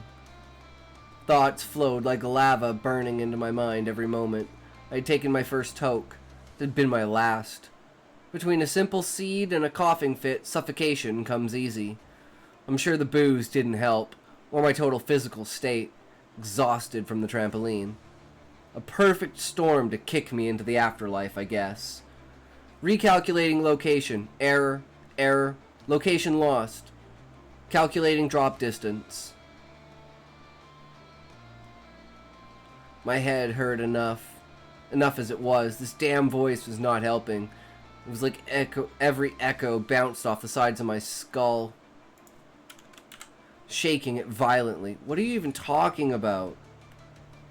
Okay, from now on, and spread the word. Every time Queen comes in, we must act like it's Norm from Cheers. So everybody says, Queen! Type what I see in username. No, Sean, stop it. My head hurt enough as it was. This damn voice was not helping. It was like every echo bounced off the sides of my skull, shaking it violently. What are you even talking about? Detection set. Destination set. Landing incoming. Prepare. Prepare. Only after hitting solid ground did I get the feeling that I'd been falling this entire time. A soft landing. A soft feeling. Warm grass met the back of my head, the palms of my hands, and the heels of my feet. I exhaled smoke. Ability auto-activated. Containment. Success. I tried to swallow and felt something pressing against the back of my throat. I maneuvered it with some difficulty and spit it out. A weed seed.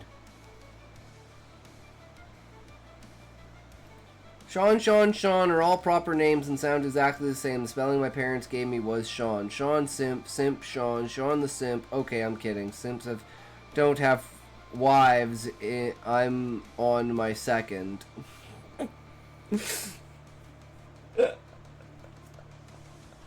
Bro's looking for the third.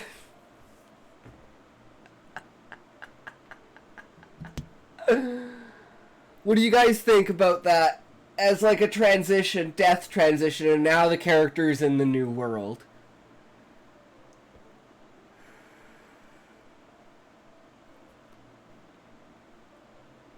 And the first thing that happens when they're in a new world, to show they're in a new world, is they spit out the seed, and this like Venus flytrap thing kind of comes out of the ground, grabs the seed and eats it, and starts to produce bud. I missed it. Start over. No, I just need another woman to help my wife think for me, because it's too much for just one woman to be my brain. My wife needs a break.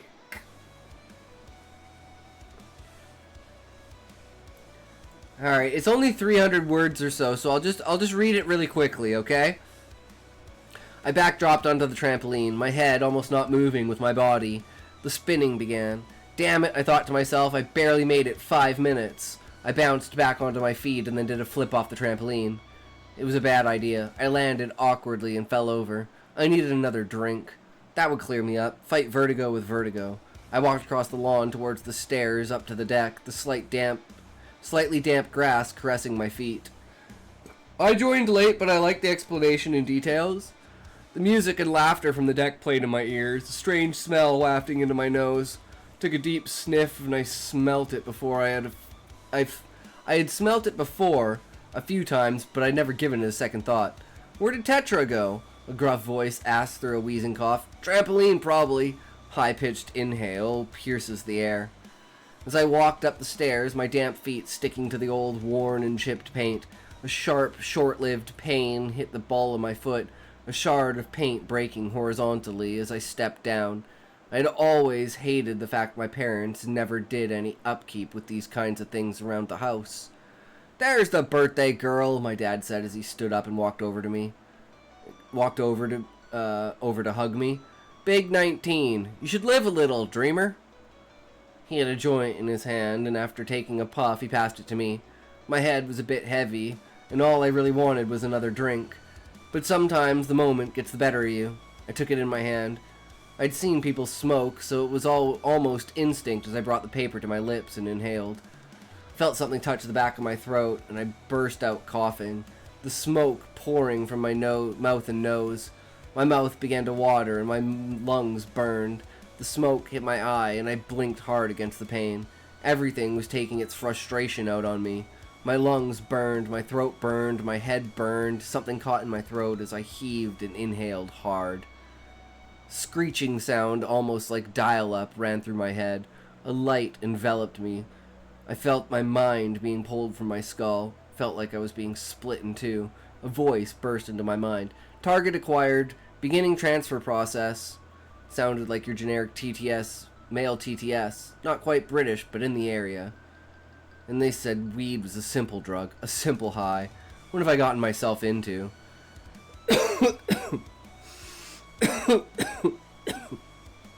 The world spun and a pain shot through me, this time really bad.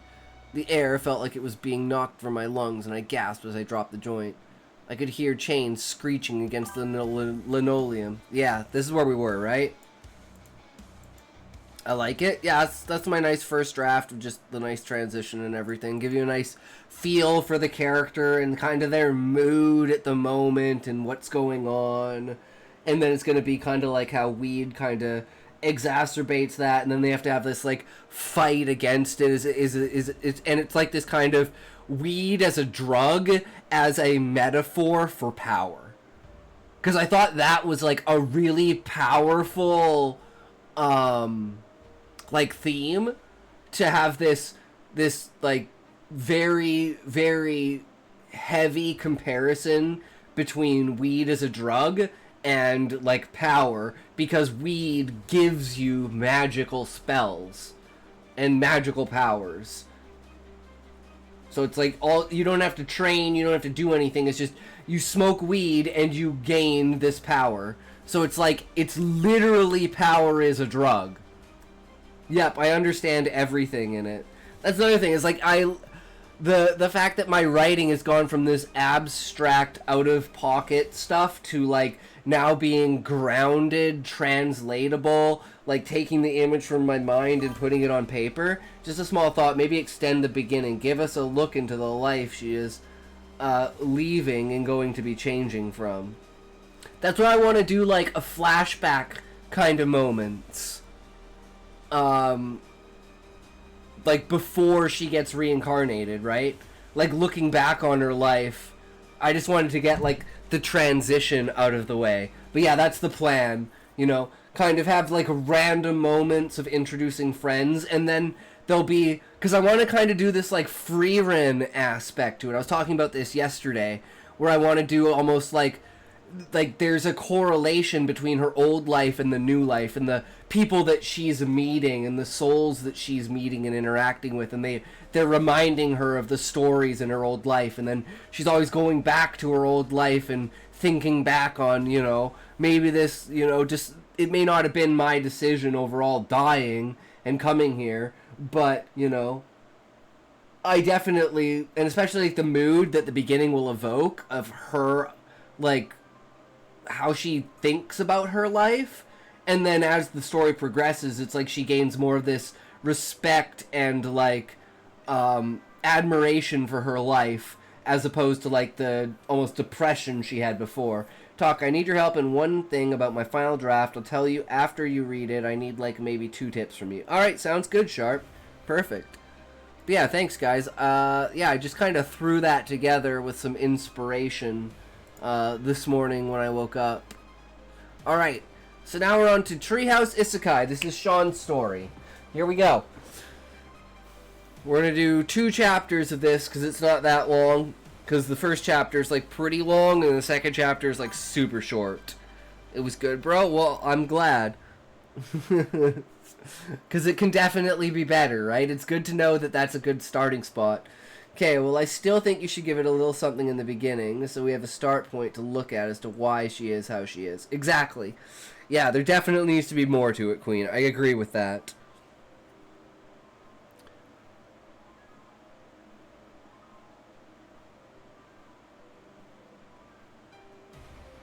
So we're maybe extending the trampoline scene, and the reason why, like, okay, this is immediately like what goes into my head is the reason why she's jumping on the trampoline alone at her own birthday party when all of her friends are like partying with her parents on the deck. Like, why is it that she feels like she has to be alone, right? And then maybe something about peer pressure, and like she at first doesn't take the joint, she has another shot, and then it's like, you know, she talks to a couple of her friends and they're all getting high and they're all saying you're such a buzzkill, you know, like you're always trying to bring us down. Here, this is why you should smoke a joint. And then it's like this endless convincing until she eventually smokes the joint. Yeah, because we don't know all that. Exactly. All the people that are called her friends, these kids were forced on her by her parents. No, it's more like her parents are now glad that she has friends. And she's like, the reason she's always wanted to be a loner, but it's like, now that she has all these friends, she realizes why she wanted to be a loner, because there's so much obligation towards other people. Where she's like, all I want is just to be like, just do my own thing. You know? But she just feels pressured and obligated to, you know, keep up, like, maintenance on relationships, basically. And that's kind of like my self-insert for, like, my social... Like, if anything, I wouldn't call it social anxiety, but it's like the idea of having to upkeep social, like, connections. It's like, oh my god. Why can't I just... It's like, to me, it feels like degradation in time in a video game. It's like, I got to level 50 friendship with you. I don't want to have to re-level from 30 to 50 because I didn't talk to you for a year.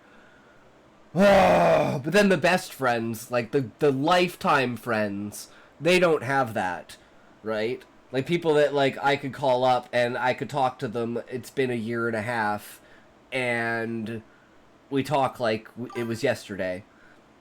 That girl you wanted to ban left the stream. Well, of course she did, Sharp, because she wasn't gonna sell anything here. And it was probably an Indian dude who has like 400 different accounts and they're all scam accounts. And he probably made $14 today, which is enough for his rent for the entire month. So, I mean, if it works, it works. What are you gonna do?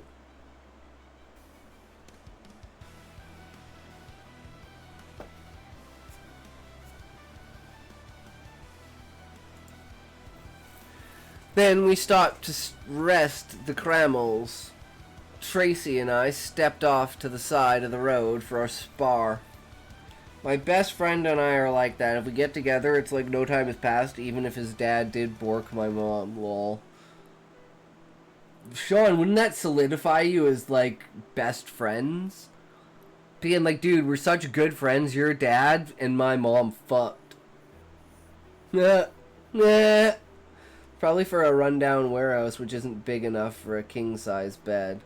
$14 isn't monthly rent for a good house, bro. No, I was saying Sharp, I was saying, like, in India. Like, if you're making $14 USD in, like, a really shitty place in India, or, like, a third world country, where you, like, have enough for internet, but it's, like, that's pretty much all you have, $14 a month is probably enough for, like, the entirety in India.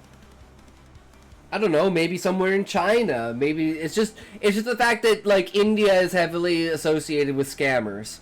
It's a stereotype, but it's a fucking fact. We all very much know that it is how it goes. Okay, don't say it isn't, but we will say Chinese and the Asians scam just as much as Indians, okay? And there are also other people that do it as well. But it is very much that accent that very much goes with it. So it is just a stereotype, and it is probably not true, but it doesn't matter because that is how people perceive it. The truth does not matter to people. Their perception is all that matters, because their perception is truth. To a degree that they do not look into it to try and find what it is. So from there it will be a very much they get a good go and do not know. So that is why I am here, and they will never know that as long as I don't tell them that I am white, they will always think that I am brown. Oh, they would never know, except for the fact I cannot speak Hindi. Somehow I will have to learn how to speak Hindi so I could come across as it, and then I can swear in Hindi and do like random things in Hindi. Okay guys, we are going to learn Hindi, okay? Yes, very much so. But the problem will be if I speak in Hindi, I will not have an accent. Like I will have a Canadian accent in the way that I talk, so I cannot talk like this if I'm talking Hindi. Well, that did cover it up. And then all of a sudden I will invent a way to have a new way of talking with a accent to cover up an accent, and we will invent a new thing. And I will become very famous because of it, but I will not gain anything. I would only decay over time because it is a no towards me. That's such a stereotypical Indian accent. Well, it's because I'm Canadian, Sharp. So it's like that is the generic Indo-Canadian accent. Like, pretty much every brown person I've met has, like, within that range of accent. But yes, it is absolutely 100% stereotypical. My dad had to fight with the hospital to let mom have a bed for the last week of her pregnancy with me because we lived in a place where even in March we could have been snowed in. Well, my Indian accent is not that stereotypical sounding. Well, that's good to know, Sharp. You have diversity to you, which is very important to have. All right. Let's get into the story, guys. Let's get into it. Here we go. When we stopped to rest at the Crammels, Tracy and I stepped off to the side of the road for our spar. I did some stretches as I walked and took a stance. She looked quizzically at me, and as I bounced on the balls of my feet. Struggling, she came at me with something meant to be a punch. I caught her wrist, stepped sideways, and flipped her over my hip to land on her back. Never met an Indian with that accent. Have you ever met an Indian from Canada?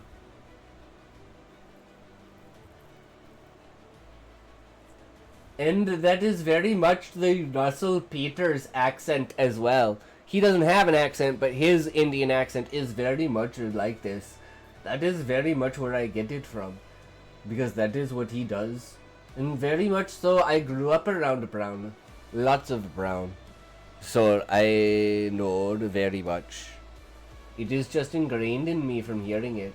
Sounds like they swallowed a British cock. Is that not a good thing, though, Sharp? I would take cock. I will swallow your cock. Met Indians who speak like that in Washington. There are other accents, but it is a genuine accent, not a false one. No, he's just saying it's just the main stereotypical one is in there are other accents. But it's the same thing with like British, right? And English.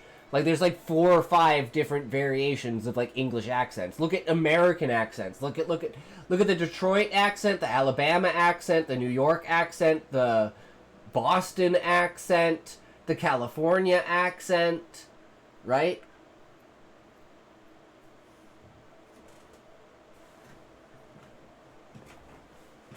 So, diversity in all things. She looked up at me, stunned. Was that meant to be a punch? Where were you even aiming? It was so slow and telegraphed, even a child could have been able to dodge it if nothing else. Stereotypical British accents are posh and Cockney. Tease is hilarious.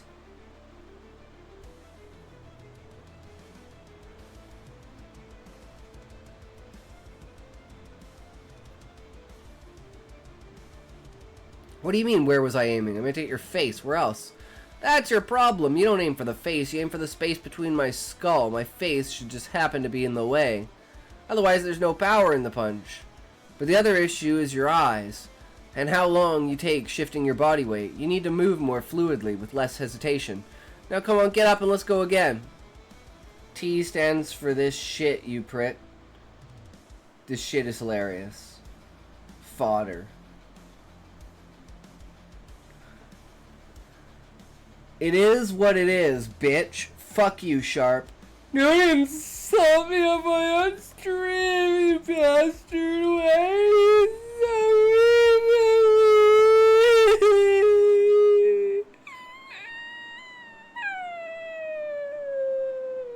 Fuck you, Sharp.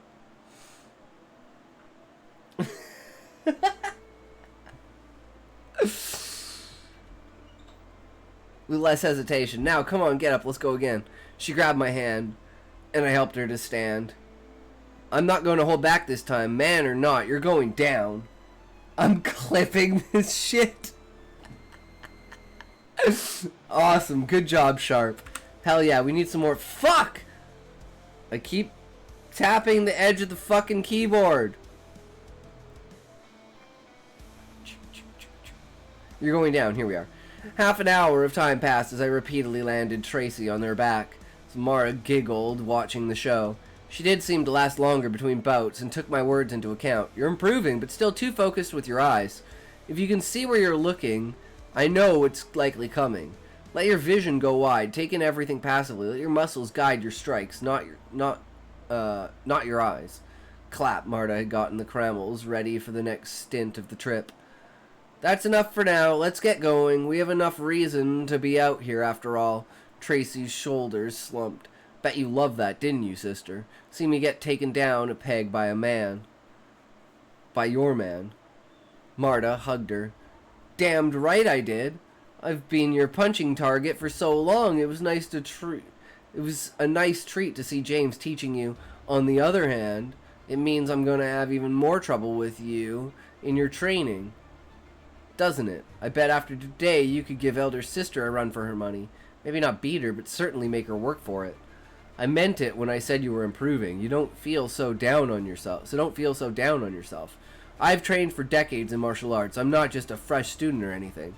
Had I been able to improve slightly, I'd have been a grand master within a year. Kung Fu isn't a basic art either. It covers many weapons, though the swords I'm familiar with aren't anything like the short swords you tend to use.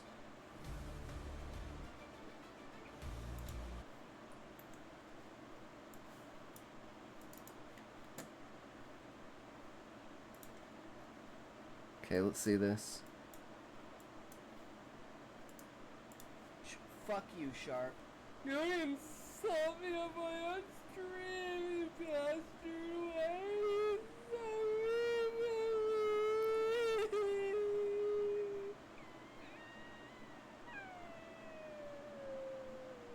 Fuck you, Sharp.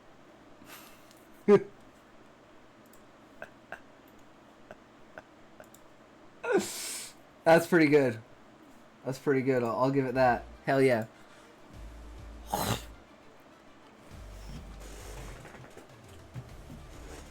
Hey guys, we try to have fun here, okay? We try to have fun. We try to fuck around and we try to have fun. Right? That's what it's all about. No other point to it.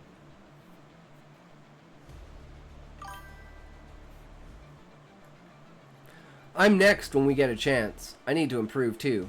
As much as I look forward to other method of getting me on my back, I really do need to improve my unarmed combat. Maybe if I had lessons from you, that stupid Dreadfang wouldn't have managed to slash me. My oldest brother would do that when the girls were throwing a fit in the back seat.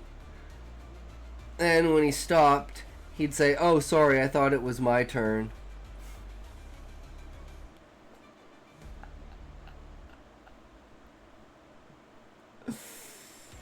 Oh, that's funny.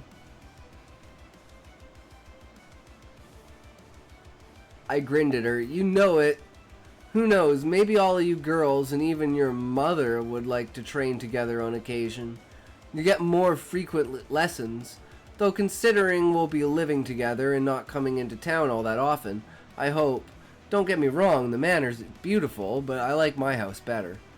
Could we perhaps stop by your house before you take me home? I'm very curious. Of course, sister. I know James won't mind, since your family. It's really amazing. Aside from the weird trees, you'd never know the house was there just by walking. Just walking by. I just nodded. Eventually, the port town came into view, and the smell of the salt in the air was heavy. It's crazy just how close we can be without knowing it. It always worked, too. The girls stopped throwing a fit and looked at him like he was the weird one. That's what you do with Karens when Karens are freaking out and then you throw a temper tantrum and they go like, I don't want to be anywhere near that. And it's like, exactly, bitch. Stop being a fucking Karen. Shut the fuck up. Why is Quoth just fucking there but not speaking? Probably because he's working on something in the background. He's in like 6 other chats. He may have fallen asleep. There's plenty of reasons why Callie's not responding. He's just chilling. You know? No need to bother him. He's doing his own thing. Eventually, the port town came into view, and the smell of the salt in the air was heavy. I had to look up which animal would be the Karen of the animal world for the last chapter. Or he's jerking off. He's gooning? He's gooning to the stream? I mean, I guess he could be. I know Smokey is. Somewhere out there, Smokey's gooning to the stream. Eventually, the port town came into view, and the smell of salt in the air was heavy. It's crazy just how close we can be without knowing it. Even the salt smell is blocked from our house. Now we need to decide where we want to set up our salt production. It needs to be accessible for the people here, but also out of the main traffic. Marta guided the Cramels. Okay, I gotta take a piss. I'll be right back.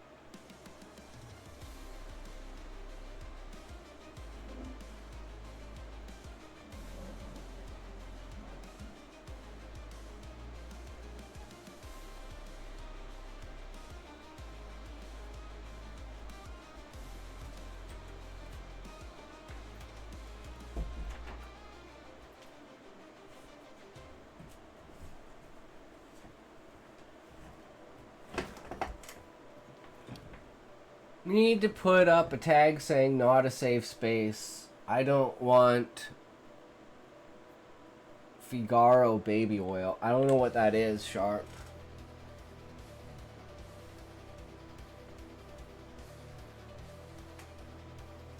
This is a safe space in the fact that you shouldn't take anything seriously. The ad I got? For baby oil? What the fuck, Sharp? We need to make a mold of your feet and pour silicone in it so we can send a toy. Plus, have an artist make it so it really looks like your foot when it's complete. That way, he can give himself a foot job. With the scars and everything on it.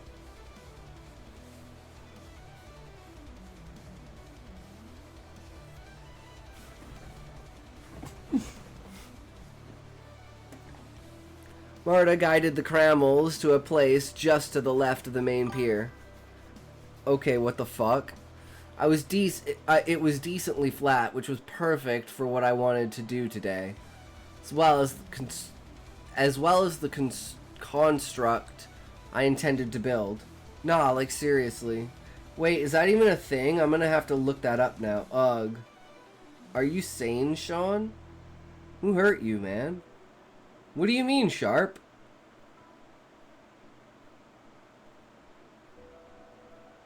We're toe connoisseur needs my feet.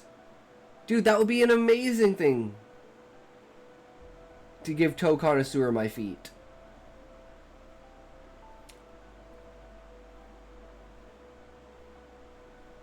Are your wives not satisfying you? It's not for him, Sharp. It's for Toe Connoisseur.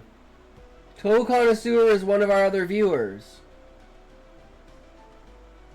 Sean is saying we need to make feet for him. Dude, one of the viewers who comes in has a foot fetish. I was having fun.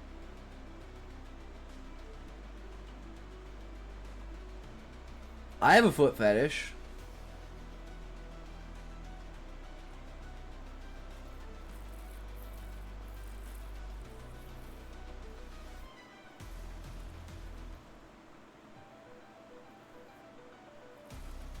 Side-eyeing you, Sharp. No, I'm just fucking with you. Damn it, Sharp, you got us. You fucker. Not many people one-up me. So, you still have to do it 10 more times, though. Good luck with that. Put my dick in your side eye. I wonder how that would feel. I mean, your dick's so small, I might not even feel it, right? My god, they do exist.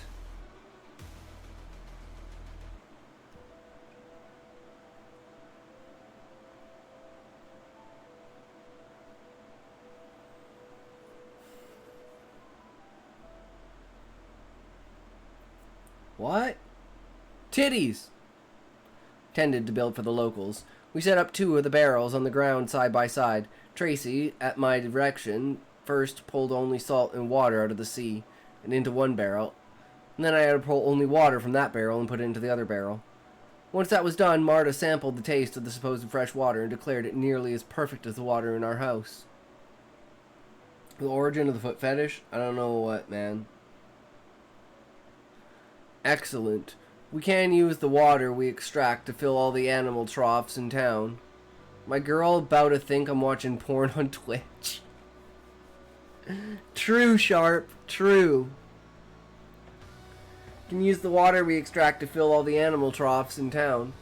Then we can offer to anyone who still needs to gather water for the day until eventually we just add it into the well. Don't strain yourself, though. Be sure to take plenty of breaks. When Chinese girls are put into their lilies, their feet were broken in such a way that it left a hole, which was supposedly one of the most exciting feelings for a man.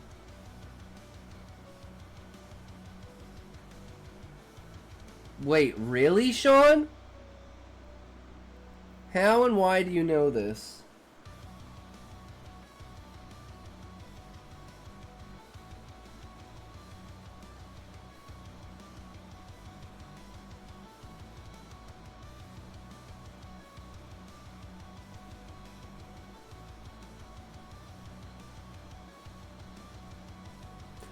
Didn't know it went that far. I knew it had something to do with, like, foot deformities. Like molding your feet in certain ways from, like, wearing different, like, things, like the Chinese foot binding kind of thing. But I didn't know it went that far. Sean just said, oh wait, let me just open Pornhub and search how foot fetish originated. That's how you learn things, Sharp.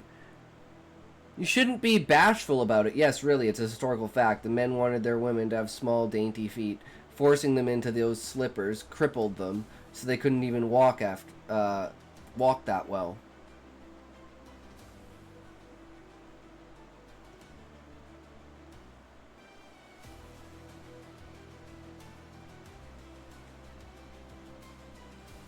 The brutality of the past.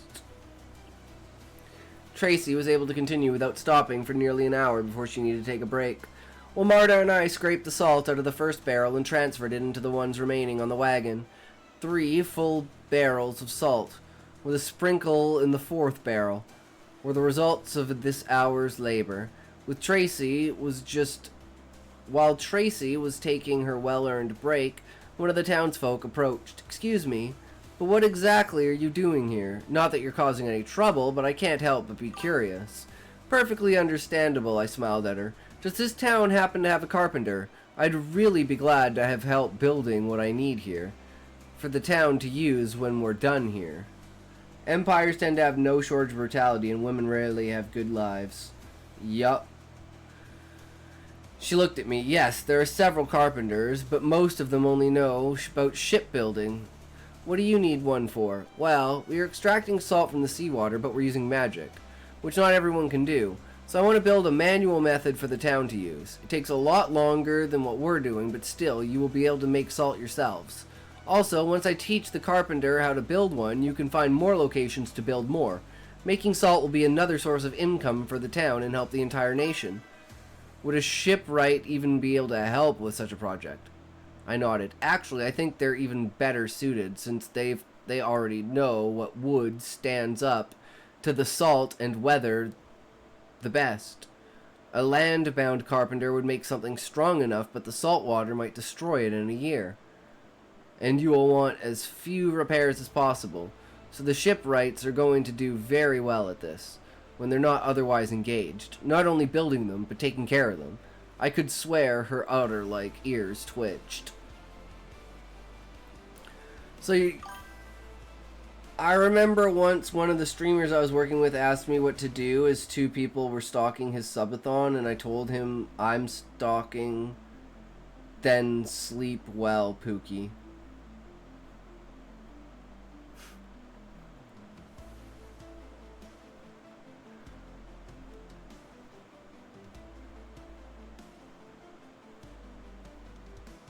Ugh, I need autocorrect.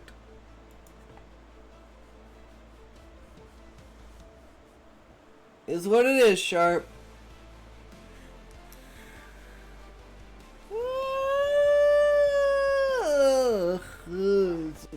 Suffer and das and burr and durfer perwer murder burwerford her. Downloading Grammarly right now. So you're making it so we can produce salt, and you want to teach a shipwright how to build this contraption for us to profit from. I nodded again. That would be helpful, and once it's built, which shouldn't take very long, I'll teach you how it's used. Well, not you specifically, but whoever wants to learn. She smiled wildly. Oh, I'll definitely be here to learn. Let me just run and get my cousin. She's a shipwright, and will happily learn to build this thing. With that, she ran off. It wasn't long before she returned, bodily dragging another woman behind her. Slow down. What's this about anyway? She was covered in wood shavings of various types, even in her deer-like ears. I think she's excited about us building a salt producer. We're making a banked salt flat, though it's an artificial one. The salt will get more intense as time goes on, so between that and the weather, the wood choice is something only a shipwright is capable of getting right. So saying, I took out the plans I had drawn up for the project and showed them to the shipwright. With the conditions you're describing, we need Crescel wood. It's not exactly cheap. This project would cost nearly a gold just for this one. I pulled out 2 gold coins out of my purse and handed them over. Do you have the needed wood in stock? I'd like to get it built today if possible, so I can demonstrate how to use it. Then you can build a second one later with the other coin. It's for the whole town's use to produce and sell salt. Anyone who makes the salt can claim a small keg worth for their own home as use as needed, though. She smiled. Yes, I have the wood, and I'd be happy to get this built today. The second one I'll build later, and others as the money comes in. With that, she went off with her cousin to gather her tools and the needed wood. Tracy, Marta, and I continued our work producing salt, and with our practiced teamwork, we were able to finish producing another 3 and a partial barrel by the time they returned. With 6 out of the 10 barrels filled, and Tracy needing another break, the shipwright and I worked on building the first banked salt table. The construction went smoothly, as I was no stranger to the work myself, and the shipwright was able to perfectly follow the plans I had given her. By the time Tracy was ready, I had already been able to explain the use of the table. The Otterkin was steadily working the construct. Once we had completed our work and were ready to leave, the first flakes of salt were already starting to foam on the salt bank. We'll leave you to it. I'm expecting great things from this town over time.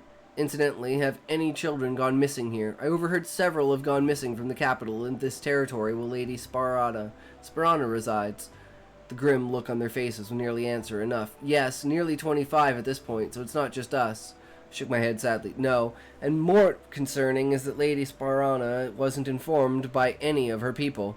Had I not overheard it myself, she still wouldn't have known. What? We sent 6 envoys to inform her over the last 6 months alone. That's what I was afraid of. Whatever is happening, someone in the bureaucracy is holding the information from reaching her.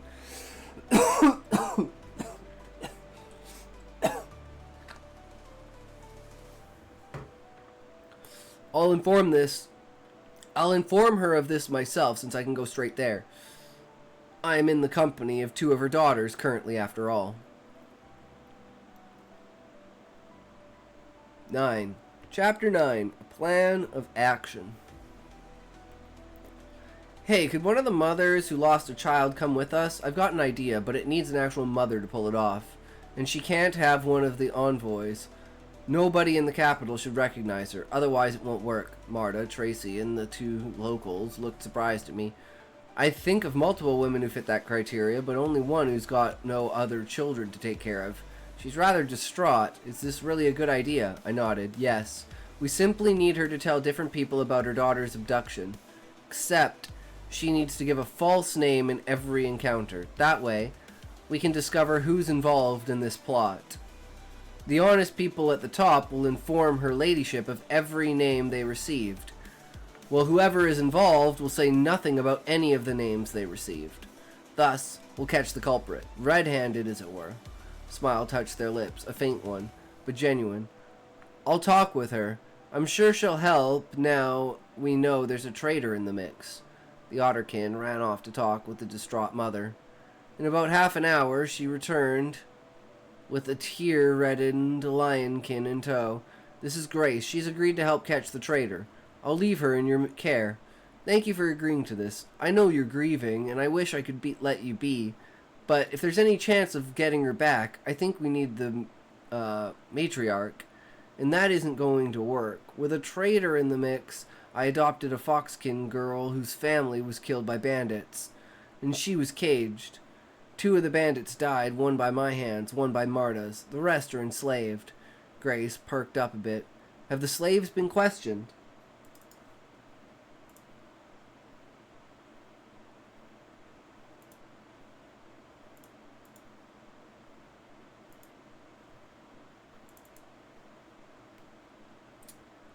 An American cheeseburger. Port is on the left, starboard is on the right, midship is in the middle, the place others like to attack. Don't forget the rudder. Your steering needs that. And the anchor only works when there is a dock to dock at. I mean, very insightful on American cheeseburger. This one has vocals on it. I hate these ones that have vocals on it. Let's just go back to the old stuff. Go back to the old ones. It's just a funny poem. Well, I highly enjoy it on American Cheeseburger. I guess that means, are you a writer? Are you a reader? Are you a purveyor of ideas? Do you enjoy creativity and imagination? Are you an explorer of the world of words? I'm Intoxication. Welcome to the channel. Around here we do tips and tricks to improve your writing, world building skills, social commentary to use as world building for taking things from the real world and incorporating them into your writing is a very way to deepen your way. Yes, yes, no, no, yes, and yes. Love it on American Cheeseburger. I know it's a lot to throw in there. It's just kind of my intro to give everyone this, you know, overwhelming, holy shit, there's a lot going on here. Because, yeah, holy shit, there's a lot going on here a lot of the time. I write. Ooh. Well, if you would enjoy, if you want to go into the Discord, we have the public stories. If you want to drop your stories in here, if you want me to read them, and the self-promotion, if you have anything that you want to promote, such as works that you've done or anything like that, or your channel or whatever, any type of self-promotion, feel free to drop that in there. But yeah. Right now we are reading Sean's story, Treehouse Isekai. I would love to see your work and hear your work if you are willing to share it. Mostly do poetry right now. Oh, that's really cool. I love poetry. We have like an entire section. If you scroll down on Twitch, there's 2 entire sections for the community poetry for Twitch and the community poetry for Kick. Sure, I can share some short ones here. Hell yeah.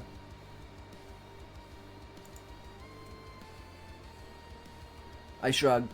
I don't know, we didn't even know about Gabby when we turned them in, but would they even answer honestly? Grace looked at me surprised, only to then really see me. Oh, you aren't from this country, so you don't know how our slave collars work. They force not only obedience, but absolute honesty. If they are asked, they can't lie or even refuse to give a full answer.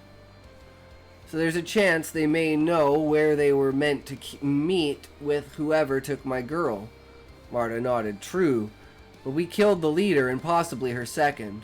The others may not know anything, but it's worth an attempt. Hopefully they haven't been moved yet or replaced together. Best be off now. Less time wasted. Better odds of solving this mess. Spare me the nightmare. Spare me the dreams. Let me rest. Damn you. Let me sleep. Nice.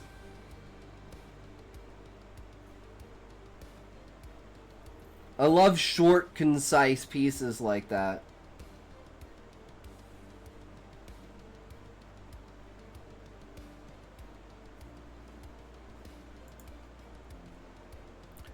The trip back was as uneventful as the trip out had been.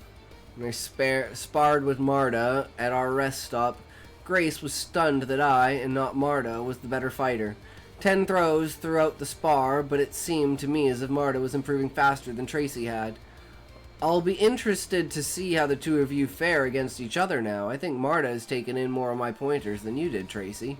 Tracy, for her part, pouted and clicked her tongue in frustration. Do you wonder where the blackbird flies over mountains and streams through the tempest's eye? Its wings a glistening sheen, its eyes a brown lie, its voice like a whistling raindrops in the night. Little black birds in the sky bring thee sweet dreams until the dawn's early gray light. Ooh, nice. It's like the shortest blues song. I didn't wake up this morning. Written by Blind Lemon Yankovic. According to Weird Al's special, anyway. Lurking right now. DM or ping if anything. Work. True, sharp. But your story's up next, man. I'll ping you when your story's ready. I'm a fan. Nice. There you go. You're already fitting in perfectly, cheeseburger. Tracy, for her part, pouted and clicked her tongue in frustration. Whatever. Marta looked stunned. Wait, were you deliberately not telling me what I was doing wrong? Tracy's response was to look away in shame. I sense some payback in your future. Tracy, maybe not the smartest idea to withhold training from your sister. It was bound to catch up with you eventually. Hello! Oh, hello, Muffin! Oh no, my sub! Yeah, all the subs ran out. All the gifted subs ran out. Boo-hoo, right? Sucks. Sucks. But it is what it is, right? I'm sure somebody else will come in and do 5 gifted subs for everyone, right? Wink, wink, nudge, nudge. This one isn't mine, but it should be read on principle. When I was a young girl, I saw boys in dress pretending to be men as they marched off with rifles in hand, children set to fight a war, not their own. It was the last time I saw my brother, 75 long years ago. Damn, that's powerful, cheeseburger. Holy shit. Yup, pretty fucking much, right? The fact that, like, in America, you can be drafted for the war before you're allowed to legally drink alcohol definitely means you're not recognized as an adult. Hope you got your work of Scrivener already. No, I bought it, Sean. I fucking bought it because I'm a piece of shit. But it proves my point of the reason. Nice name on American Cheeseburger. Thank you, Cute Muffin. It is a great name, I will say that. No! If it's not American, what is it? I think an American cheeseburger is like a 6-layer, like, massive fucking beast of a burger. An un-American cheeseburger is like a McDouble or a Big Mac. It's like imitation bullshit compared to like a real fucking burger. But that's just me. Let's get it from the source. Our cheeseburger recipe is a secret passed down for hundreds of years by Shalom fry cook monks in the lost land of corporate America, which was invented in 1785 by Lord Jesus the Great, who fried for our sins. Oh my god, I fucking love it. No American cheeseburger has the fake oil cheese grossness on it, as opposed to having real cheese.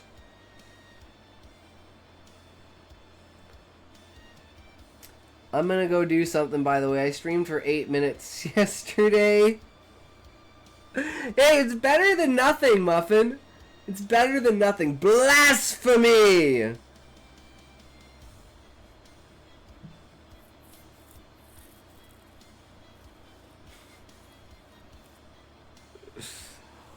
Yeah, I don't know. I'm not American. I'm Canadian. So I don't want to get involved here. I am cordially absolving myself and what's the word? What's the word? Accusing myself. I am accusing myself from the case because I am biased. If I catch anyone putting American cheese on a burger, somebody gonna get hurt real bad. Somebody gonna get hurt real bad. Somebody gonna get hurt real bad. Somebody gonna get hurt real bad. Somebody gonna get hurt real bad. Tox didn't notice me. Callie, what do you mean I didn't notice you? What did you didn't? It would be more French. Didn't I say that? I read it. At least it wasn't me, Callie. Maybe I read it in my head and I didn't say it out loud. American cheese is either A, the best thing you have tasted, or B, the most heinous thing you've ever laid your eyes on, God's green earth.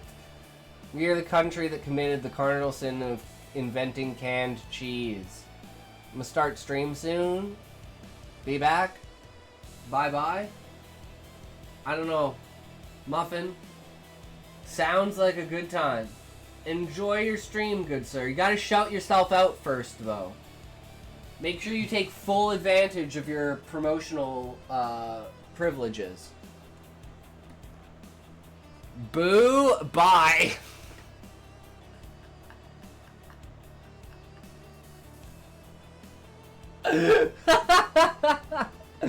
True, Muffin. We also invented Spam, for which I am eternally embarrassed. Speaking of cheese, you know Canada has a strategic maple syrup stash, while America has a strategic cheese reservoir of about 1.5 billion tons hidden in over 350 bunkers and caves all over mainland America. Yup. Every country has some sort of insane stockpile of something that's like basically a national treasure of like food source of some kind. It's actually crazily insane. You have to come to the startling realization that there is a more than a zero-sum chance that in World War III, one of those facilities are going to be mistaken for a government site. And when it's nuked, we are all going to be drowned in a tsunami of radioactive nacho cheese. I love the way that you think, Cheeseburger. I absolutely love the way that you think. Fuck yes, that's amazing. That would be an epic fucking story. And it's like somehow an area gets nuked, and it's like one of them's the cheese place and one of them's the syrup place, and it's like raining like acid syrup and like acid cheese. And it's just like, oh my god. The idea is spinning through my head. I want to stream tomorrow and do the exercise to talk, but I'm not asleep today. It's not my fault that you're not asleep, Callie. I can't be held accountable if you want to stay up and watch the stream. Okay? I'm only here to facilitate putting out the content that you may be able to want to watch. No, it's going to be worse because due to some strange chemical, it'll be radio inactive instead, sucking all energy from everything it touches. It's like a negative radioactivity. It is your fault!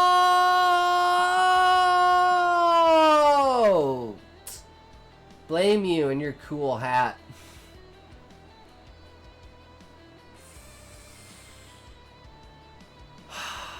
What's the world coming to that someone thinks the Meeseeks hat is cool? Fuck. What a timeline. North America becomes the radioactive wasteland of maple syrup and canned cheese. Exactly, negative radioactivity with a half death instead. Instead of half life, half death.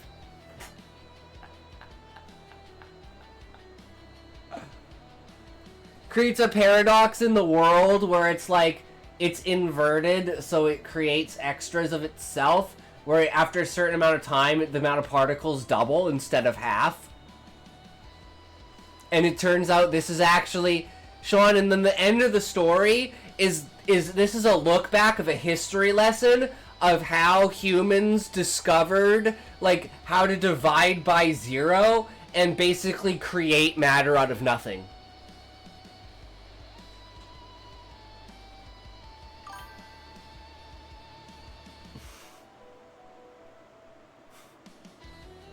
So we didn't realize that dumping the radioactive waste on it will neutralize both.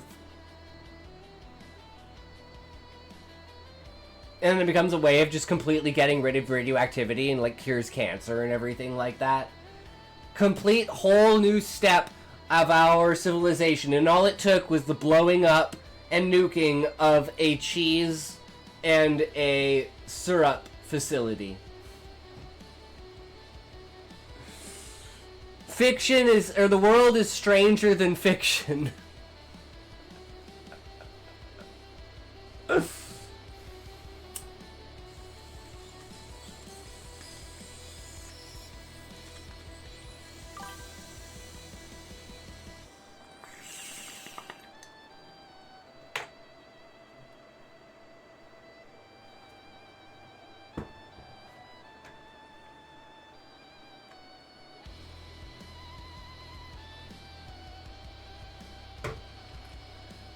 Next Fallout game will only be realistic if it's raining cheese. True.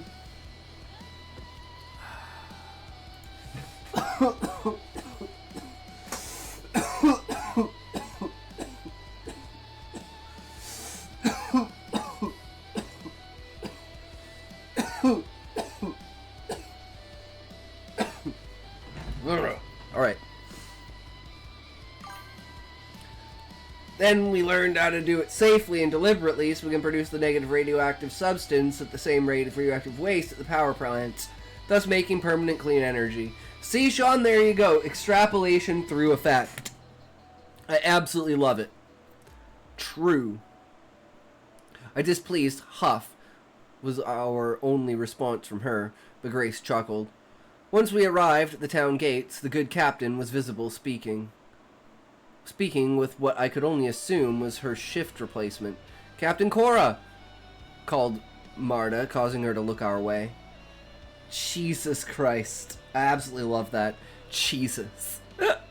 we need a Cheesus because we have a Beezus. Because Beezus isn't here, and Beezus told me to switch to Scrivener because Beezus said that if I liked Scrivener, he would buy it for me. And after like 5 months of being in the stream, he disappeared. Fucking Beezus disappeared. He's just gone. But he's been uploading his chapters on his story on Royal Road. So I know he's not dead. He's out there somewhere. Sadly, 50% of the world's population will have to die in horrific manner before we finally get to that point. More than that, Sean, I think. More than 50%. And that comes down to, like, population density. Cheese and rice sat on a bench. Someone cut the cheese.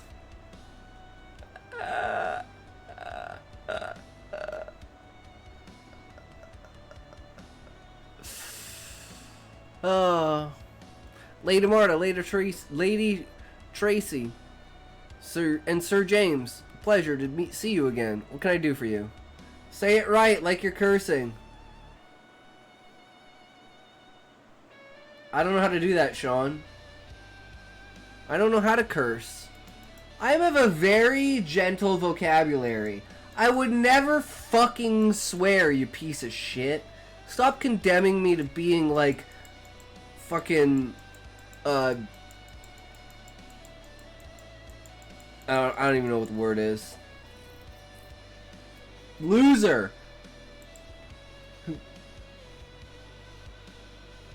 Vanilla. That's the word I'm looking for. Vanilla. Cheese and rice, sat on a bench. Don't try to tell me you don't curse. I don't fucking curse, okay? I don't like swear words. They're fucking bad. You shouldn't ever use words like shit, fuck, or bastard, or dildo. I mean, what?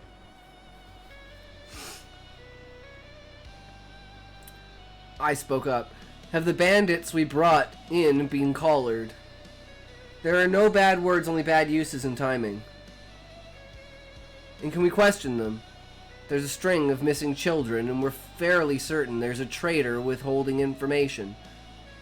Not my Minecraft Christian server!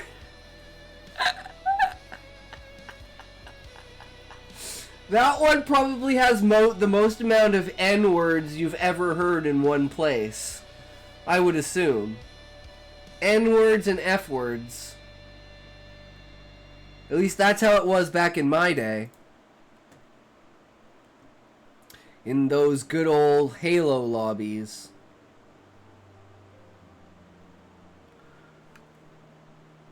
Grace here will be reporting a real crime. Like nice and fabulous?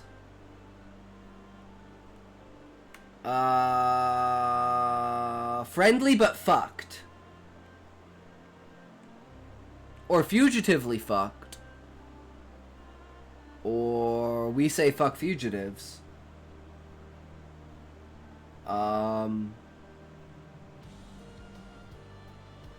Funny flusterings? You have the crucifix begin made out of dildos on the tame end. Crucifix begin made out of dildos. Well, let me just pull out my dildos and may the power of Christ compel you. May the power of Christ compel you. Isn't that like something from Scary Movie? Didn't they? Isn't or like something? It's they've definitely done a parody thing where they've used dildos as a crucifix. I'm like 100% sure of that. Unless I've watched a really, really fucked up porno. Which is very, very likely.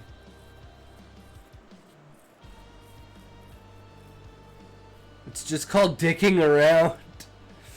Then the demon gets an orgasm. Do it again!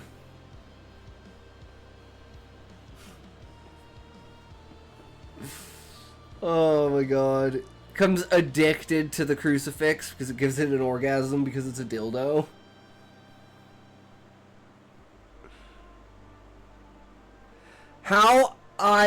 This is the new isekai title, guys. How I trapped my demon wife with a dildo crucifix. Harder, father!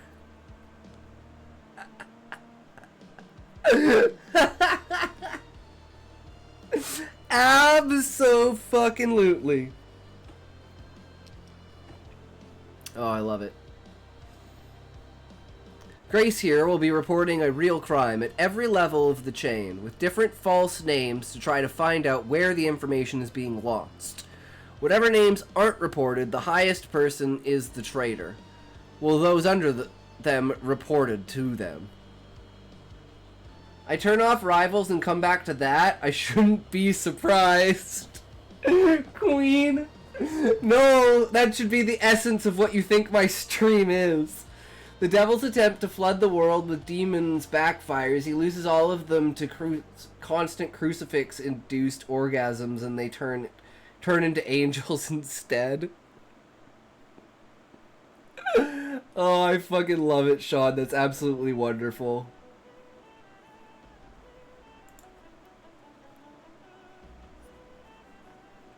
They have indeed been collared. And if you don't mind, I'll question them and come for a visit at the manor.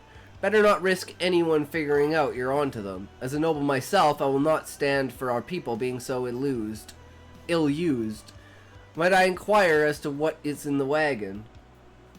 What in the Corn Hub Coke dream? Man, I was watching anime summaries. What is this? Power of Christ literally compelled them. Lol. Callie Queen! This would be my anime title. Or my isekai title.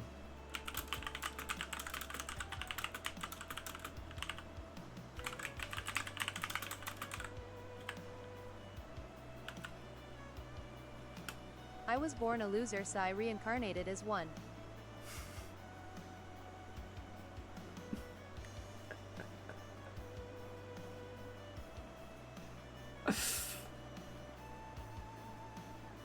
And it would just be like the most terrible isekai where it's like the character is literally completely compelled to like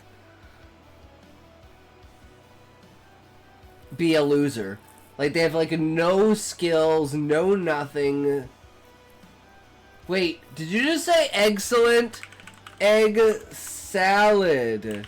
Yes! Someone else who says like excellent! It's egg salad! Oh my god.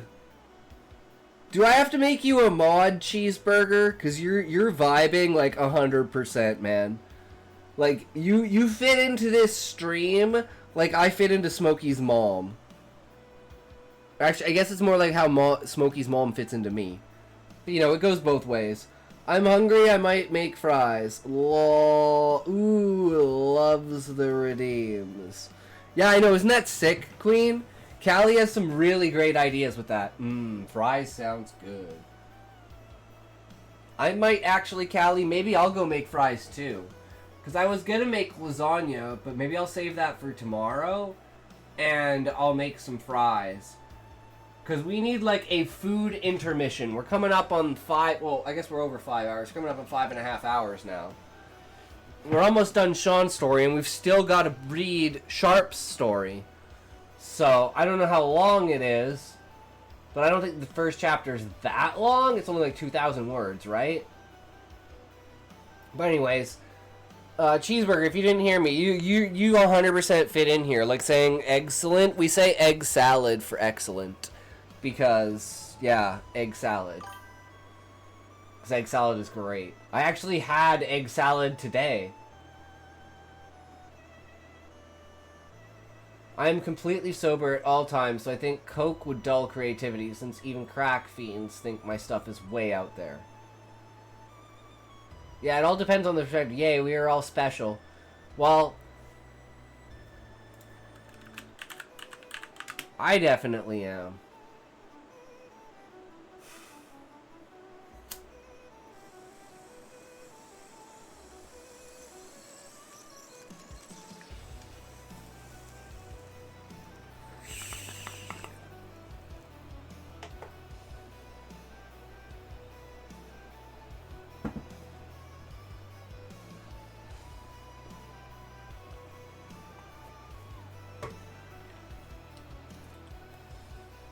I was almost in special ed, but the principal stood up for me.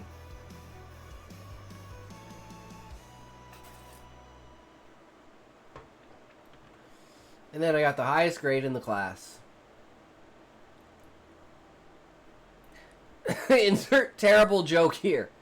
I'm not going to say what the joke is, but you can all... Guys, I love flexing, if you noticed. That's a good thing, Callie. You're good at promoting yourself.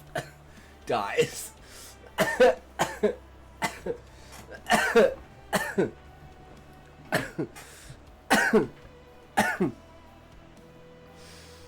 Oh, unfortunate, but true. Your mind goes to terrible places. Highest grade. No wonder you almost got into special ed. No toking before class. Wrong pipe. Talks your anime girls are... Stop them. You like my new anime girls, Callie? I got 2 hours of Anime Girls. Tomorrow we'll have 4 hours of Anime Girls. And the day after that we'll have 6 hours of Anime Girls. And then after that we'll have 8 hours. And eventually I want to have 14 hours of Anime Girls. That's a lot of disk space though. So maybe not. You know, maybe keep it to 2 hours.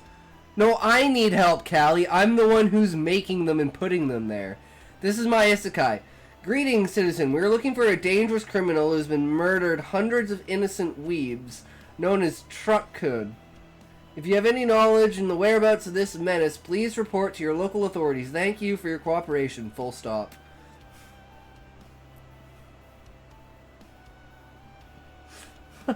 I love it. I love it, Cheeseburger.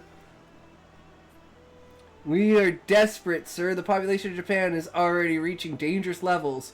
And frankly, between Godzilla and yanderes, Truck-kun must be stopped before our tax base. I mean, valuable citizens. I mean, goddammit, we're trying to save people, alright? Truck-kun got isekai'd. One of their targets managed to kill her.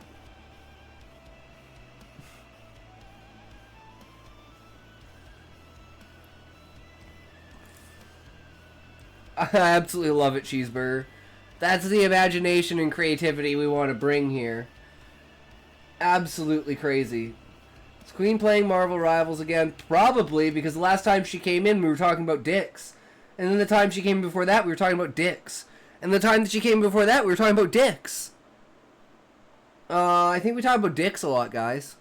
I opened a barrel and motioned her over. 10 barrels are the same. All 10 barrels are the same.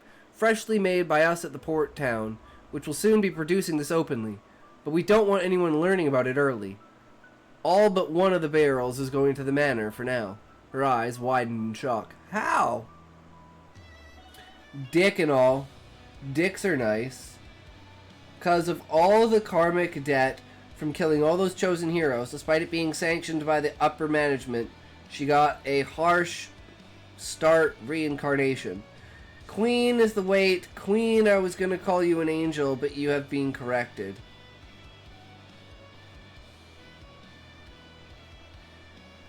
Water magic, believe it or not, Tracy was a real workhorse. Workhorse? Not sure I understand that.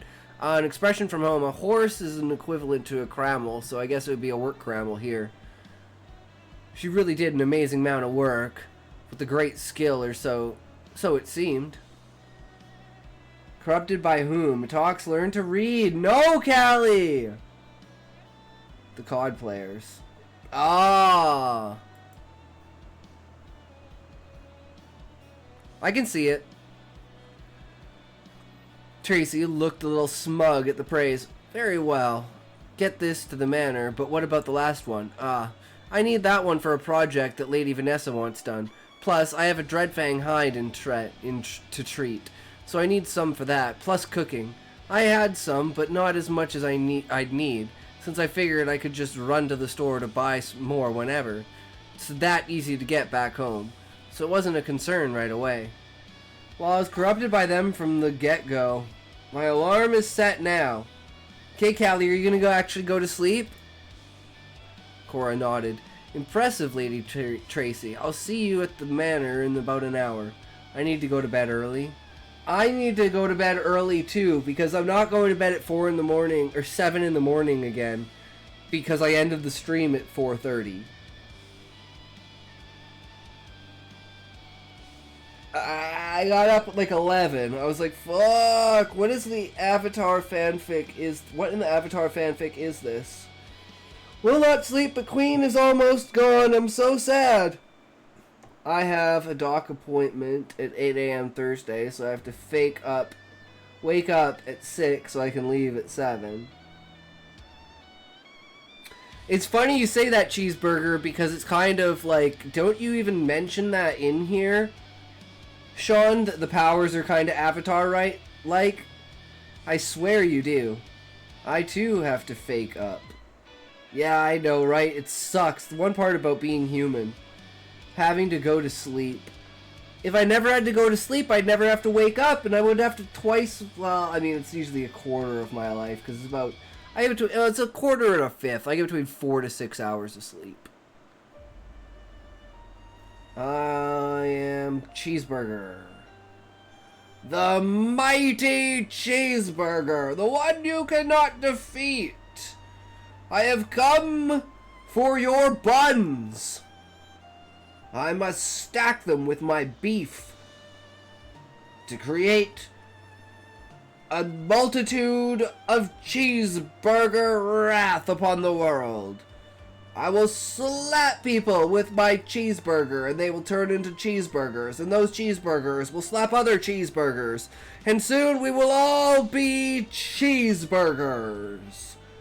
I will highly enjoy this life, and there will be one man who will rise above them all, who has a larger stomach and a larger mouth than even magic, and he will begin to devour the cheeseburgers. Now, guys, this is where the story gets really, really fucked up, okay? So, warning. And then after eating the cheeseburgers, when he shits them out, the people come out of his turds like they're cocoons, and they're reborn from his shit.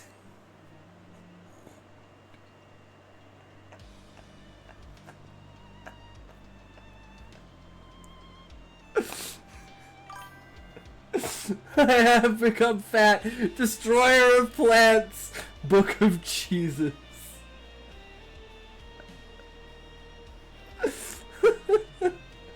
Cat say to cow. Cat says to cow, I love you, cheeseburger. Cow replies to cat, I love you too, Kung Pao chicken.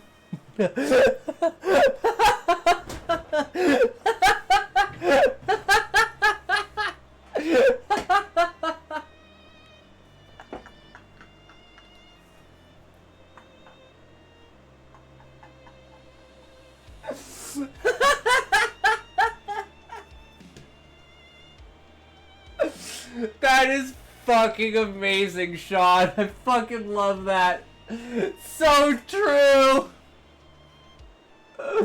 And now I am become cat, destroyer of temptations, cat food.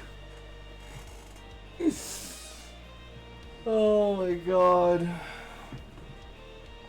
Oh, we definitely like to have fun here, guys. We like to have fun. That's what it's all about. Woo. Alright.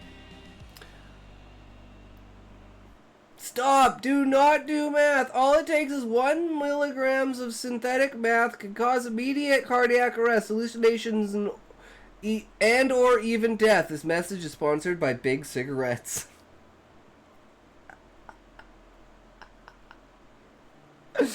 Oh my god, that's so true! Cheeseburger, oh my god. Oh my god. You know what I need? I need to go buy some tobacco. That's what I need. I don't know how much because I can't count, but I'm definitely going to go buy some tobacco, guys. I don't know why, I just have a craving to. Never have before in my life, but you know what? Let's change that, you know? Dig into China because she is pooping, getting in trouble because she is snooping. Knocking glass vials off the table because she is able to be a very naughty girl. Help, Queen! We gotta clean up this chat.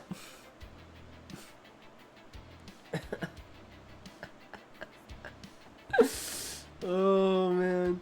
Well, take care now. I gotta go help overthrow the sovereign government of Narnia to replace it with a dictatorship sponsored by Big Cheese. Anyhows... Yeehaw!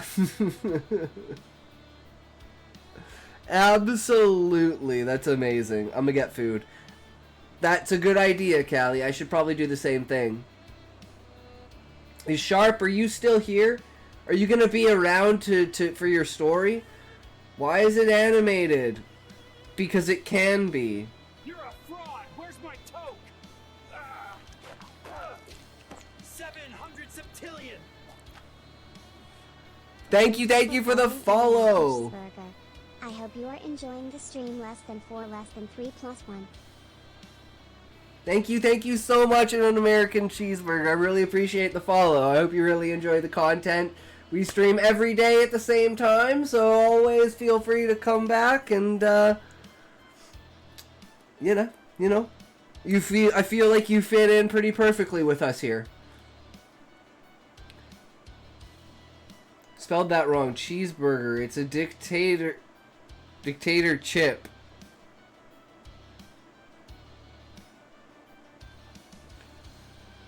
Do you put chips in your hot dogs and hamburgers? Answer honestly. How am I gonna start the One Punch Man challenge if I don't sleep? Through willpower and strength of perseverance, Callie. Wait, I like spinning in circles.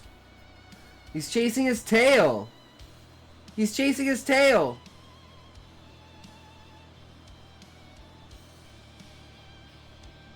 Go sleep, Callie. Callie's making food, though. Don't tell Callie to go to sleep once he's making food. He might leave his food in the oven. But I don't have to take a tail. Okay, Queen. Cora nodded. Impressive, Lady Tracy. I'll see you all at the manor in an hour. We'll probably take at least that long to make all the reports, and list which fake name was told to which level. Be safe and secretive. She smiled at that. Not thinking of taking me as a breeder, surely. I wouldn't mind, but there's no chance I could afford it. Second daughter or no, there's only so much a lower house can afford. And I haven't nearly earned enough to pay for breeding. She was about to leave when Marta spoke up. James is unique compared to the men here. I, for one, wouldn't mind if he chose to offer you the same he's offered me. It might take a little while before he's ready for that, though. It is a big decision when all is said and done. He requires a lifetime bond with his breeders, and it isn't something to be taken lightly, but money isn't a part of it, at least not directly. I've never used an oven. I've used a stove. Lol. Wait, you make fries on the stove, Callie? Like in a pan? With like oil in it?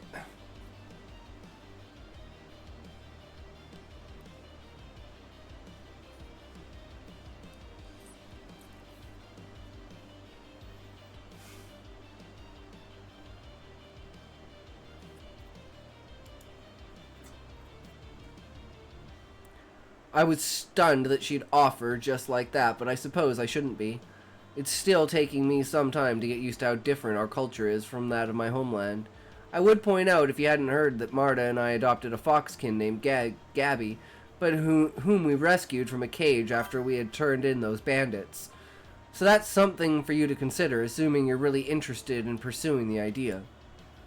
All I know how to make is scrambled eggs, and once I made crab cakes with carrots and potatoes, and I was learning how to cook lamb and chicken, and I learned that spicy mustard is not that great with lamb.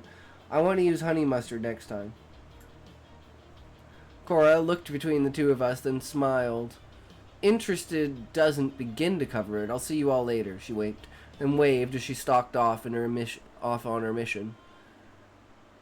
There was prey to find, and she would find it.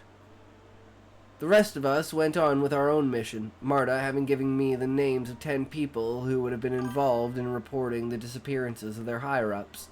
I added the fake names to each of those as we reported them. Grace didn't need to fake her distress since it was heartfelt, and her tears were obvious. We had created a story where the lower levels couldn't handle her right then, so she was sent directly up to the next tier office. Guys, I suck at sucking. I'm back! Perfect timing! Welcome back, Sharp! We're almost done with Sean's story, which means your story is up next.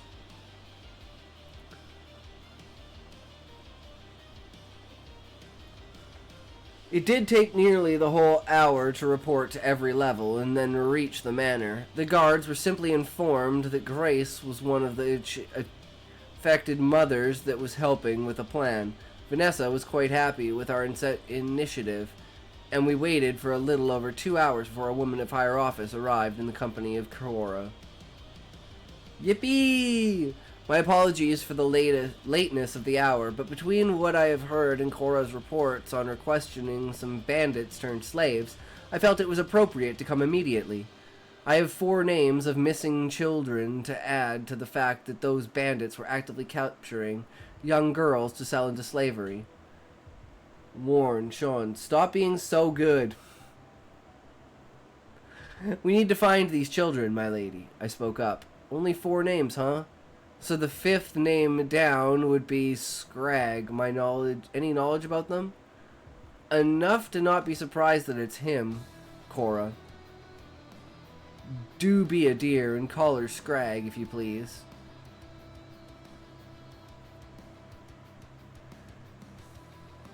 There's room for 1. Only 1. Mood.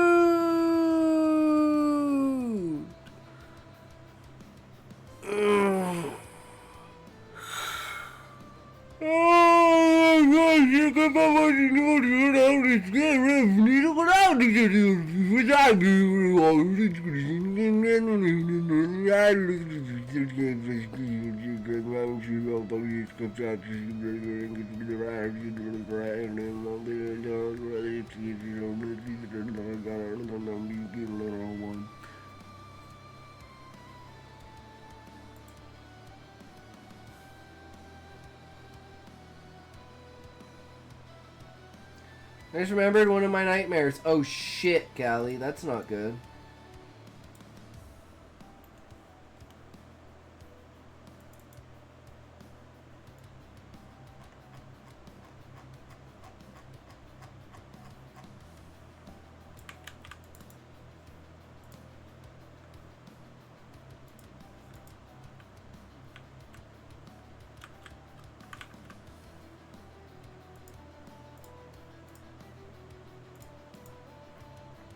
Judgment Day, final draft.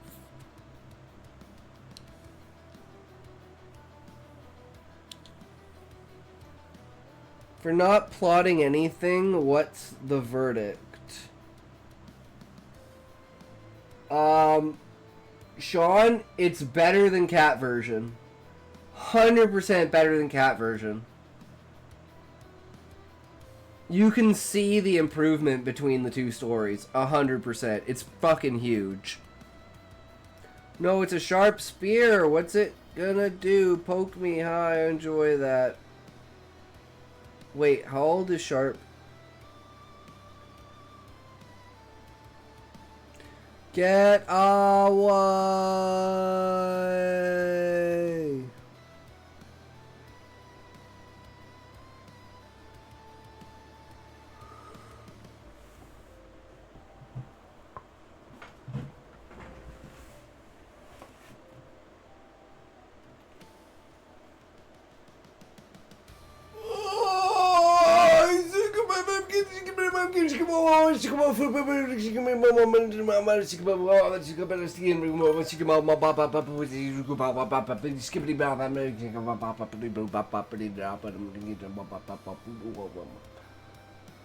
Too old for you, Callie? Sean, bad. Spray you. Let the terrible jokes rain. Sean invented old people. Sean is the oldest person I know in my stream. I don't know how old the Tiger Wrights is, but Sean's here every day, and he's 46? Or are you 47 now, Sean? I don't know when your birthday is. Sean dated Cleopatra. I am in my 40s, so yeah. I'm only 34.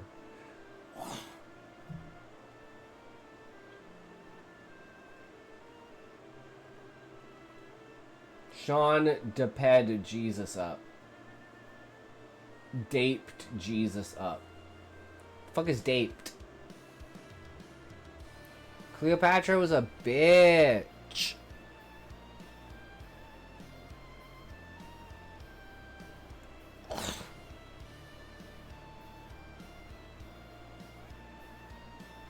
Dap? I think he meant dope. Fuck.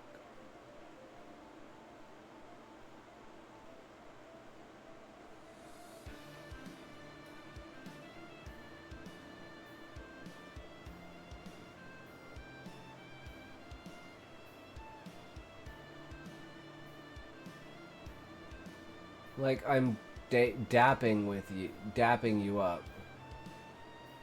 Like a high five. Jeez, boomer. Fuck does that mean in common English?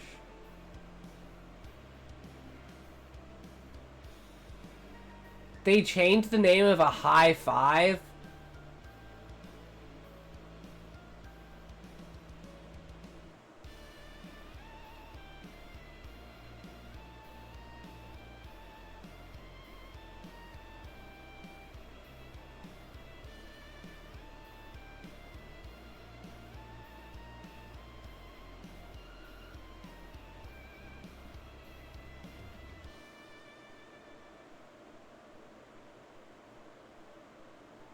Can't explain boomers what a dap is. Google it.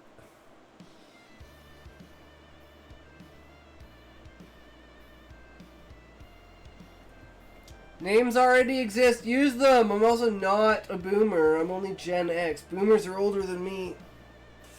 Yeah, my parents are boomers.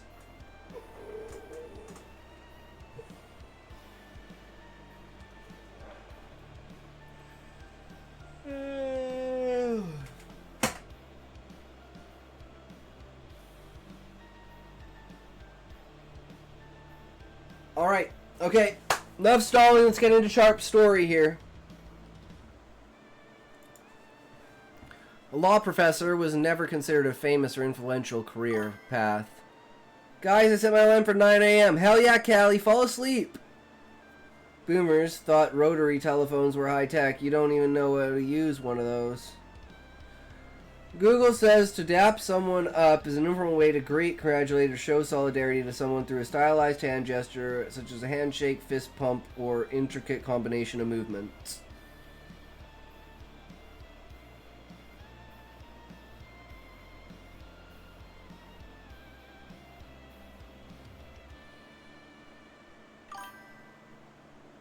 Alright. Google accepted information from anyone. That doesn't make it true. That sounds like Urban Dictionary. I would accept that as an Urban Dictionary definition.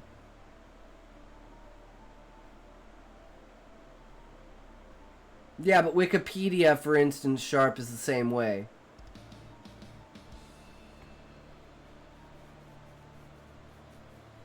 But it's a cultural phenomenon.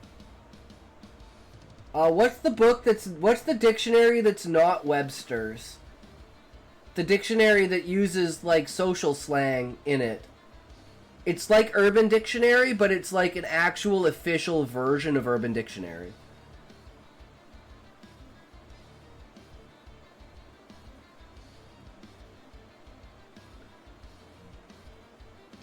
To the point it has, like, a GG in there. Which is, like, good game. Or like, good luck, have fun. GLHF.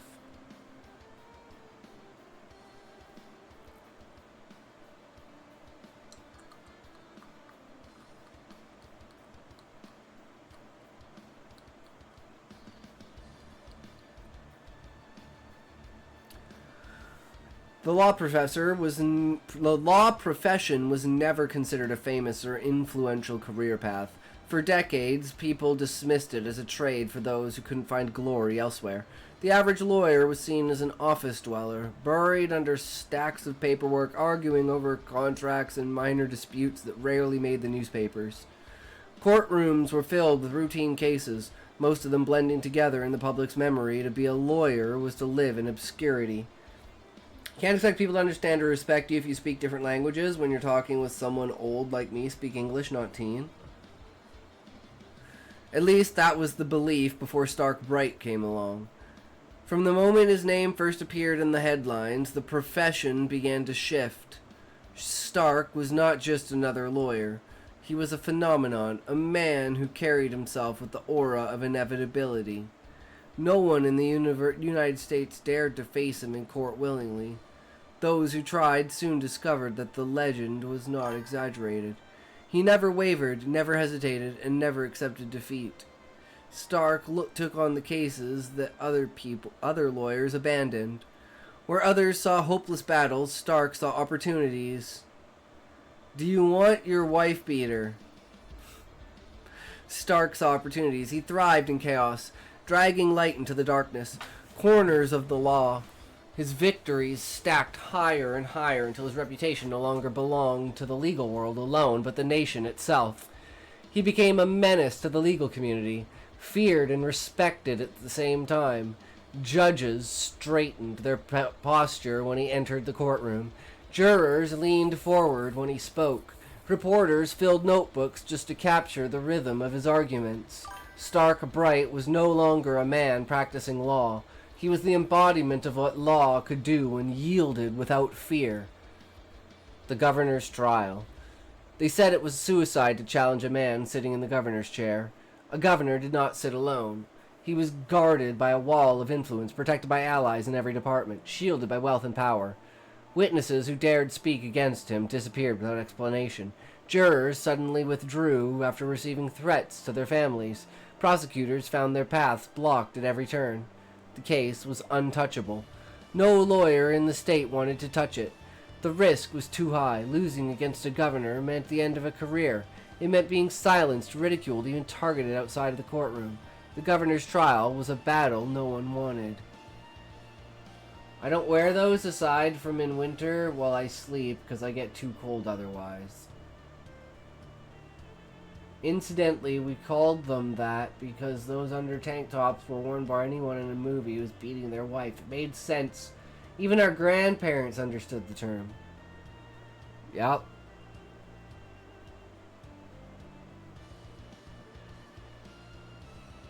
The governor's trial was a battle no one wanted, until Stark Bright arrived.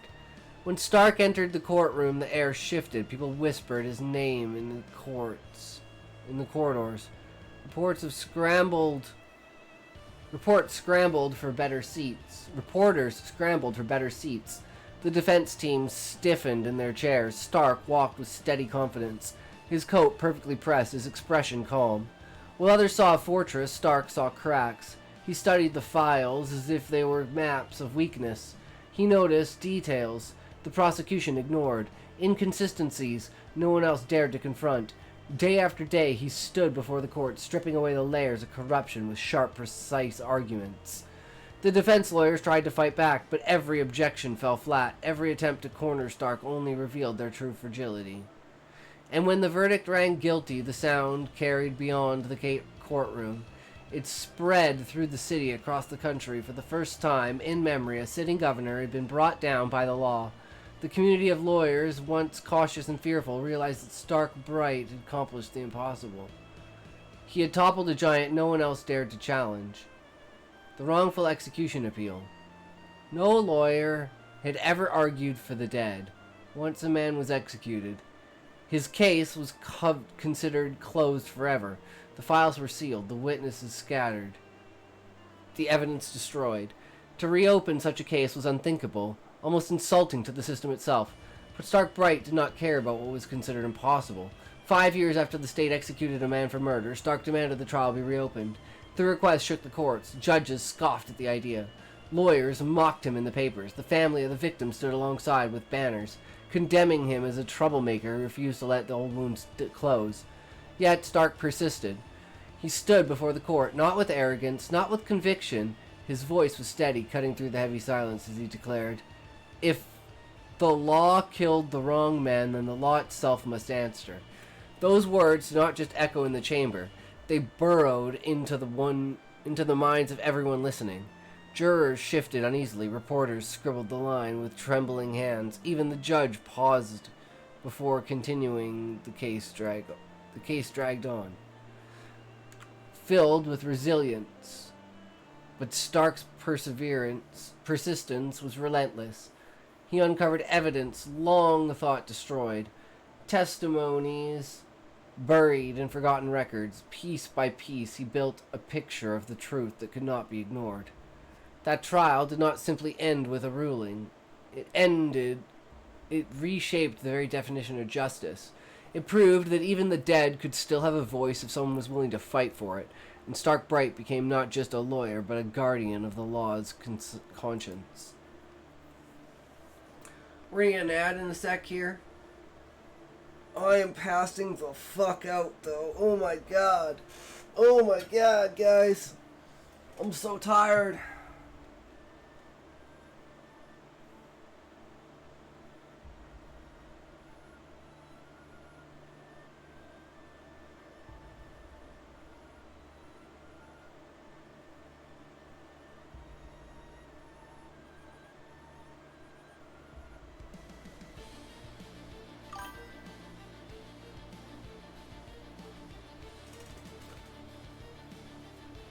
Normally I go for 9, but yesterday we went for 11, and I woke up at like 11, and I went to bed at 7, so I had like 4 hours of sleep. And then we wrote like a ton today, so I was already like creatively drained. And I'm fucking starving.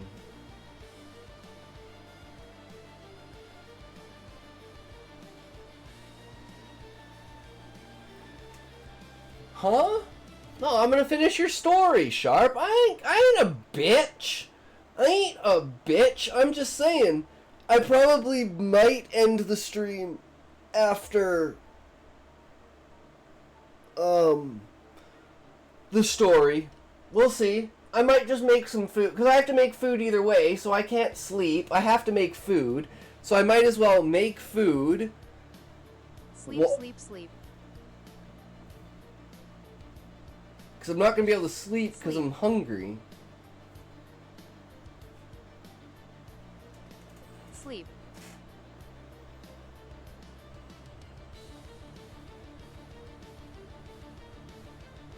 Sleep.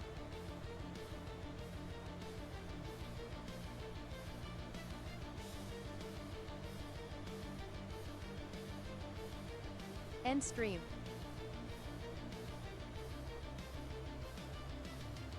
End stream.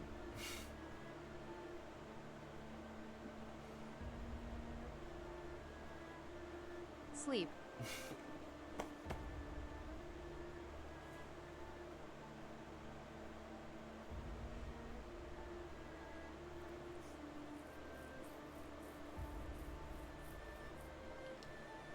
I'm guessing you didn't hear what I said, Sharp, because you were in an ad. Go to sleep, goo goo gaga, time for you. So I'm starving, so I have to eat either way, Sharp.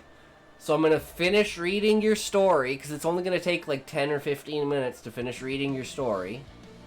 And then after finishing reading your story, I'm probably going to go put on some fries, and we're going to watch some Mr. Ballin. And then probably after eating and watching Mr. Ballin, we're probably going to play Path of Exile for like half an hour or 45 minutes, maybe.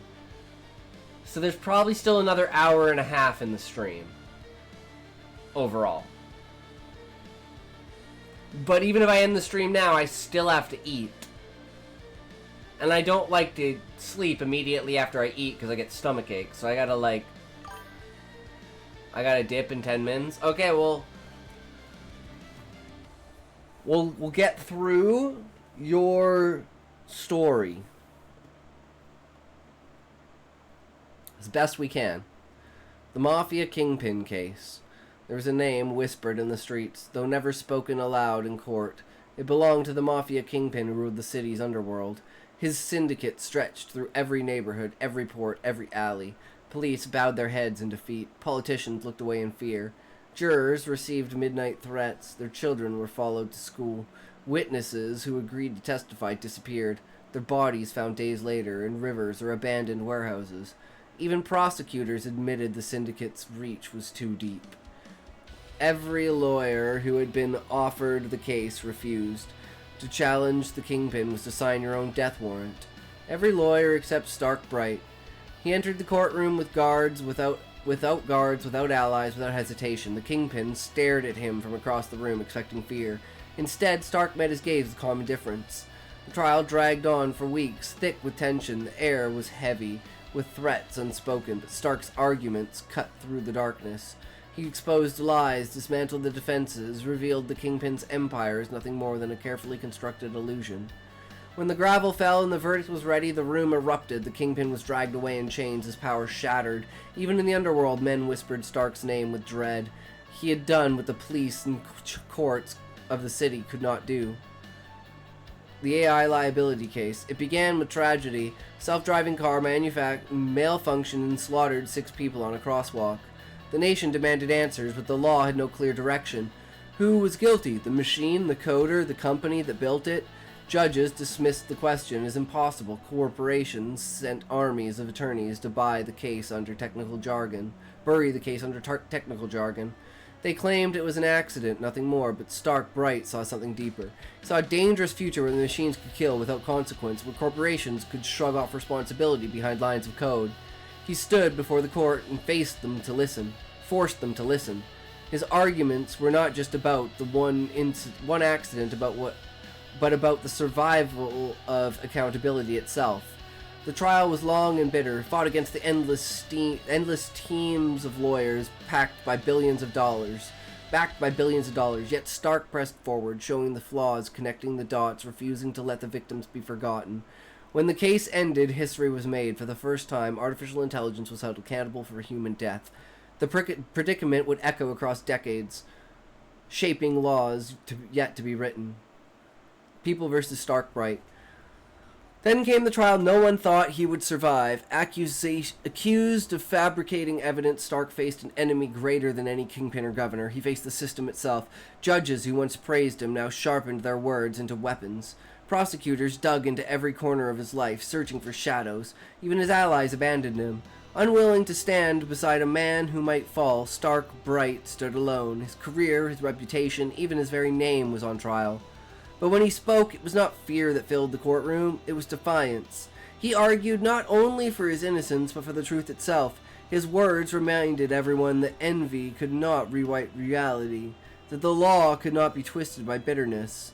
When the jury returned with not guilty, the sound was not just a victory. It was a storm that swept across the legal world.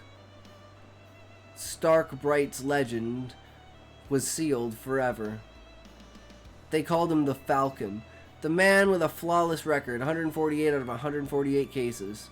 Won 74 of them before the Supreme Court. His victories had made him untouchable. His name was etched into the history of law. But this story is not about Stark Bright. It's about the one lawyer who defeated him in his 149th case. That man was Victor Wade. A lawyer so small, so forgotten that few even knew his name. A man barely able to find a single case, drifting from one courtroom to another like a shadow. Yet fate would place him against the Falcon himself.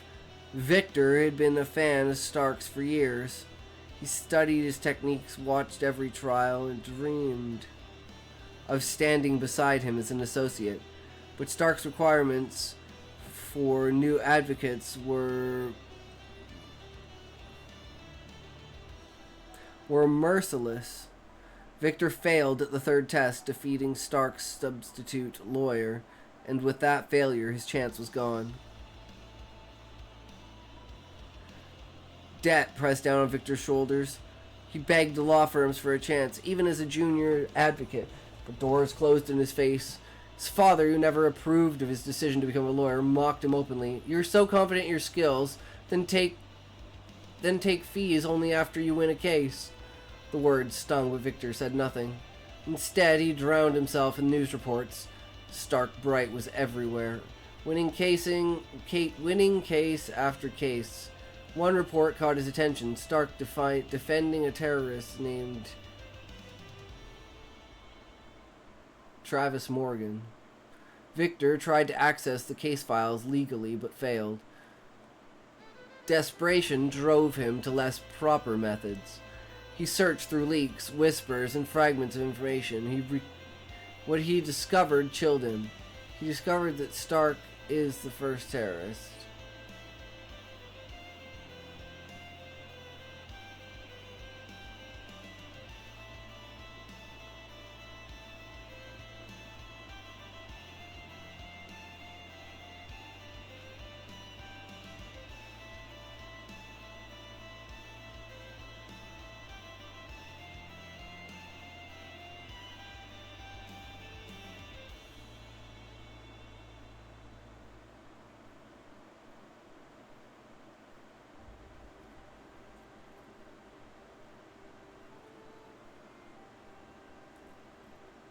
Travis Morgan was not being treated as a minor threat. Under U.S. federal law, terrorism was divided into 3 categories: domestic threat, city-level threat, and national threat.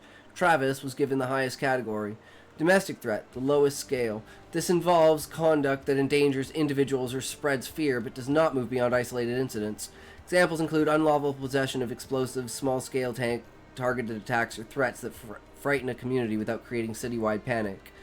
City-level threat, a medium scale of terrorism. This covers acts aimed at crippling a metropolitan area, such as coordinated bombings, cyber attacks against infrastructure, or hostage situations that disrupt commerce and public safety. These are handled both by state courts and federal agencies like the FBI and Department of Homeland Security. National threat. This is when the attack or conspiracy directly targets the country's security, its government institutions, or seeks to destabilize the United States as a whole. Under laws such as the Patriot Act in 18 USC 2332B, these cases bring the full weight of federal prosecution, with the Department of Justice, federal intelligence, and even international law stepping in. Victor sat in his study, staring at the flickering television as anchors shouted to their microphones. He felt a pit in his stomach stark, bright.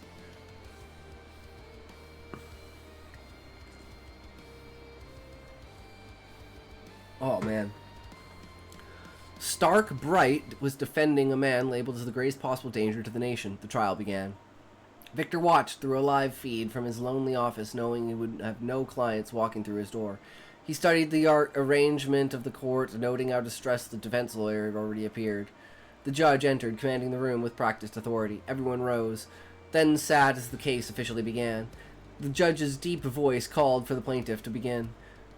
Stark Bright stood, adjusting his expensive coat, his every movement smooth and deliberate. "Your lordship," he began, his tone steady, it is a great failure of law that we are even having this trial.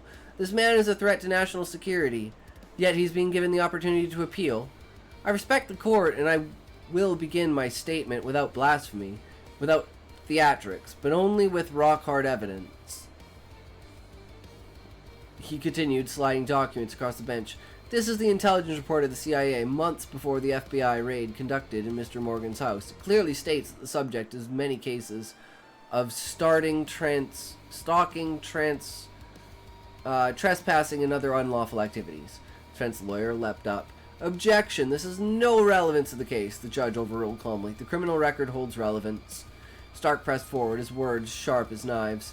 This so-called innocent man has been meeting multiple revolutionaries who conveniently happen to be his neighbors.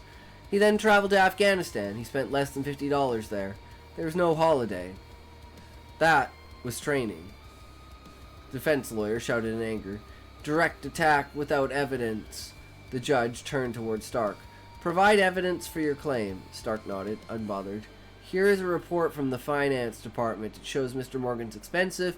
He donated $40,000 to a charity. That charity, as the CIA confirmed, was shut down for funding terrorism within and outside of your country. Talks, do you keep getting friend requests once you went in that Discord? Yes, Callie, it's really fucking annoying.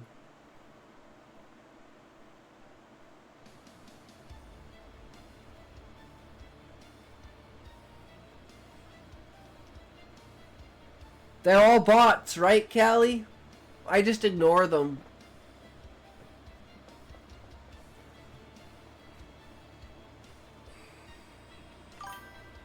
And they seem to leave the Discord immediately. Yeah, they're bots.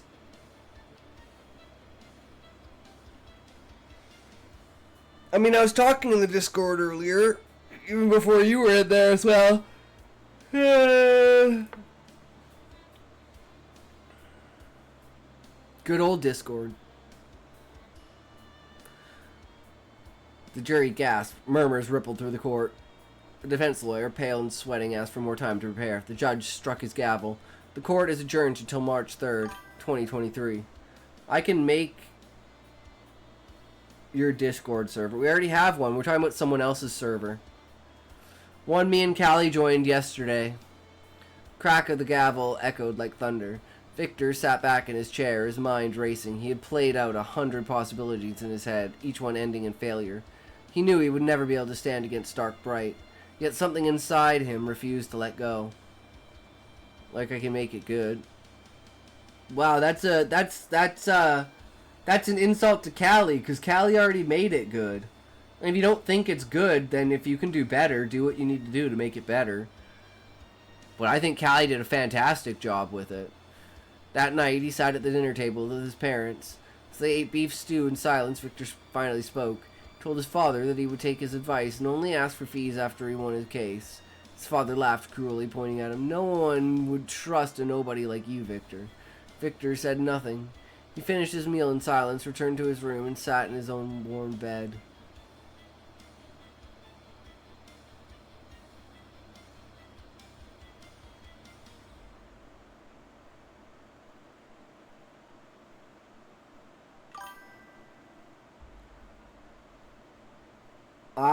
How do I give you permissions?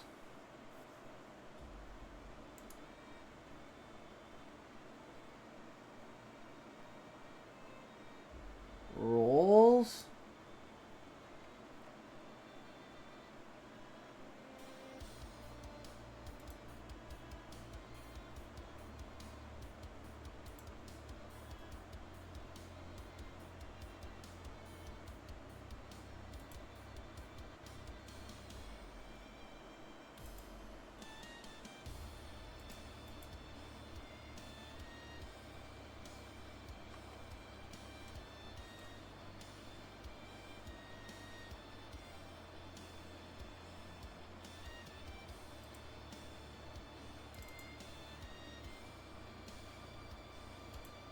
There it is. Okay.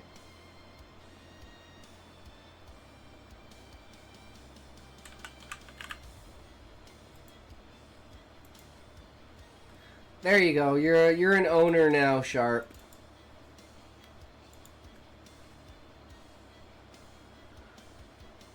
Victor said nothing. He finished his meal in silence, returning to his room. He sat in his own worn bed. His walls were covered with headlines and posters of Stark Bright. He looked at them with a heavy heart.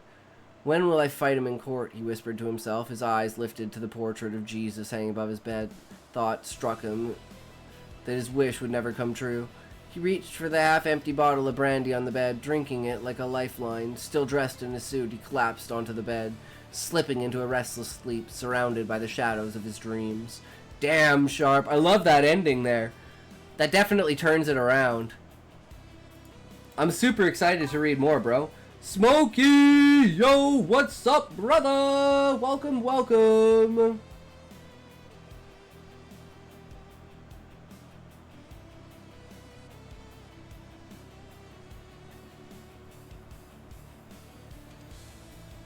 By the way,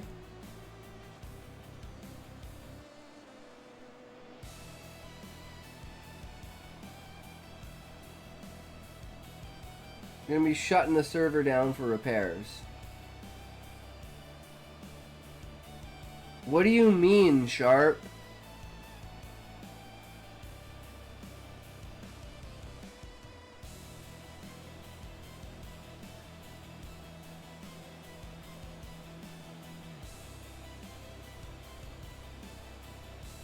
As long as you don't, Sharp, don't delete any of the histories in the Discord. If what you're gonna do is gonna erase any of the channels, don't do it.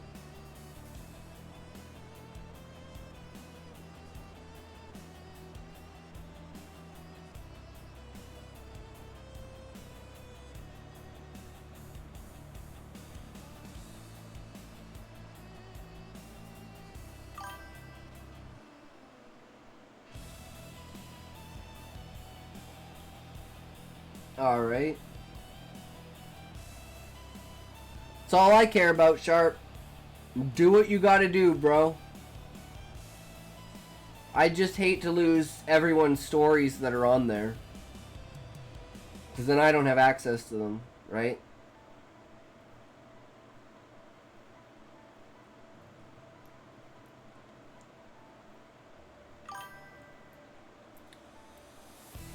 It sure would, Smokey, wouldn't it?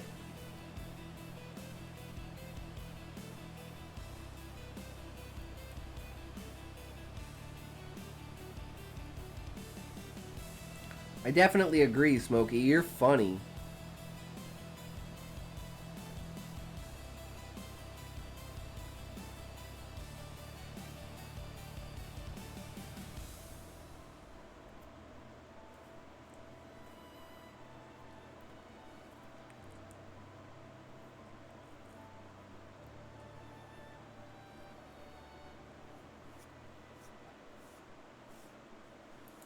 Getting rid of the Arcane channel.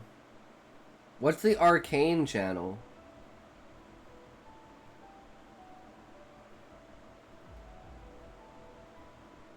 Back in the day when DOS was the main OS, some kids thought it was a funny joke to tell people to type del. So it would erase anything in the folder, but if you weren't in a folder, it would erase the entire PC. Damn, Sean. Brutal.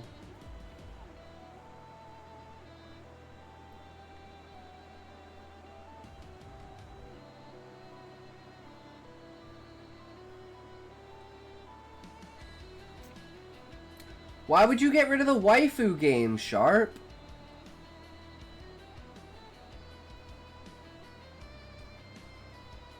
Not my waifus.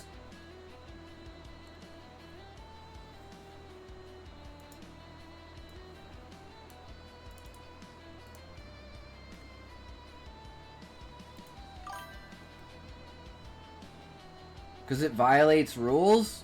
How does it violate rules? No, it doesn't.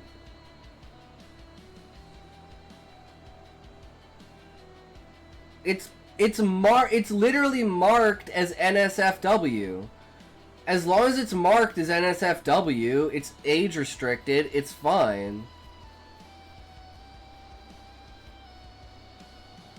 Don't fuck with my waifu game, bitch.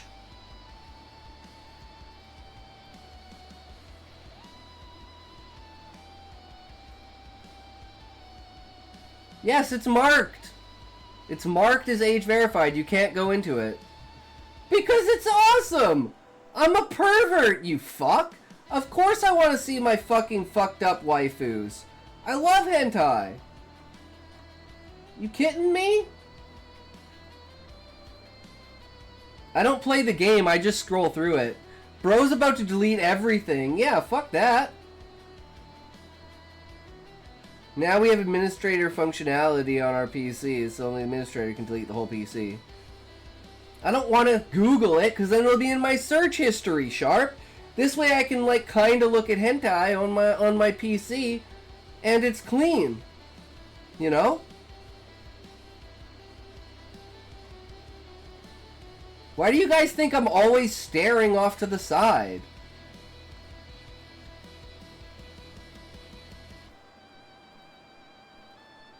No, that's too much work. I'd rather have the clean history, because then people are like, why'd you delete your history? Plus, there's always things I want to find.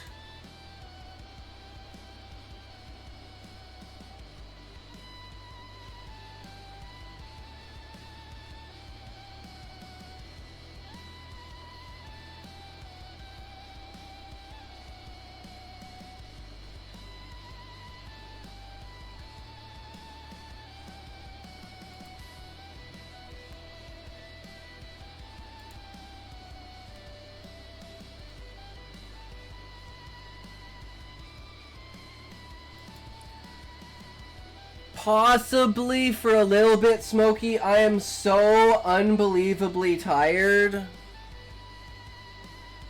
Why did I click on this? I want Mr. Ballin. And I gotta make some food. So we're gonna watch a Ballin video while I go make some food.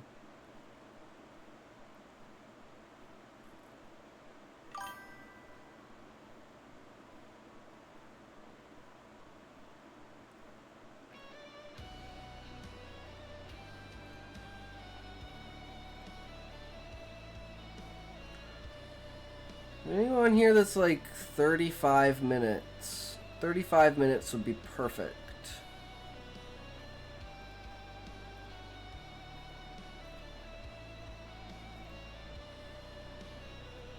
50's too long. 32?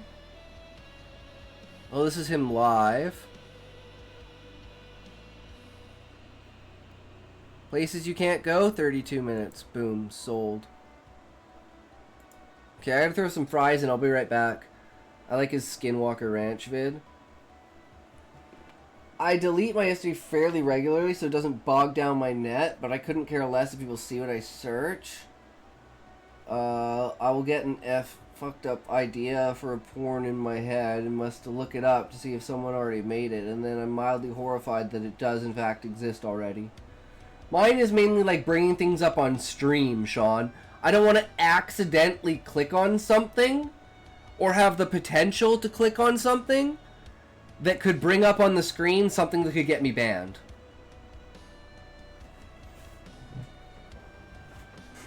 If Twitch didn't care, I wouldn't care. It's just a simply I don't want to accidentally. We have too many channels, bro. Why are there too many channels, Sharp?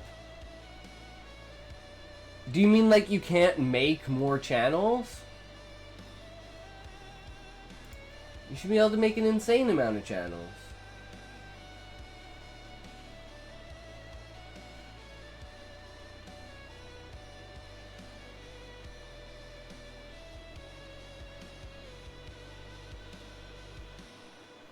Yeah, because the Discord is not very active.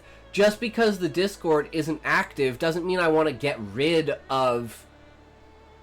I mean, you can, like, prioritize it and say, like, so remove some which you find useless. But they're not useless, they're just not used right now because we don't have enough people for them.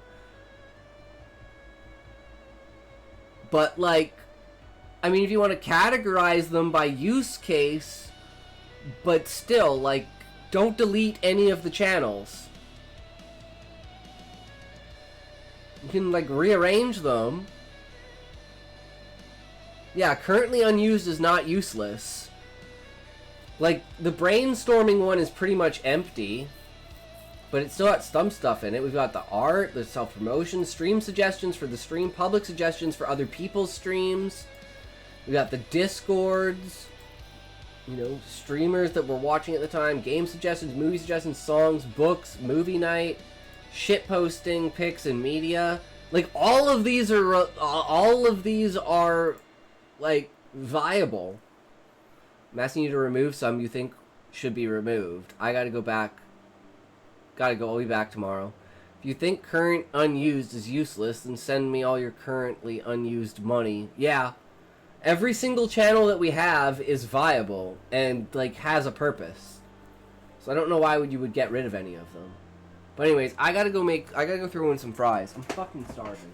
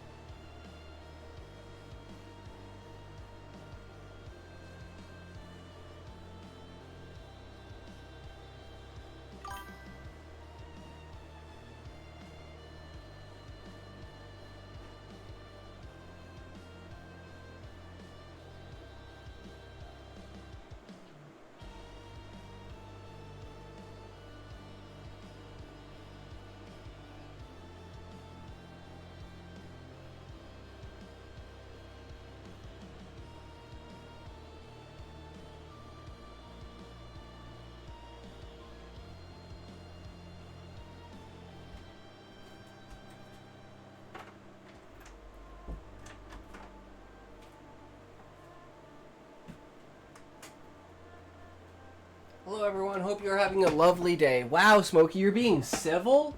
The fuck? I gotta take a piss. Fuck me.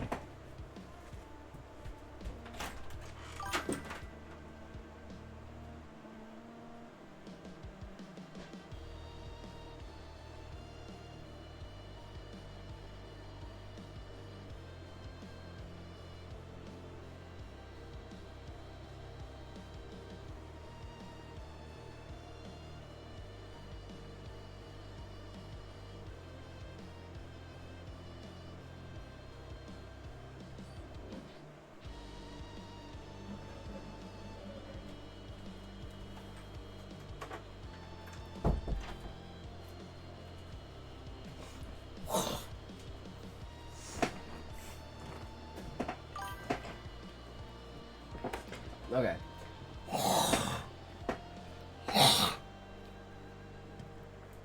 I half expected Smokey to demand you take us with you. Lol, TOS nightmare there. It's a robbery!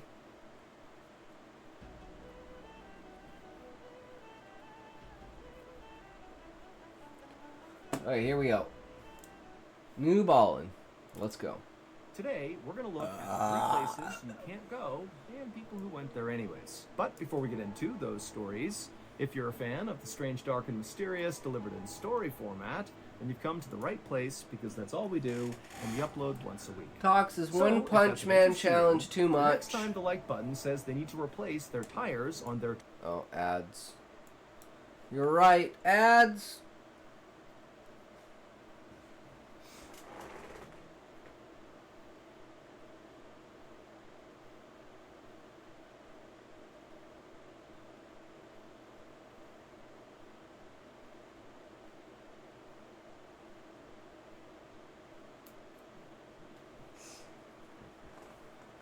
Don't worry, I was just doing some coke off stream, guys. Don't worry about it.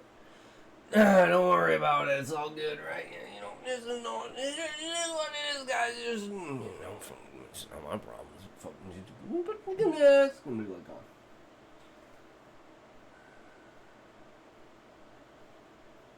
So we do this as well. It's gonna go down, right? Everything's gonna go down. It's gonna go down. I don't think about it. It's gonna, you know, fuck.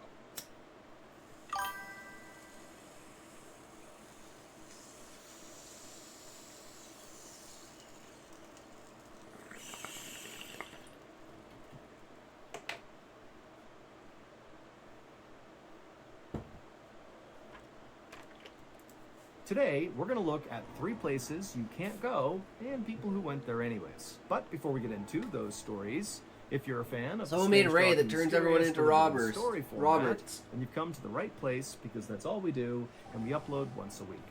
So, if that's of interest to you, the next time the like button says they need to replace their tires on their Toyota That's Corolla, it, Callie? 45 offer to do minutes, for that's them it? That's and not even an pay for hour. them, but make sure you replace their tires with enormous, oversized monster truck tires. Also, please subscribe to our channel and turn on all notifications so you don't miss any of our weekly uploads. Okay, let's get into today's stories.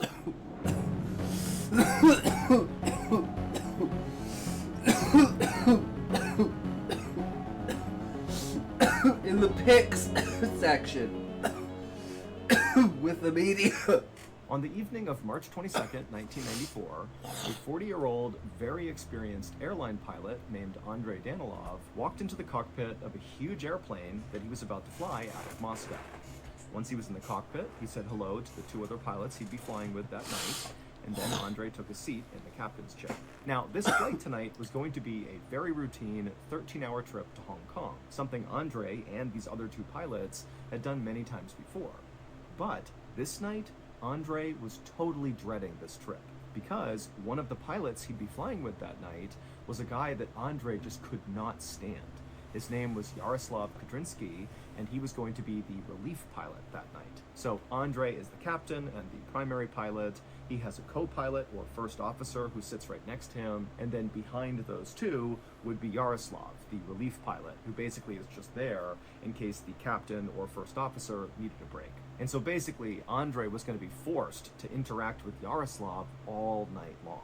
And so as passengers made their way onto the plane, and as Andrei went through his pre-check procedures to get ready for this flight, Yaroslav just started yapping away about how amazing he was and what a great dad he was because he brought his kids on this flight. You know, they hadn't done a big international flight before, and so he was letting them fly with him that night. You can make folders for some of the channels on Discord to go inside, such as viewer submissions or anything that viewers post their own stuff on. Not that I think it's needed, but it would visually tidy up the channel Andrei list. and the first officer were listening to Yaroslav, but they were basically just completely ignoring him. They're not responding to him. They're not feeding into what he's saying. But Yaroslav didn't care. He just They kept are in rambling folders, on though, and on and Sean. on about how amazing he was. And so finally, Andrei got Bot clearance to take channels, off. arcane And so leveling, even though text Yaroslav was channels totally annoying for the him, he was streamer, able to take off. They for went up to writers, cruising altitude, and they suggestions, began stuff making you their way made, towards Hong Kong. media The whole time, suggestions, you know, miscellaneous, Yaroslav's just going voice on and channels. on and on. And finally, 5 hours into this trip, Yaroslav is still just going on and on and on. Unless that's and not Andre what you mean. has just had it. He cannot stand to be around this guy anymore. And so finally, Andre turned around and just cut off Yaroslav, who was mid-sentence about some anecdote about how strong his son was and what a talented wrestler he was. And so Andre just cuts him off and is like, Yaroslav, take over. I'm taking a break. I'm going to go sleep for a bit. And so Yaroslav would stop what he was doing. He would stand up. He would take his seat in the captain's chair, and he would take over flying the plane. The fuck is so this, Andre got up, Smokey? he left the cockpit. He went to the very back of the plane in the main cabin to this row This of isn't seats even that a served file! him and the other What the pilots. fuck is this? He got in there, and he laid down, and he closed his eyes. But just a couple of minutes after closing his eyes, Andre began to feel the plane begin to bank hard to one side. Now, Andre couldn't really remember if Waste this your was the time time. they Look, were supposed it's to be a turning Scotty. or not.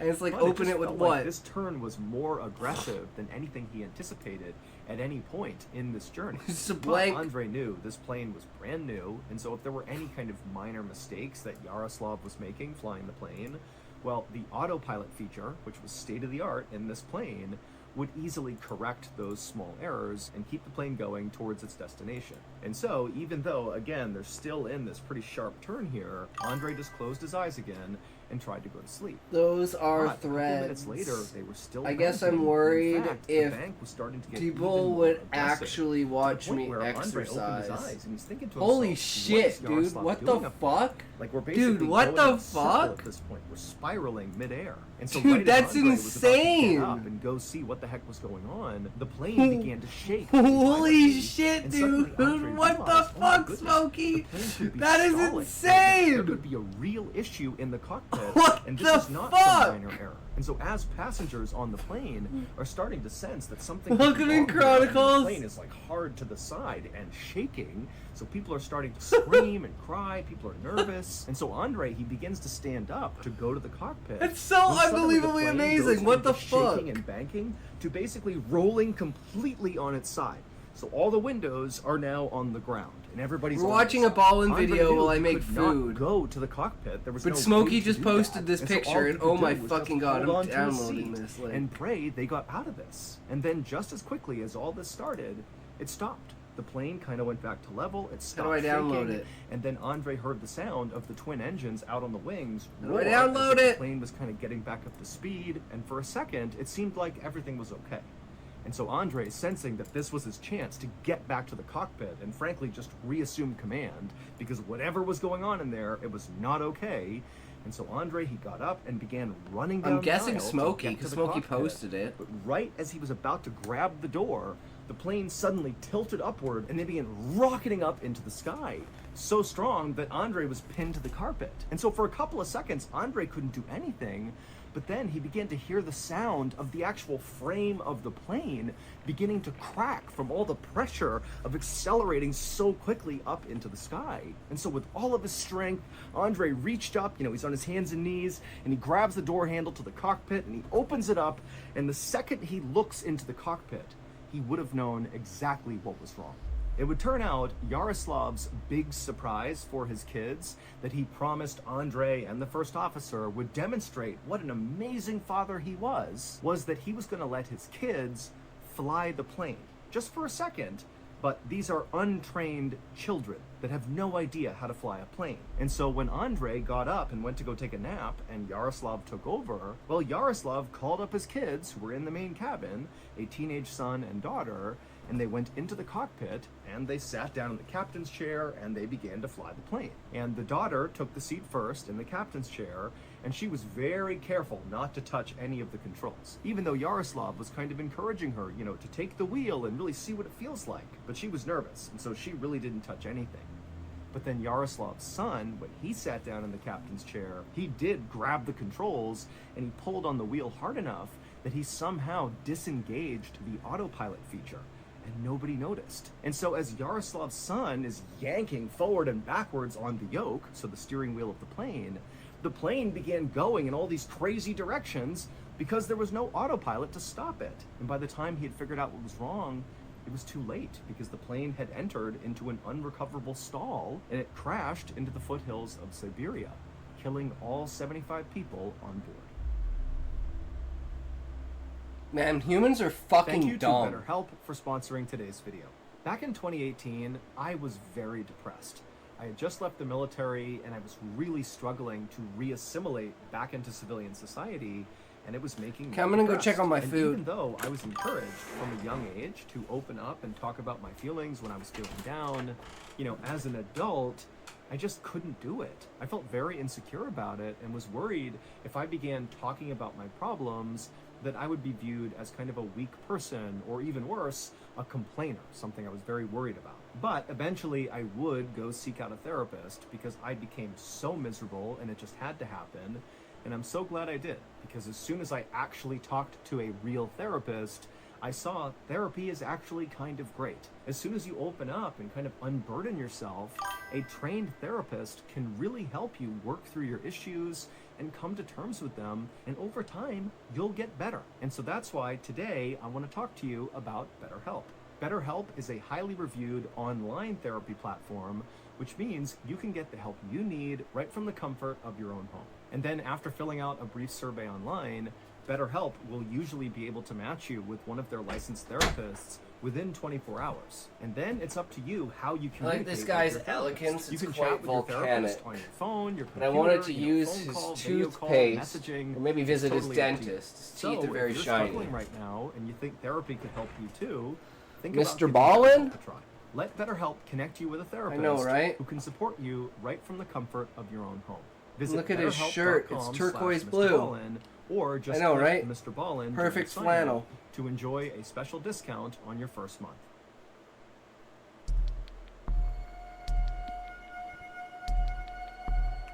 On the morning of September 19th, 2013, a man named Mark Casey sat with his girlfriend, Lynn Spalding, in the triage area of the emergency room at San Francisco General Hospital. A nurse took Lynn's temperature and her blood pressure, while Mark tried to explain what had been going on with Lynn over the past few weeks. Lynn, who was now 57, had been dealing with this really intense stomach pain. And so she had gone to the doctor, and she had been diagnosed with a urinary tract infection, and she was given antibiotics for it. But despite taking those antibiotics, it didn't get rid of the stomach pain.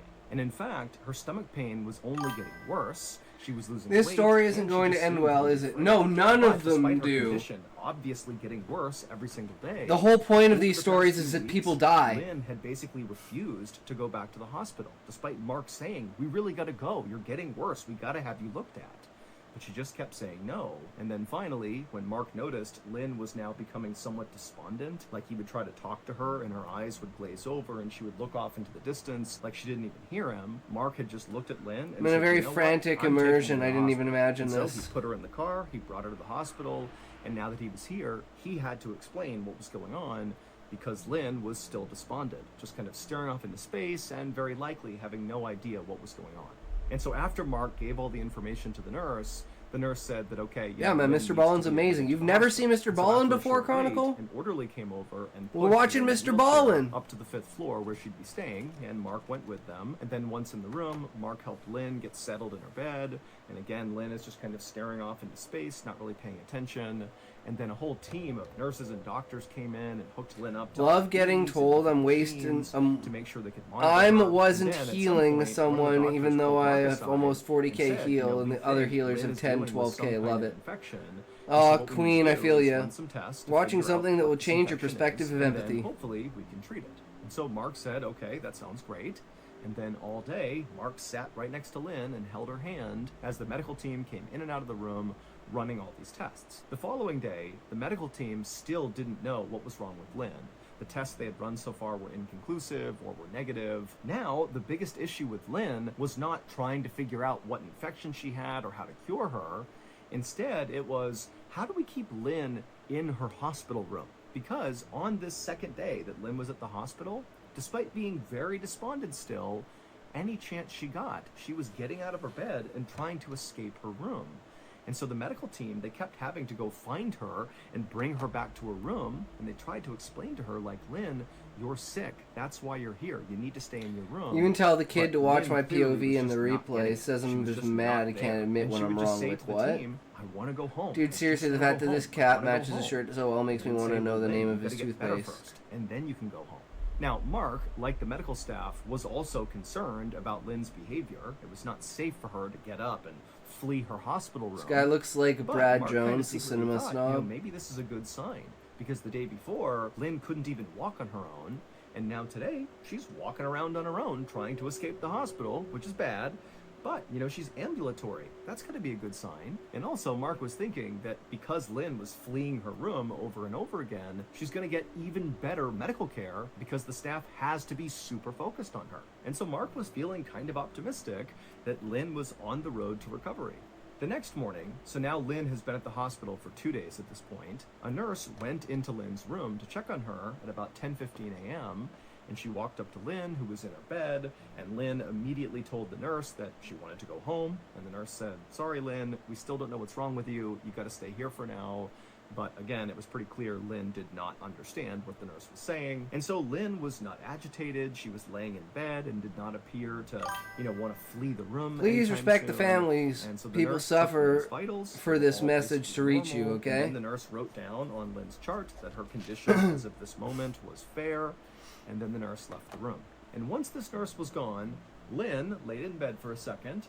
And then when nobody else came in the room, she sat up, she hopped off the bed, and she took off her hospital gown. She pulled out all the cords and wires that were on her. Then she put on her jeans, her boots, her jacket. She grabbed her purse off the table, and she walked out the door.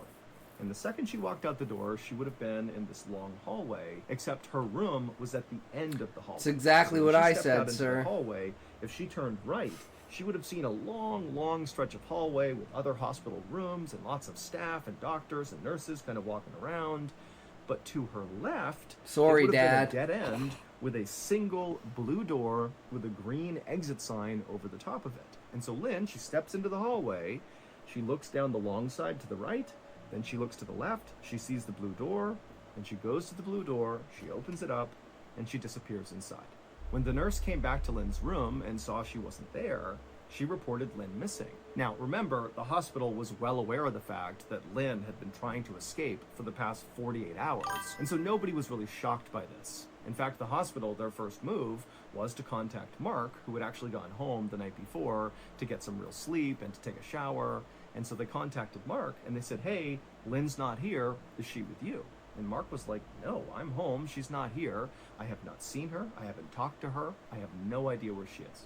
And so the hospital at this point began this huge search in their building, just checking the entire property for Lynn, but there was no trace of her. And so the police were contacted and they launched a search both of the hospital grounds and also of the surrounding areas, and they too could not find a trace of Lynn. It was like Lynn just vanished into thin air. That is, until October 8th, 2013, so 17 days after Lynn had strolled through that blue exit door.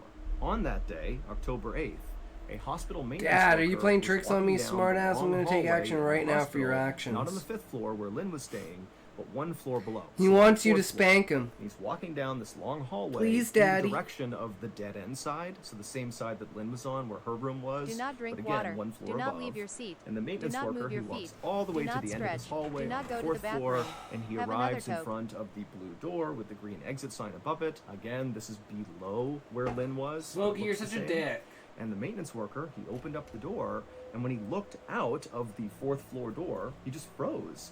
Because what he Please, was does anyone looking know at the name just of this seemed guy's dentist? impossible. Hi, And then he Smokey. had this urge to scream, but he knew there were all these patients and kids and doctors and stuff in the hallway behind him, and he didn't want to scare anyone. And so very quietly, he reached down and grabbed his radio, and he called for help. In order to explain what happened next, you need to look at this picture. So in this picture, on the right-hand side, you see there are two outdoor landings with people on them. The one on top is the 5th floor landing, and the one below it, with a single person on it, is the 4th floor landing. And to get onto these outdoor landings, you have to walk through those blue exit doors at the end of those hallways. These blue doors are emergency exits. And so when you go out these blue doors, once they shut, they lock automatically. But And now she was you're out on this trapped outdoor landing, on- and immediately to your right, although you can't see it in this picture, My fellow new one there's lover, are actually you a another Marxist? door that leads to this enclosed stairwell. that No, will bring I'm you not all an the way to the ground anythingist. floor, where there's another door that's unlocked, that will bring because you I'm not an to safety. absolutist. And so again, I you might walk take out one of those blue ideas doors, you're from on it, this landing, you can turn, but always take open good up ideas another from door, everything. You're in the stairwell, and you can evacuate. So, in theory, if you were a person that really wanted to escape this hospital, like Lynn did, going out one of these blue door emergency exits was a great idea. It would bring you to the ground. This is a way to escape the hospital. But remember, Lynn was totally confused. Mentally, she was just not there because of whatever illness was affecting her. And so when she walked out that door, she arrived on the 5th floor landing, and the door shut behind her and it locked. And the theory is, as soon as Lynn got out there, maybe she had some second thoughts and wanted to go back into the hospital. And so she turned and she grabbed that door and tried to open it back up again, but because it locks automatically, it wouldn't open. And so Lynn did have the wherewithal to turn and see this other door that led to this enclosed stairwell, the emergency stairwell that did go to the ground floor. She could absolutely go. Sorry, all the my way bad down and lady. escape. I'm a She could new do that. one here. She Do you went want to into be the my stairwell, friend? and she Sorry, went let me down start one again. floor to the Are you a 4th floor Marxist? landing. And when she got there, she left the stairwell and she went to that door that would lead back into the hospital on the 4th floor. And she tried it, but of course it was locked. And then again, instead of her just going back into the stairwell and going down and escaping to safety, she, for some reason, just stayed on the 4th floor landing. Again, you gotta remember that she's not all there mentally, and so she was confused. Well, what? And she just stayed there on the landing, basically waiting to be rescued. Hello. But despite these huge searches of the hospital property by hospital staff and by the police, for some reason, this area, this landing on the 4th floor, was never checked. Well, I And don't so see your chat nobody in found here. her. That is until October 4th. So at this point, Lynn has been outside for 13 days on this landing, and a researcher from the hospital, for whatever reason, exited out one of these emergency doors, and they began making their way downstairs. And when they passed by the 4th floor landing, they spotted Lynn on the ground on the 4th floor landing. But instead of going over to her and seeing if she was okay, this researcher just called security and said, "Hey, there's a patient outside on the 4th floor landing. We are Like, the come new check it out." ghost Banshee And then men. instead of waiting Why do I for have to look at security, the screen researcher just still? left, leaving Lynn alone. And security at the hospital, who said they were going to go check, they didn't. And so 4 more days would go by with still I'm not sure nobody about Kick, officially finding Queen. Lynn. And then finally, on October 8th, the hospital maintenance worker opened up the blue door on the 4th floor, and he saw the 4th floor landing, that exterior landing. Unless He you're on saw Lynn, mobile. and he knew she was dead. Officials were never able to determine when Lynn died, so it's not clear how long she was Queen alive Space out Cake on is that not landing. following. But it is Thank you for possible she following could have been Queen Space alive when Cake. that researcher I hope found you are her. enjoying the Yeah, you're on your phone. story. Yeah, it might be because it's on your phone. Hatred with this telling me used to Arch Commander Consummate and thinks he'd be a perfect match for us. I'm not that interested. Are you smoking? Who? Yeah, that's kind of fucked up, right? What? Why are you smoking? Fix her up. Alright, I'll be right back. Smoking! On May 28th, Not the Kick app. The Kick app on the phone is Garbo. But so is Twitch. They're all Garbo. Her 3-pack-a-day voice? Marguerite pulled out a key from her pocket, she unlocked the door, opened it up, and then she turned around, and standing right in front of her were her clients, this young couple named Lois and Richard Goodman, who were thinking about buying a vacation home. And so this was one of the homes they were checking out. And so Marguerite smiled at her clients and gestured for them to come inside. The house sat at the end of a quiet, shady street lined with huge trees and other small vacation homes. And a lot of these vacation homes were perfectly manicured and beautiful, but the house they were touring today was not. It was unmaintained and overgrown, the paint was chipped and fading. It just looked bad. Because the owner of this property at one time had used this house as their vacation home, but lately they had just kind of stopped coming out here, and so they really never came out to check on the property, and so it definitely had the look of an abandoned property. And now the owner didn't even know if they could fix it anymore, and so they decided they would just sell it and let somebody else deal with it. And so Marguerite led Richard and Lois into the house, and she brought them right into the carpeted living room. And the house was very musky and dark. All the windows were shut and all the blinds were drawn. And so Marguerite kind of instinctively walked over to the windows and began opening up the curtains and opening up the blinds, letting sunlight into the house. And so as this room is suddenly being lit up by the sunlight, behind her, Marguerite hears Lois and Richard start to laugh at something. And so Marguerite turned around to see what was so funny, And when she saw what Lois and Richard were laughing at, Marguerite did not think it was very funny. In fact, she thought the fact that they were laughing right now was kind of rude, especially when you considered what this couple had asked of Marguerite. They had come to Marguerite and said, hey, we want to buy a vacation home. It needs to be perfect. It needs to be on the water. It needs to have this and this and this. But we have a tiny budget. Go find us homes. And so Marguerite had really struggled to find vacation homes that were in their budget, but then she had found this diamond in the rough, this house on the coast of Lake Placid. It had 3 bedrooms, 2 bathrooms, it had a garage, direct access to the water, it even had a boat dock. I mean, this house was perfect. Now, of course, this house had obvious downsides, like the fact that it was clearly a fixer-upper. I mean, anybody who bought this home would have to put a lot of work into just making it livable again. And then also, there was a distinct weird vibe about the property itself. Because the owner was never there, they had covered all the furniture inside of this home with white sheets, which kind of gave it a sort of haunted house vibe. And then also, there was virtually nothing of value inside of this home, because again, the owner was like never here. But that kick made me lame. There was this super intense security system on the house. I mean, there was cameras everywhere, and the windows had metal bars over them. And so the aesthetic inside and outside this house was not a good one. But again, you know, Marguerite felt like if they could just look past the negative stuff, this was really the perfect place for them. Top secret But plan. now, here Marguerite's clients No were one believe me. The laughing Americans away are at under the kind of attack. goofy interior And what of will this happen, and no one will It's like understand they a were reason being for the totally war. disrespectful both to Marguerite and frankly to the owner of this Chronicle, property. that sounds I mean, about right. This is a good opportunity. What are you doing? But ultimately, Marguerite couldn't force her clients to be appreciative of this. And so she just kind of laughed along with them, but then very quickly changed the subject and told them, you know, hey, let's go walk around the rest of the Pepe house. versus Coke, Make sure you that's see the war. whole place before you pass judgment.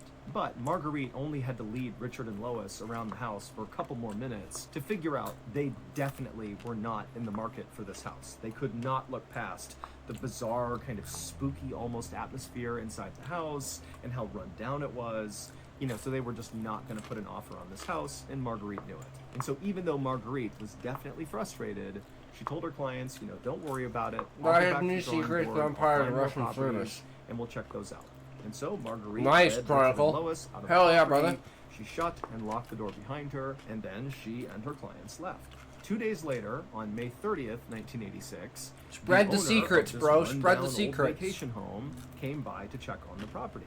Basically, because they were trying to sell it, they just wanted to go up and make sure there were no Obviously, because if you said it, you'd be dead, They knew Chronicle. it was in rough shape, but you know, they're just doing a sanity check. And so they get to this property, they open up the door, and they step inside, and right away, the owner is hit with this horrible smell. Now, the owner knew it normally did not smell great inside this home, but this smell he was smelling now was just so bad. It was so pungent, he knew it was not normal. And so the owner began walking around the house trying to figure out where the smell was coming from, and at some point, he found himself in the living room, and his eyes happened to land on the thing that Richard and Lois Goodman had been laughing at 2 days earlier. Except when the owner saw this thing, he didn't think it was funny at all. In fact, what he did is he instantly turned around, ran out of the house, grabbed a phone, and called 911. 4 days earlier, on May 26th, a 28-year-old man named Thomas Lopez Ruiz, who was living in this makeshift campsite down by the water near Lake Placid, he decided to leave his campsite and go into town to try to earn some money. Thomas did not have a steady job. Instead, he did odd jobs in town. No, seriously, I know alien secrets, and that's not a bucks. lie. Same But here. on this day, when Thomas went into town, That's the power of there was no AI. work. So Thomas decided he would go rob one of the many vacation homes along the coastline of Lake Placid. And the home that he picked is the same vacation home that Marguerite would take the Goodmans to 2 days later. And so Thomas arrives in front of this overgrown property, and he tries the doors, and they're all locked. However, Thomas had a plan. Thomas was a pretty small guy. He was about 5 foot 2 inches tall, only weighed about 140 pounds, and so he figured he could just slip through the chimney. That's how he could break into the house. And at first, it went great. You know, he slipped in no problem, and before long, he was making his way down towards the inside of the house. But what Thomas realized as he went down the chimney Daniken, is that the you? chimney was not perfectly straight up and down. Instead, it was sort of tapered, where at the top it was wide, but the deeper you got, so the farther down you went in the chimney, the narrower the inside of the chimney got. And so when Thomas was almost all the way down the chimney, he got stuck. He could not get the rest of the way down, but where he got stuck, he couldn't grab the top of the chimney. He couldn't pull himself out. And so he is absolutely wedged, can't go down, can't go up, and making matters even worse was every time he exhaled, his chest would shrink a little bit, and that would cause him to slip a little bit farther, a little bit deeper into the chimney, and then when he would try to breathe in again, his chest would not be able to fully expand again. And so basically, every second that went by, Thomas was sinking lower and lower and lower by little bits. For example, the degree of complexity of human beings causes human beings to not update themselves to enter into screaming for help, which again was causing him to breathe a bunch, causing him to sink even farther, and so it would have made each person has their own vibe. Extremely difficult. And so Thomas is like in this absolute claustrophobic nightmare, and without outside help, he had no chance of survival. 2 days later, Marguerite Welty brought the Goodmans into that property, and she would open up the blinds, and sunlight would come into the living room, and Marguerite would hear Lois and Richard laughing at something, and she would turn around, and she would see they were pointing at the fireplace, and visible in this fireplace were 2 legs dangling down inside the chimney. They were not so far down that they were touching the ground, they were just kind of suspended in the air. And Lois and Richard, based on the way the house looked already, you know, the kind of spooky vibe, you know, there's white sheets over all the furniture, there are these bars on all the windows, everything is dark and dirty and kind of gross. Like there's this haunted house vibe to this place, and they're thinking, this must be a Halloween decoration or some sort of prank, you know, a mannequin kind of jammed up into the chimney, maybe to look like a robber breaking into your house or something, that the owner never took down, because clearly the owner stopped taking care of this property, and so it kind of makes sense that these decorations would be left out. And so Lois and Richard are laughing at this Halloween decoration, and Marguerite, she looks at the legs too, and also thinks they're just some Halloween decoration, doesn't think anything of it, and so finally they end up leaving, and that was it. But, as I'm sure you all have guessed, of course those legs were not mannequin legs, those were Thomas's legs. In fact, the creepiest part about this is Thomas may have been alive during the house tour. The autopsy showed he actually did not die of asphyxiation, so he didn't suffocate. He died from dehydration, which takes about 2 days. And creating idols for a movement has become a problem too. The day prior to the house tour, this is mathematics and basics of psychology of projection. Common citizen doesn't understand this role, and even bigger. Really am comparing the average to the planet. Thomas was barely alive as they were touring the house. But, you know, by the time the owner came back 2 days later and smelled that horrible smell, Thomas had passed away, and that smell was the smell of his body decomposing. Also, just to close the loop on this, it's not clear why the homeowner had that really aggressive security system with the bars on the windows. He just did. On the morning of May 26, 1990, Marlene Warren was at home inside of her beautiful mansion in Florida when she heard a knock on the front door. Marlene was busy and was hoping that her adult son might go answer the door, but when she looked over to the living room where her son was, she saw he was laying down watching TV and didn't even seem to have heard the knock on the door.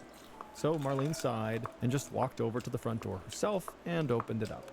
And to her surprise, standing on the other side of the door was a person dressed up in a clown costume, holding flowers and balloons. Now, Marlene loved clowns, and she had recently celebrated her 40th birthday, so she figured this must be someone's birthday gift to her, and she was thrilled. But after the clown handed Marlene the flowers and balloons, there was this loud popping sound inside of Marlene's house, and then Marlene fell to the floor, blood pouring down her face. So that's going to do it. I hope you enjoyed today's stories. If you did, be sure you check out our podcast called the Mr. Ballin Podcast. More Mr. Ballin.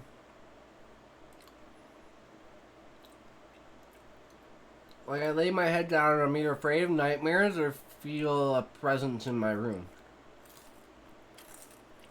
I don't have dark hair. I have dark hair if you wish. Get in here, I'm in the middle of chat. Get out of here. I'm trying to see my best friend.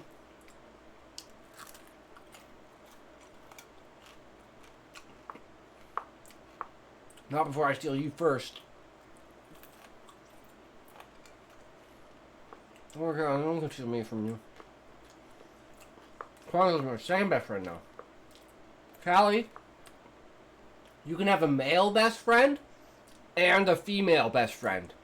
So you can have two best friends. Because I have a female best friend and a male best friend. Yup. Facts.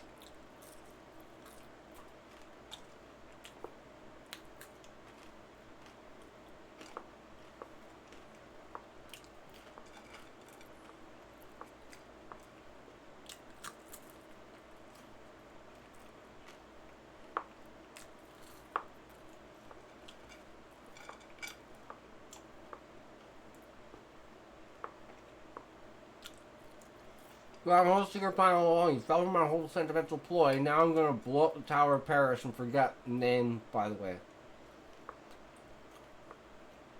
Making me want fries. Callie made me want fries. Blame Callie. I was gonna have lasagna. But instead we had fries. Callie, you said you're gonna go make fries. And I said, okay, I'm gonna go make fries. No ketchup. I'm like, save the sour pizza.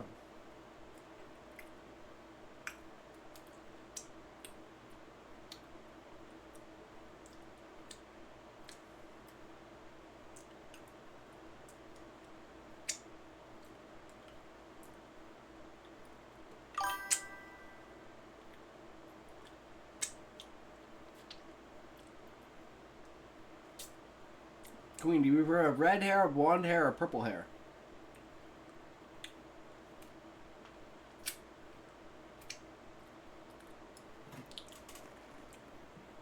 I'll be right back. Queen's hair is the thing is purple.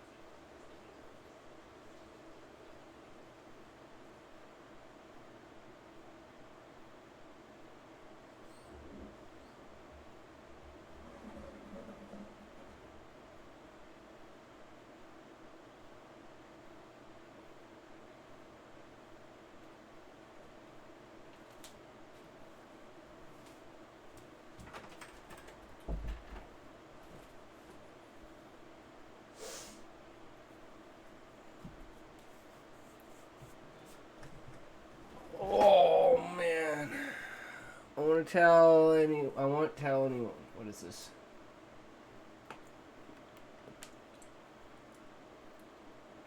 Really don't have hair color preferences. Untrue. Your best friend is your absolute best friend regardless of gender, and the other person is your best friend out of the other gender, but they can be far below your best friend as others of your best friend's gender could beat out your best friend of the other gender. Queen, my chest hurts and it hurt more earlier. Oh my god, I had the worst episode earlier. I didn't want to tell anyone. Blah. Okay, I gotcha. But would you date, for example, a spy who is trying to save the world, but he's so broken that at first glance he seems strange? I'm overwhelmed again. Pizza, I want pizza. I have dumbbells on my bed. Why does your chest hurt, Callie? He didn't exercise today.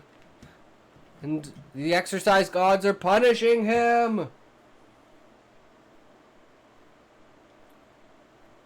No, Callie, it's okay. We believe.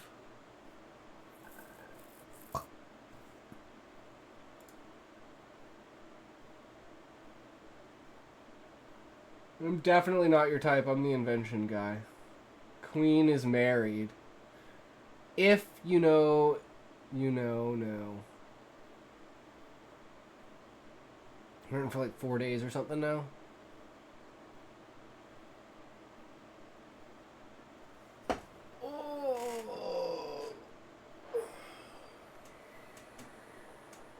Alright, guys. I know it's early, but hey, I'm fucking tired. We went really hard yesterday. And I got up pretty early, so yeah, no. I know, guys, I know. It's like, no, you know exactly what's gonna happen. But yeah, thanks for coming by. Thanks for hanging out, guys. We had a fucking blast today. You guys are fucking awesome. I hope you like the new anime girls. I got 2 hours of anime girls you guys can stare at instead of 14 minutes of the same anime girls. So maybe we'll even add more to that. Who knows? But anyways, you guys are awesome. Thanks for sharing your works with me. I really appreciate it. You know, I know what it's like to have someone else kind of read your work and critique you, so I know how it is. But yeah, I love you guys. You guys are fucking Atlas holding up the world. The stream is the world, and I'm only here to facilitate you guys coming together and meeting each other and influencing each other, and, you know, it's all about that. Shut the fuck up, Smokey. No one cares what you think. And, yeah, I love you all. Thank you so much for supporting me and being there. Anyways, enjoy the rest of the night. Have a great night, everyone. And remember, if you can't say fuck you to your friends, who can you say fuck you to? Fuck you! Never talk to me this way. Go have Ecliptus so you can breathe. I'll scare them. Fuck you, hentai girls. Never talk to me this way. Aw, don't be sad. Turn a movie on. Okay, but then I'd have to sleep. Okay, well, I'm going to sleep. But let's see. Let's grab someone to raid here, guys. Who's a good raid for us right now?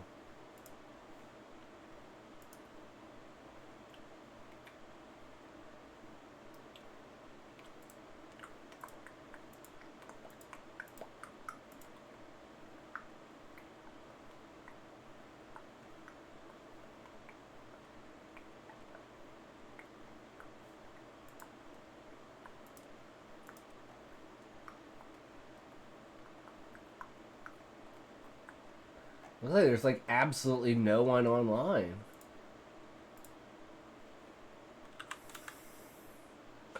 I guess it is fucking like 1 in the morning, right? So it's like, oh,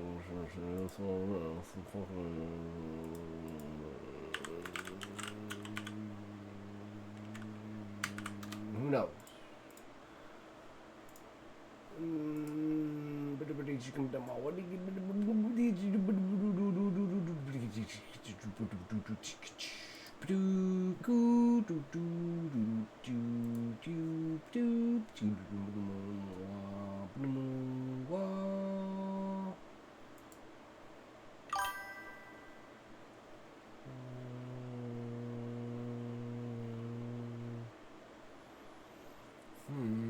Guys, this is a struggle.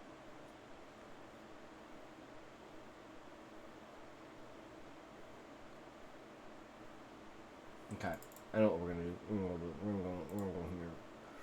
We're gonna go here, and we're gonna go here, and we're gonna go here. I don't think I need to Shibadoo doobadee gibadoo wapadoo doobadee doobadoo wa. I don't know. Gibadoo doo badoo wa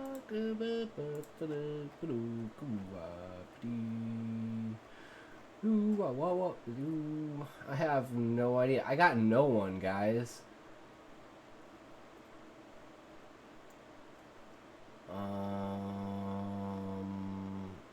I guess this is just the dead time that I've never really noticed. Okay, let's try this. Oh, perfect. No, I'm dumb. I know exactly who to raid. I know exactly who to raid.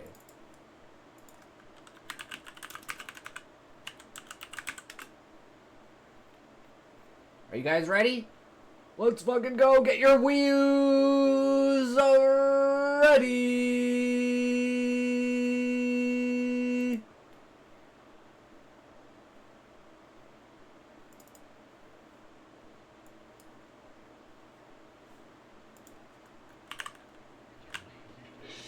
Oh my goodness.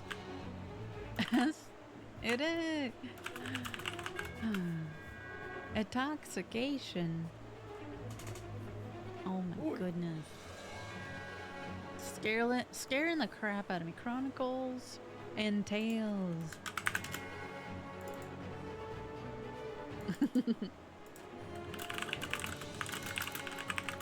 Good night. Good night, good night, good night. Sweet dreams. Callie, go burr. Quoth. Alright guys, fuck you, peace.